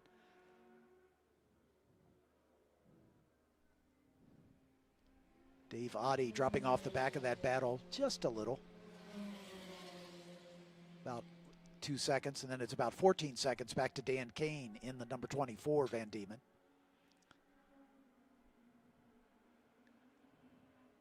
Steve Yarborough another couple seconds, almost 3 behind him. Lucas Fink has been repassed by Mike Plotz. Mike Plotz in the Super V has gotten back around the Ligier JSF4 of Lucas Fink, the number 11 copper-colored car, the last car on the lead lap, or the what used to be the lead lap.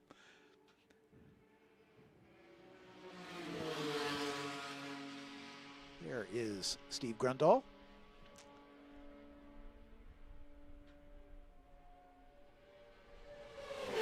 And here comes James French. Cue the Jaws music. French, a 146.094. Can he get into the 145s?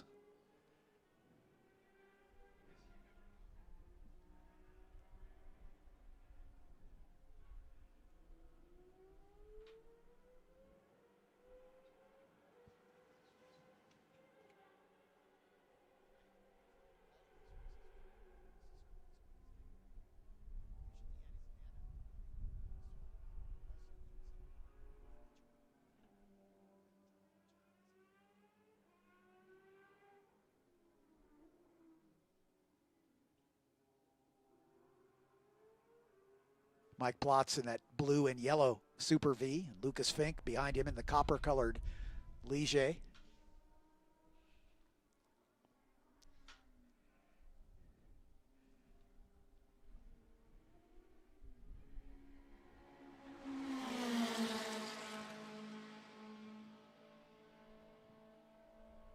And here comes James French to lap the field here before the end of this lap, I'm guessing.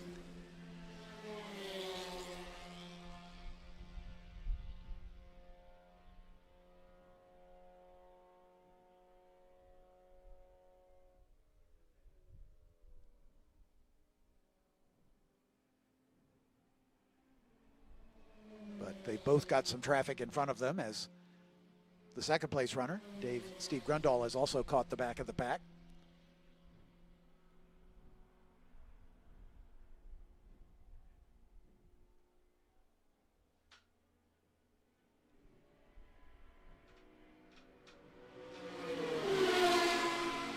there it is.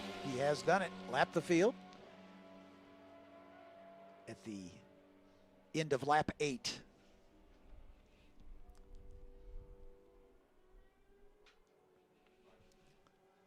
Still 5 minutes to go.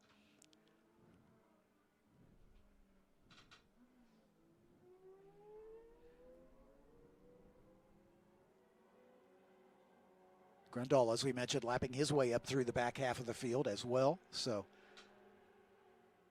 again, not really a fair fight, as these cars, French's car, obviously, in a class of its own. But Grandal, the only surviving Indy Lights car in the field, as there's been some attrition of the Indy Lights car. So Grundle's the only one. We started the weekend with 4 of them, and now there's only 1 still remaining. But this is the end of the first day of racing. We might have a chance to effect some repairs overnight. We'll see if we have more in for our final race of the day. But again, weather could be a factor. These kind of lap times won't happen on a wet racetrack for sure.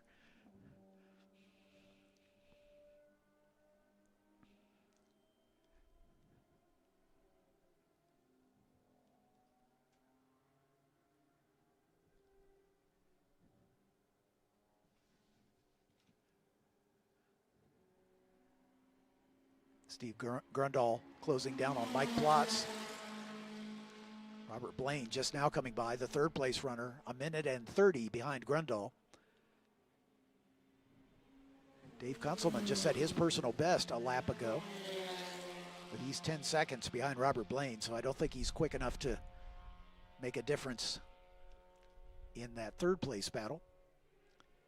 Dave Oddie still hanging in there about 2 seconds behind Kunzelman. James French in traffic, backing it down to the mid-150s.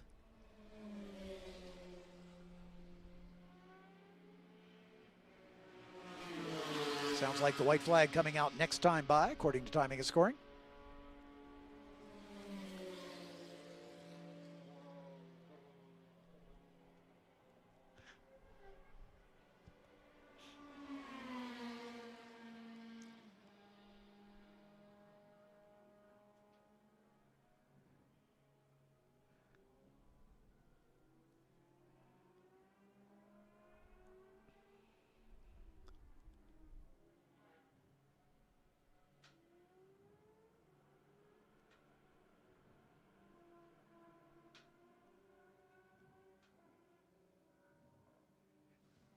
James French about to put the 4th place car 2 laps down now.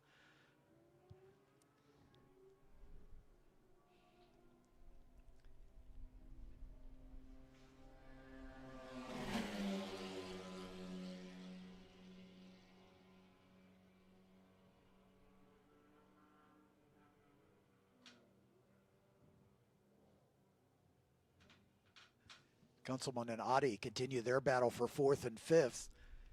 It is the closest battle on the racetrack by an order of magnitude. They're only 2 seconds apart. Everybody else is in double digits. I take that back. Mike Plotz is within 8.5 seconds of Steve Yarborough, so not quite double digits. Plotz just set his personal best on the last lap in that Super V at a 2:24.4, and he's a little quicker than Steve Yarborough in front of him.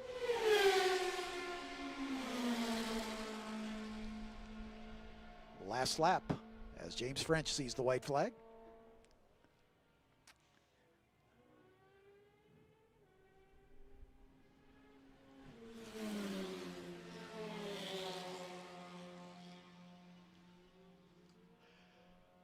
Next by the stripe are the 4th and 5th place cars, who are now 2 laps down. Here's Steve Grundal. He just set his personal best, a 2:06.767.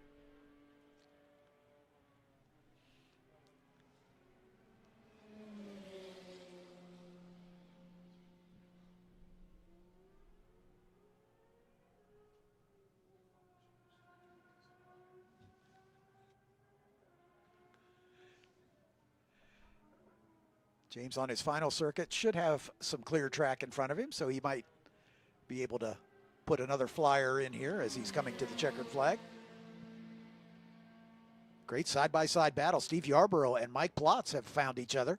Plotz has been able to close down and run side by side with Steve Yarborough here on the final lap. That's the battle for 7th. The 76 of Yarborough and the yellow Formula Continental, and Mike Plotz in the blue and yellow Super V, number 33. Plotz has gotten that pass made, so he's up one spot.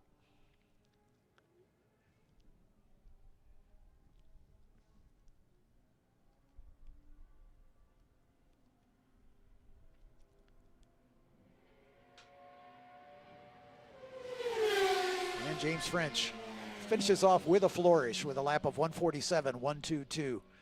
Just about a second off his quickest lap as he was knocking on the door of the 145s.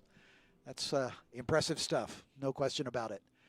But take nothing away from Steve Grunthal, equally dominant as the lone Indy Lights car in the field. His last lap was his best at a 2:06 and some change. Robert Blaine in the Formula 2 March, a much older car, a 1976, some 20 years older than Steve Grundal's car. Very stout indeed is that number 8A. There he is across the line. Dave Kunzelman in the Ligier JSF3, the contemporary Formula 3 car, in the 4th spot. Here's Steve Grendal finally seeing the checkers. Dave Oddie giving a good run to that number 4 Van Diemen. Waiting on Dan Kane now next, and the other Van Diemen, the 24.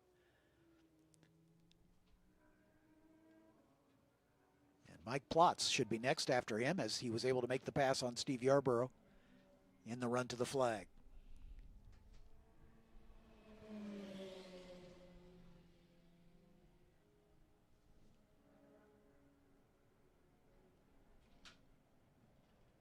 And that battle's not done yet, as Yarborough was able to repass Plotz. Let's see if he can hold him off in the run to the line. Here they come. Plotz looking for an opportunity to get side by side. As they come to the checkers, it is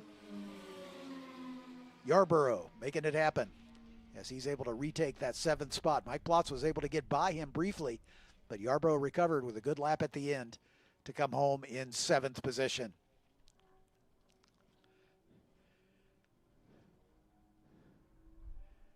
So in the 9 F1 category, only 2 cars and only one of them finished. That's Steve Grundahl in the number 7. The 46 of Gerald Sikulski retired after just 1 lap. In the 9 F4 class, Dave Oddie takes the win, and the number 4, Dan Kane, in the 24, finishing 2nd. They're both Van Diemens, and then the Formula Continental of Steve Yarborough finishing 3rd. And finally, in the Formula B category, Robert Blaine in the orange March. Josh Bowler in the 119 did not take the green flag. One more race to go in our second day of the Racing America weekend here at beautiful Road America.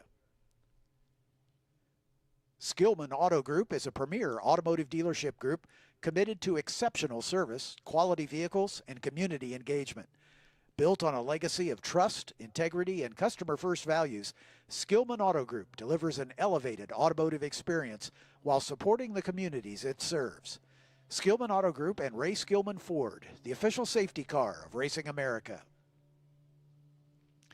Summit Racing Equipment has millions of in-stock parts from over 1,500 name brands.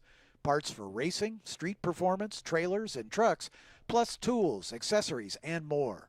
Use the Summit Racing app to shop anytime, anywhere.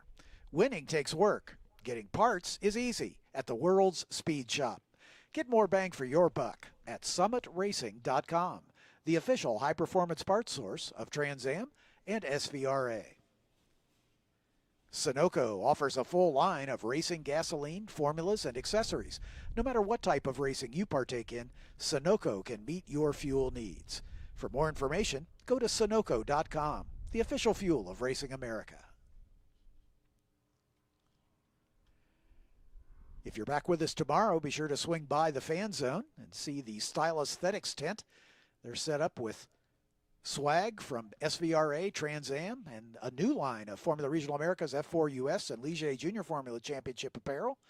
Stop by and pick up your favorite shirt or hat or other racing gear. You're already in the fast lane, so get the t-shirt now at Style Aesthetics. Garage Living, the official garage makeover company of Racing America, also has a big display there in the Fan Zone. They transform garages into high-performance, fully customized spaces that reflect the passion of automotive enthusiasts everywhere.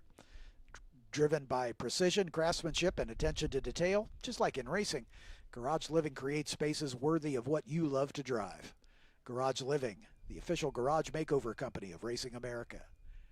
And Mission Foods, proud to be the official tortilla and tortilla chip company of Racing America, with fully loaded tacos, fast wraps, piled high nachos, whatever you crave, Mission has the products you need to take your race day to the finish line. That's too fast, too tasty. And last but not least, Ligier Automotive. Their passion for motorsport, innovation, and development reflect their values. Work, team spirit, collective intelligence, and the pressure to achieve results are all in Ligier Automotive's DNA. And that enables them to build new adventures. They're the official vehicle partner of Formula Regional Americas, the F4 US Championship, and the Ligier Junior Formula Championship.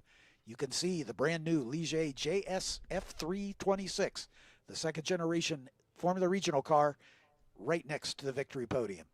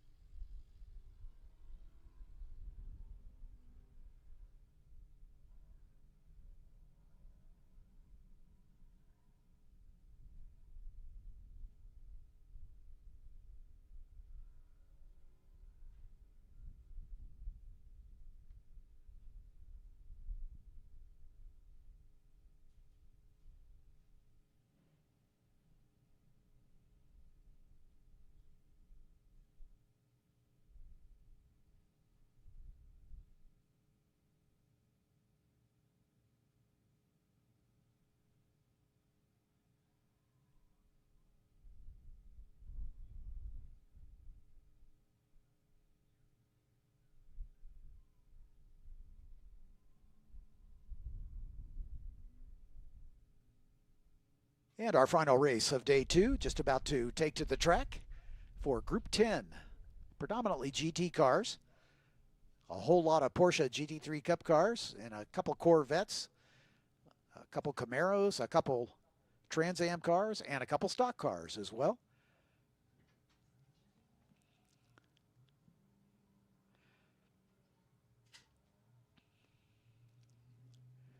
We had some attrition in this race earlier on. Lance Wiskirchen, who was the quickest car, looks like he's not going to be in the field, as looked like he had a terminal failure of that car at the end of the race. Austin Werner on the grid on row 6 on the outside in the number 356 Porsche GT3 Cup car. Next to him, Paul Suter in the number 90 Ford Thunderbird with Heilig-Meyer's livery. In row 5, the 33 of Matthew Getzinger in his Porsche GT3 Cup, and then David Bizchek in the number 50 in another GT3 Cup, 992. In row 4, the 51 of Steve German in a Porsche GT3 Cup, and the 45 of Brad Dahmer in that beautiful 2006 one-off Chevy Chevelle. In row 3, the 55 of Michael Earhart in his Porsche 991.2, and Richard Wolsifer in the number 31 red and gray Howe TA2 Camaro. In row 2, car number 819 is Robert G. in his Porsche Cayman Club Sport, and the 34 of Robert Van Zelst in his Porsche GT3R. It looks like Rick Dittman in the 24 Corvette and Lance Wiskirchen in the 33A Ford Mustang not taking the start, so Robert Van Zelst and Robert G. will bring the field around to the green flag here behind the safety car. Just 9 cars of the 12 out on track for this final race of the day.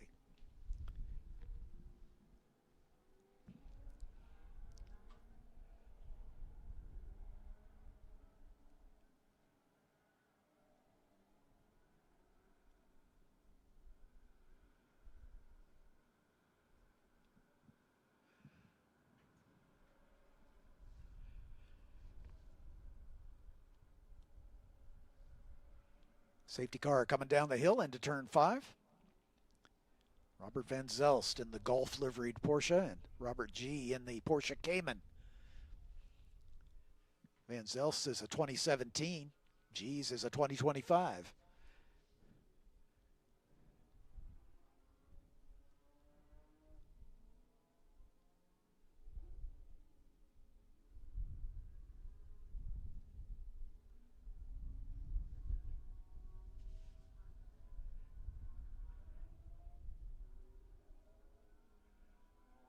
Wolsifer there in third spot in that TA2 Camaro. And then Brad Dahmer in the Chevelle. And then a whole flock of Porsches rounding out the field. Paul Suter in the Thunderbird at the tail end of the field.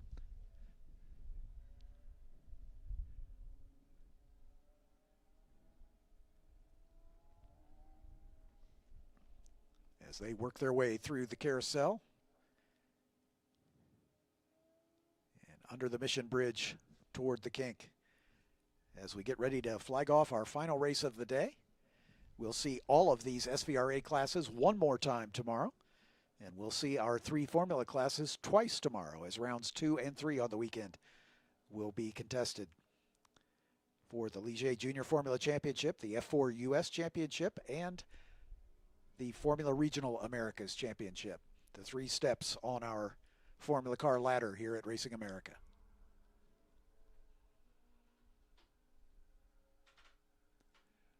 Lights are out on the safety car. As a pair of Porsches, Robert Van Zelst and Robert G, begin to form up 2 by 2.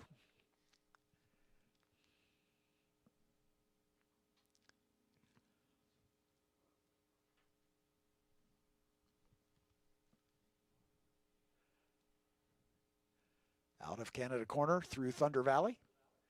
Up at the top of the hill there at turn 13, and then back downhill toward the final turn on the racetrack.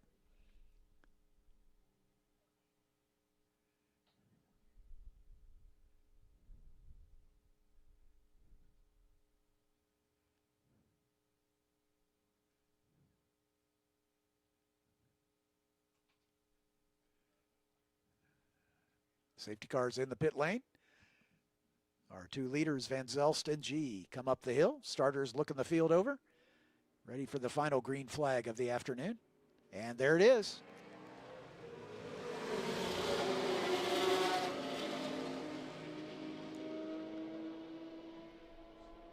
Yeah, we heard a car peeled off into the pit lane. There's the safety car.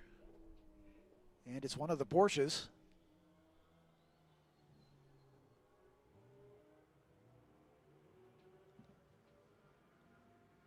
Catch the number, but we'll sort it out as they come by next time.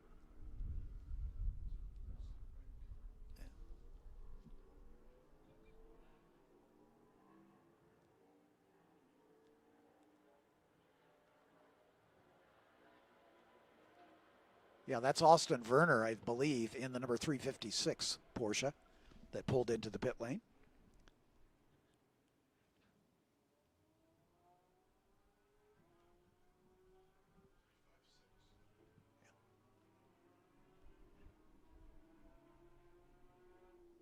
Meanwhile, Robert Van Zelst able to stretch his advantage a bit over the Cayman of Robert G. And then a little gap back to Richard Wolsifer in the TA2 Camaro. Brad Dahmer in that Chevelle. And then the parade of Porsches behind. Steve Jernon, David Bizchek, Matthew Getzinger in the red, white, and blue, number 33. Paul Suter at the back in the Ford Thunderbird.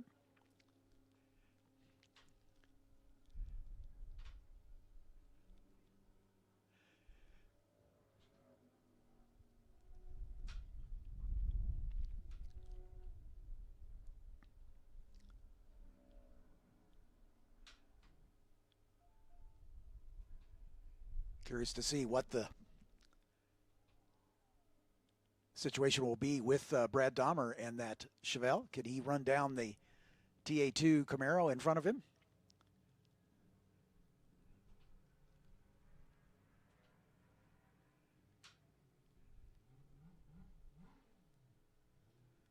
Robert G using up all of the racetrack and a little more through turn 14.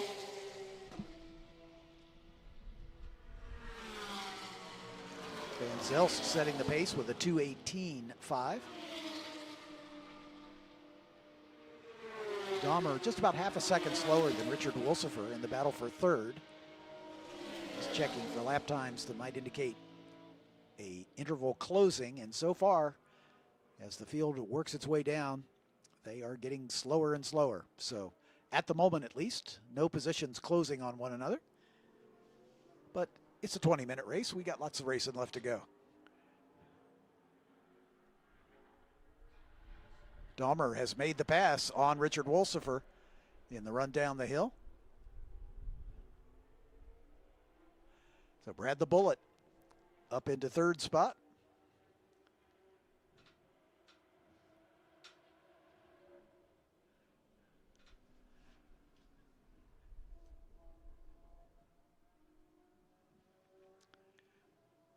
Wolsifer now back to fourth. Then the Porsches of Gurnon, Bizchek, and Getzinger behind them.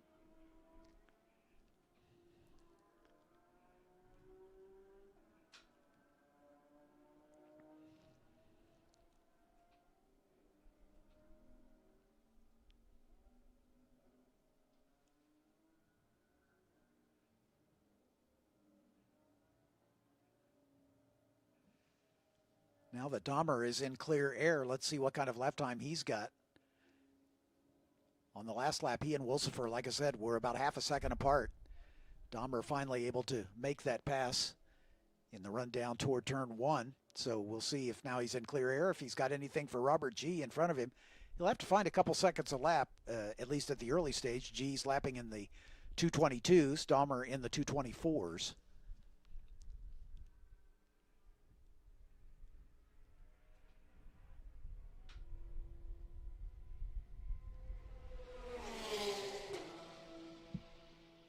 No trouble for Robert Van Zelst in that Porsche GT3R, resetting fast lap of the race. Robert G turning up the wick. Brad Dahmer doing the same. He's lapping in the 220s now, but not catching Robert G, but pulling away from Richard Wolsifer. He's opened up about a 1.5 second gap.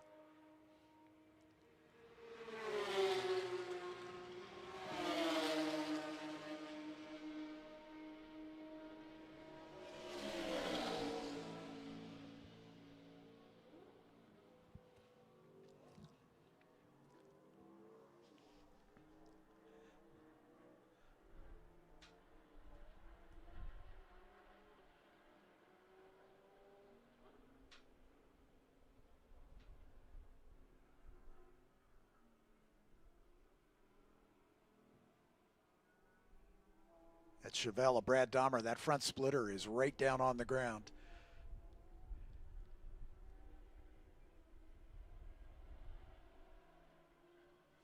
As we were discussing with Eric Miller earlier today, Brad Dahmer, you know, one of the great prep shops here in the Sheboygan area with lots of circle track experience, but he loves to come out and road race as well.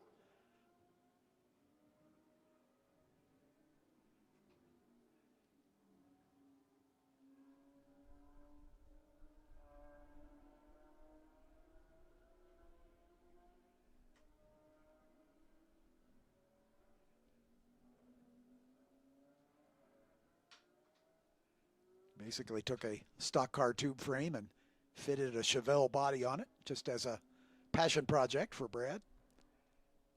And it's a fun little car, kind of a one-off. And pretty quick. Brad's a pretty handy guy behind the wheel, too.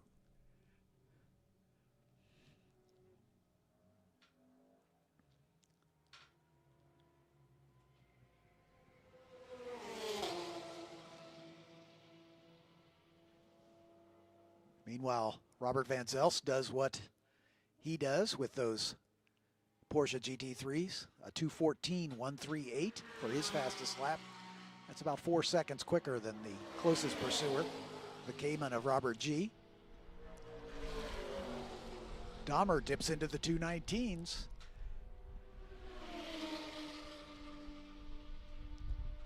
So Dahmer getting a little bit quicker. He's not catching Robert G quite yet, but he's minimizing the damage, only 4 seconds behind. Wolsifer is now another 4 seconds back. Same story for Steve Gurnon in the first of that second group of Porsches.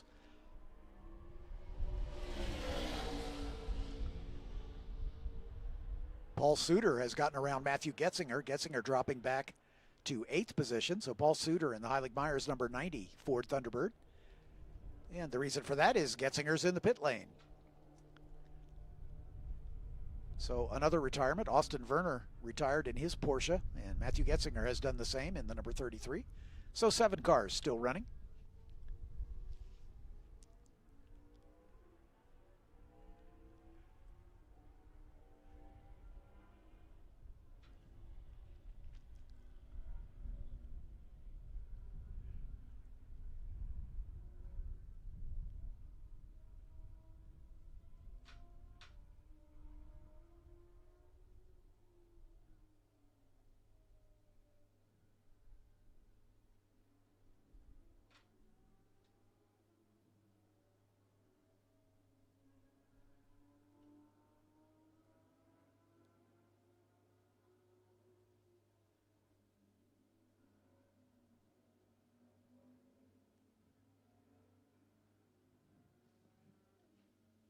Robert G. in that green and red Porsche Cayman.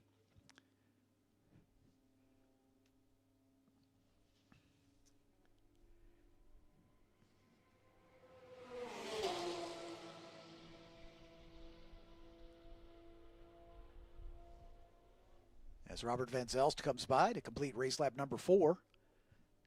Continues to stretch his advantage. He's backed off the pace just a little bit, lapping in the mid 215s now. Robert G, though, continues to turn progressively faster laps at a 218. Dahmer drops off the pace just a little bit, back into the low 220s. Wolsifer a little quicker on that lap, a 21.0, but he's continuing to fall back behind Brad Dahmer about 5 seconds now.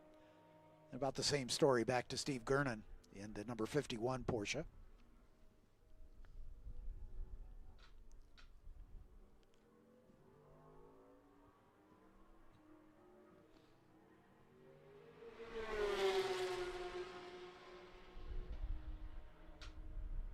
David Bizchek almost 22 seconds behind Gernon, and then Paul Suter in the Mustang, or the Thunderbird, sorry, is about 7 seconds behind him. That's the last car running on the lead lap.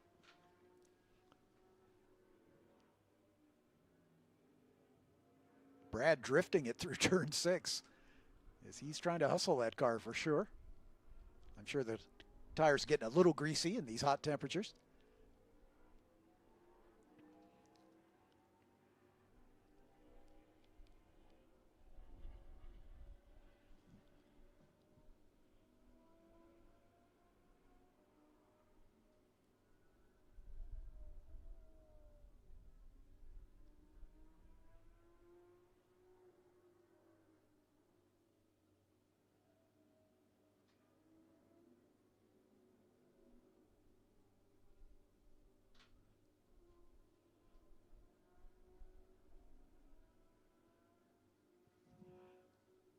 There's your second place runner, Robert G. And now the third place runner, Brad Dahmer. Fourth place, Richard Wolsifer. Meanwhile, our leader comes by to complete race lap number 5. As we're into the second half of this one. Unfortunately, not much drama for this final race of the day. But we can still enjoy these beautiful cars making their way around this racetrack. Porsches and a Chevelle and a Camaro, a Thunderbird. What more could you ask for?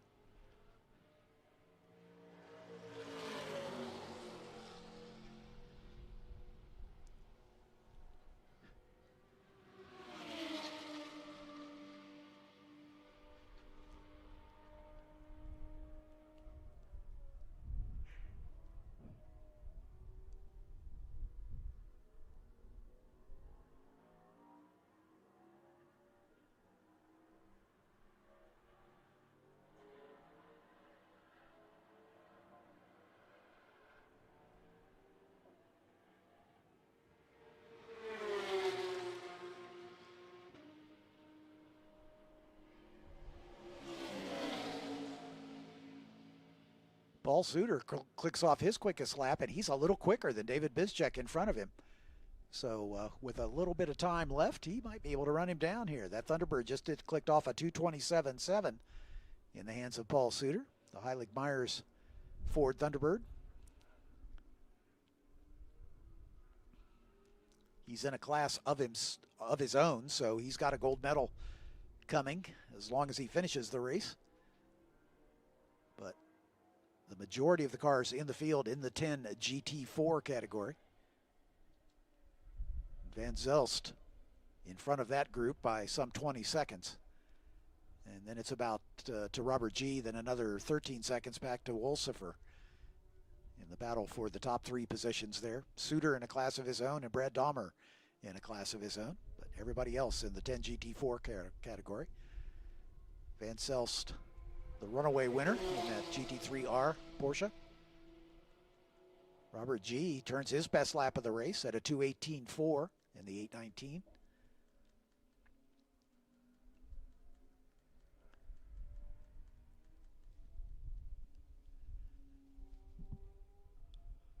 But there's our leader. We haven't given him much camera time because he's been all by himself all race long. Coming out of turn 3 and heading down the hill toward turn 5. That's Robert Van Zelst.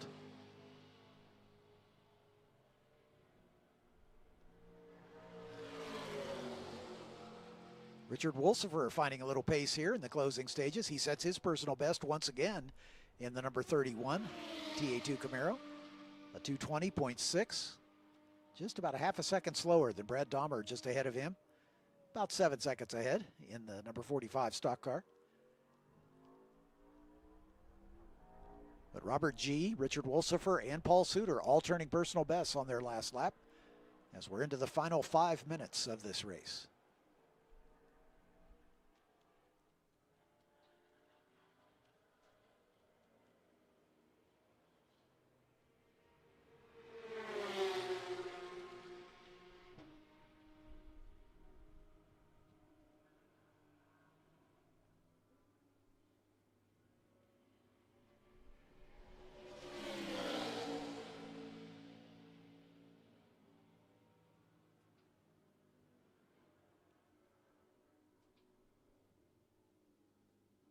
This 991 GT3R that Robert Van Zelst has is a car that Porsche homologated for Group GT3. It's based on the 991 GT3 RS road car using the production car's 4-liter flat 6, making about 500 horsepower, running through a 6-speed paddle shift sequential gearbox.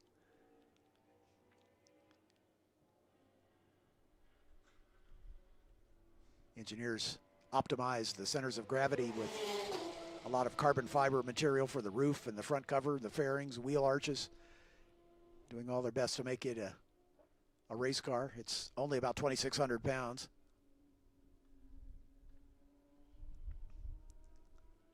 And it's clearly the class of the field here for this group.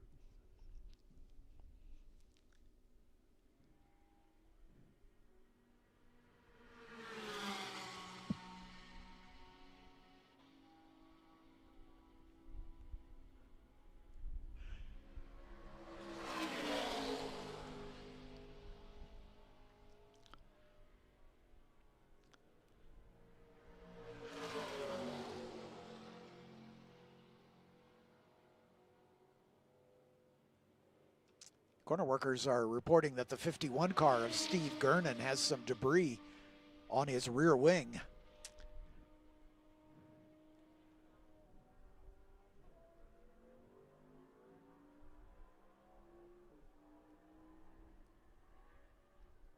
It might have blown off. The pit stewards mentioning that they didn't see anything on the rear wing, but corner workers reporting that he had collected some debris, maybe just a stray piece of paper or something.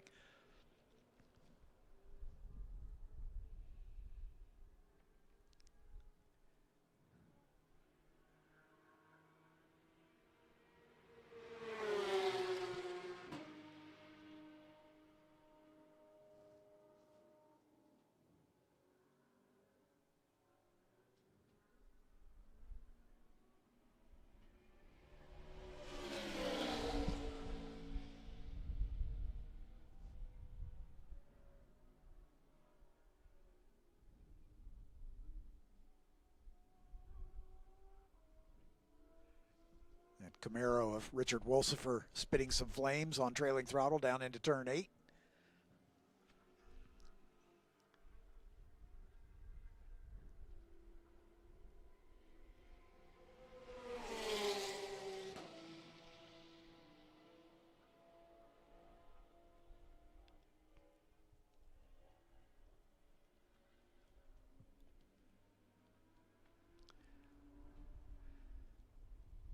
And we're going to see the white flag next time by.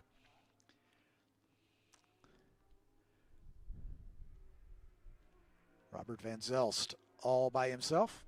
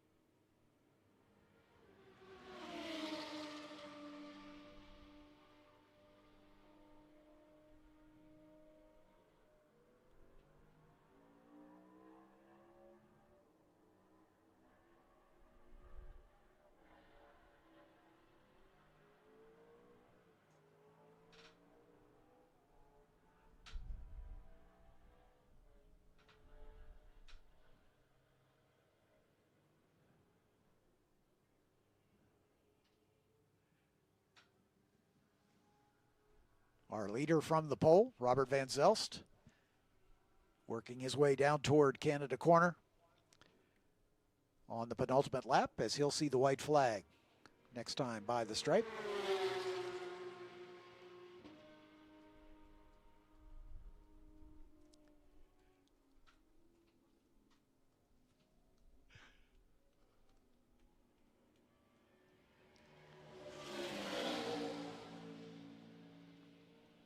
And he should be the next car up the hill as the starter shows the white flag to Robert Van Zelst. One more lap to go.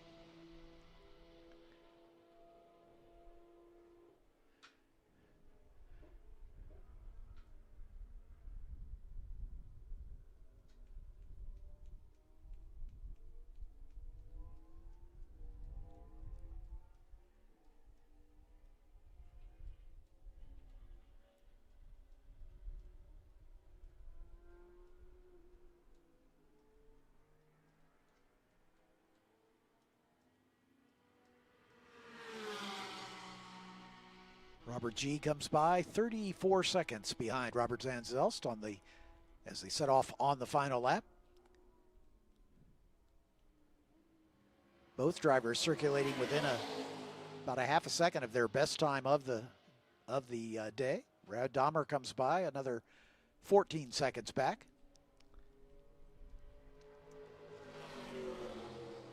Richard Wolsifer another 12 seconds behind Dahmer in the 4th position in the number 31 car. Steve Gurnon about 8 seconds behind Wolsifer in the number 51 2006 Porsche GT3 Cup car.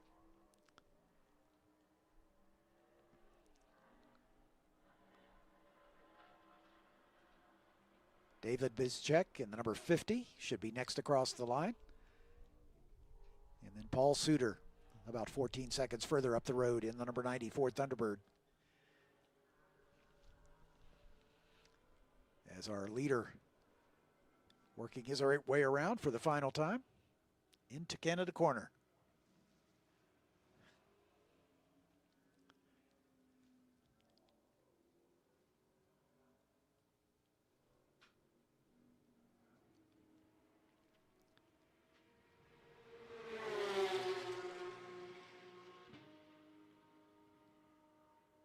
Bizchek some 52 seconds behind Steve Gurnon in 6th position.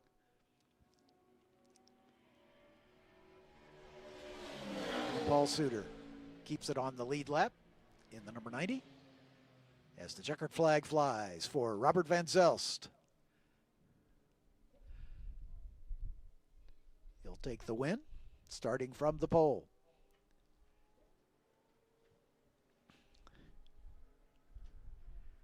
So just the only contested class is Van Zelst, so he'll take the win in the 10 GT4 class. The number 34, the 819 of Robert G, and the 31 of Richard Wolsifer will be on the podium. There's Robert G to make it official. Margin of victory, 33.6 seconds.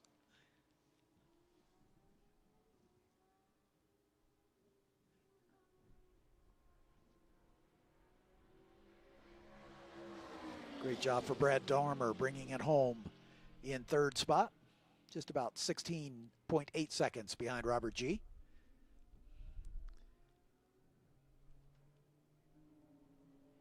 Considering he started in fifth spot, that's great for Dahmer, working his way up a couple spots into third. Richard Wolsifer, another 15 seconds behind, comes home in fourth. Steve Gernon turns his best lap on the last lap at a 2:21.1. Gernon in the number 51 Porsche comes home in fifth spot. So that'll do it. Put paid to day number 2 of Racing America's weekend here at Road America. Here's the schedule for tomorrow, as we'll start off the day with race number 2 for our Ligier Junior Formula Championship. And then we'll have alternating throughout the day with our Formula cars and the SVRA race groups 1, 3, 4, and 5B. We'll have their final sprint race at 8:45 tomorrow morning. Then we'll grid the F4 U.S. Championship cars for their second race of the weekend, followed by the Group 2, the non-Wings and Slicks Formula cars at 10:05. Then the Formula Regional Americas Championship race number 2 at 10:40. And then we'll round out the morning with the Groups 5A, 7, and 11 sprint race number 3 at 11:25. We break for lunch. There'll be some track touring, weather permitting, at 11:50. Then we'll have a fan walk starting at about 12:10, again, weather permitting, leading up to the finale for the Ligier Junior Formula Championship race. And that'll take the green at about 12:50 tomorrow afternoon. Group 6, 8, and 12, final sprint race at 1:35. The F4 U.S. Championship final race at 2:10. The Group 9 Wings and Slicks Formula cars final at 2:55. Formula Regional Americas Championship race 3 at 3:30. And we round out the day with Groups 10 and 11A in their sprint race number 3 at 4:15 tomorrow afternoon. So with that, we'll say our goodnights for this second day of the Racing America weekend. My name's John Phippen. On behalf of Eric Miller, Tom Light, and the entire crew here at Road America, thank you so much for being with us. Those of you watching us on the stream, I hope you enjoyed it, and we'll do it all over again tomorrow. We'll go live at 8 o'clock tomorrow morning. Have a good night. We'll see you then. Good night.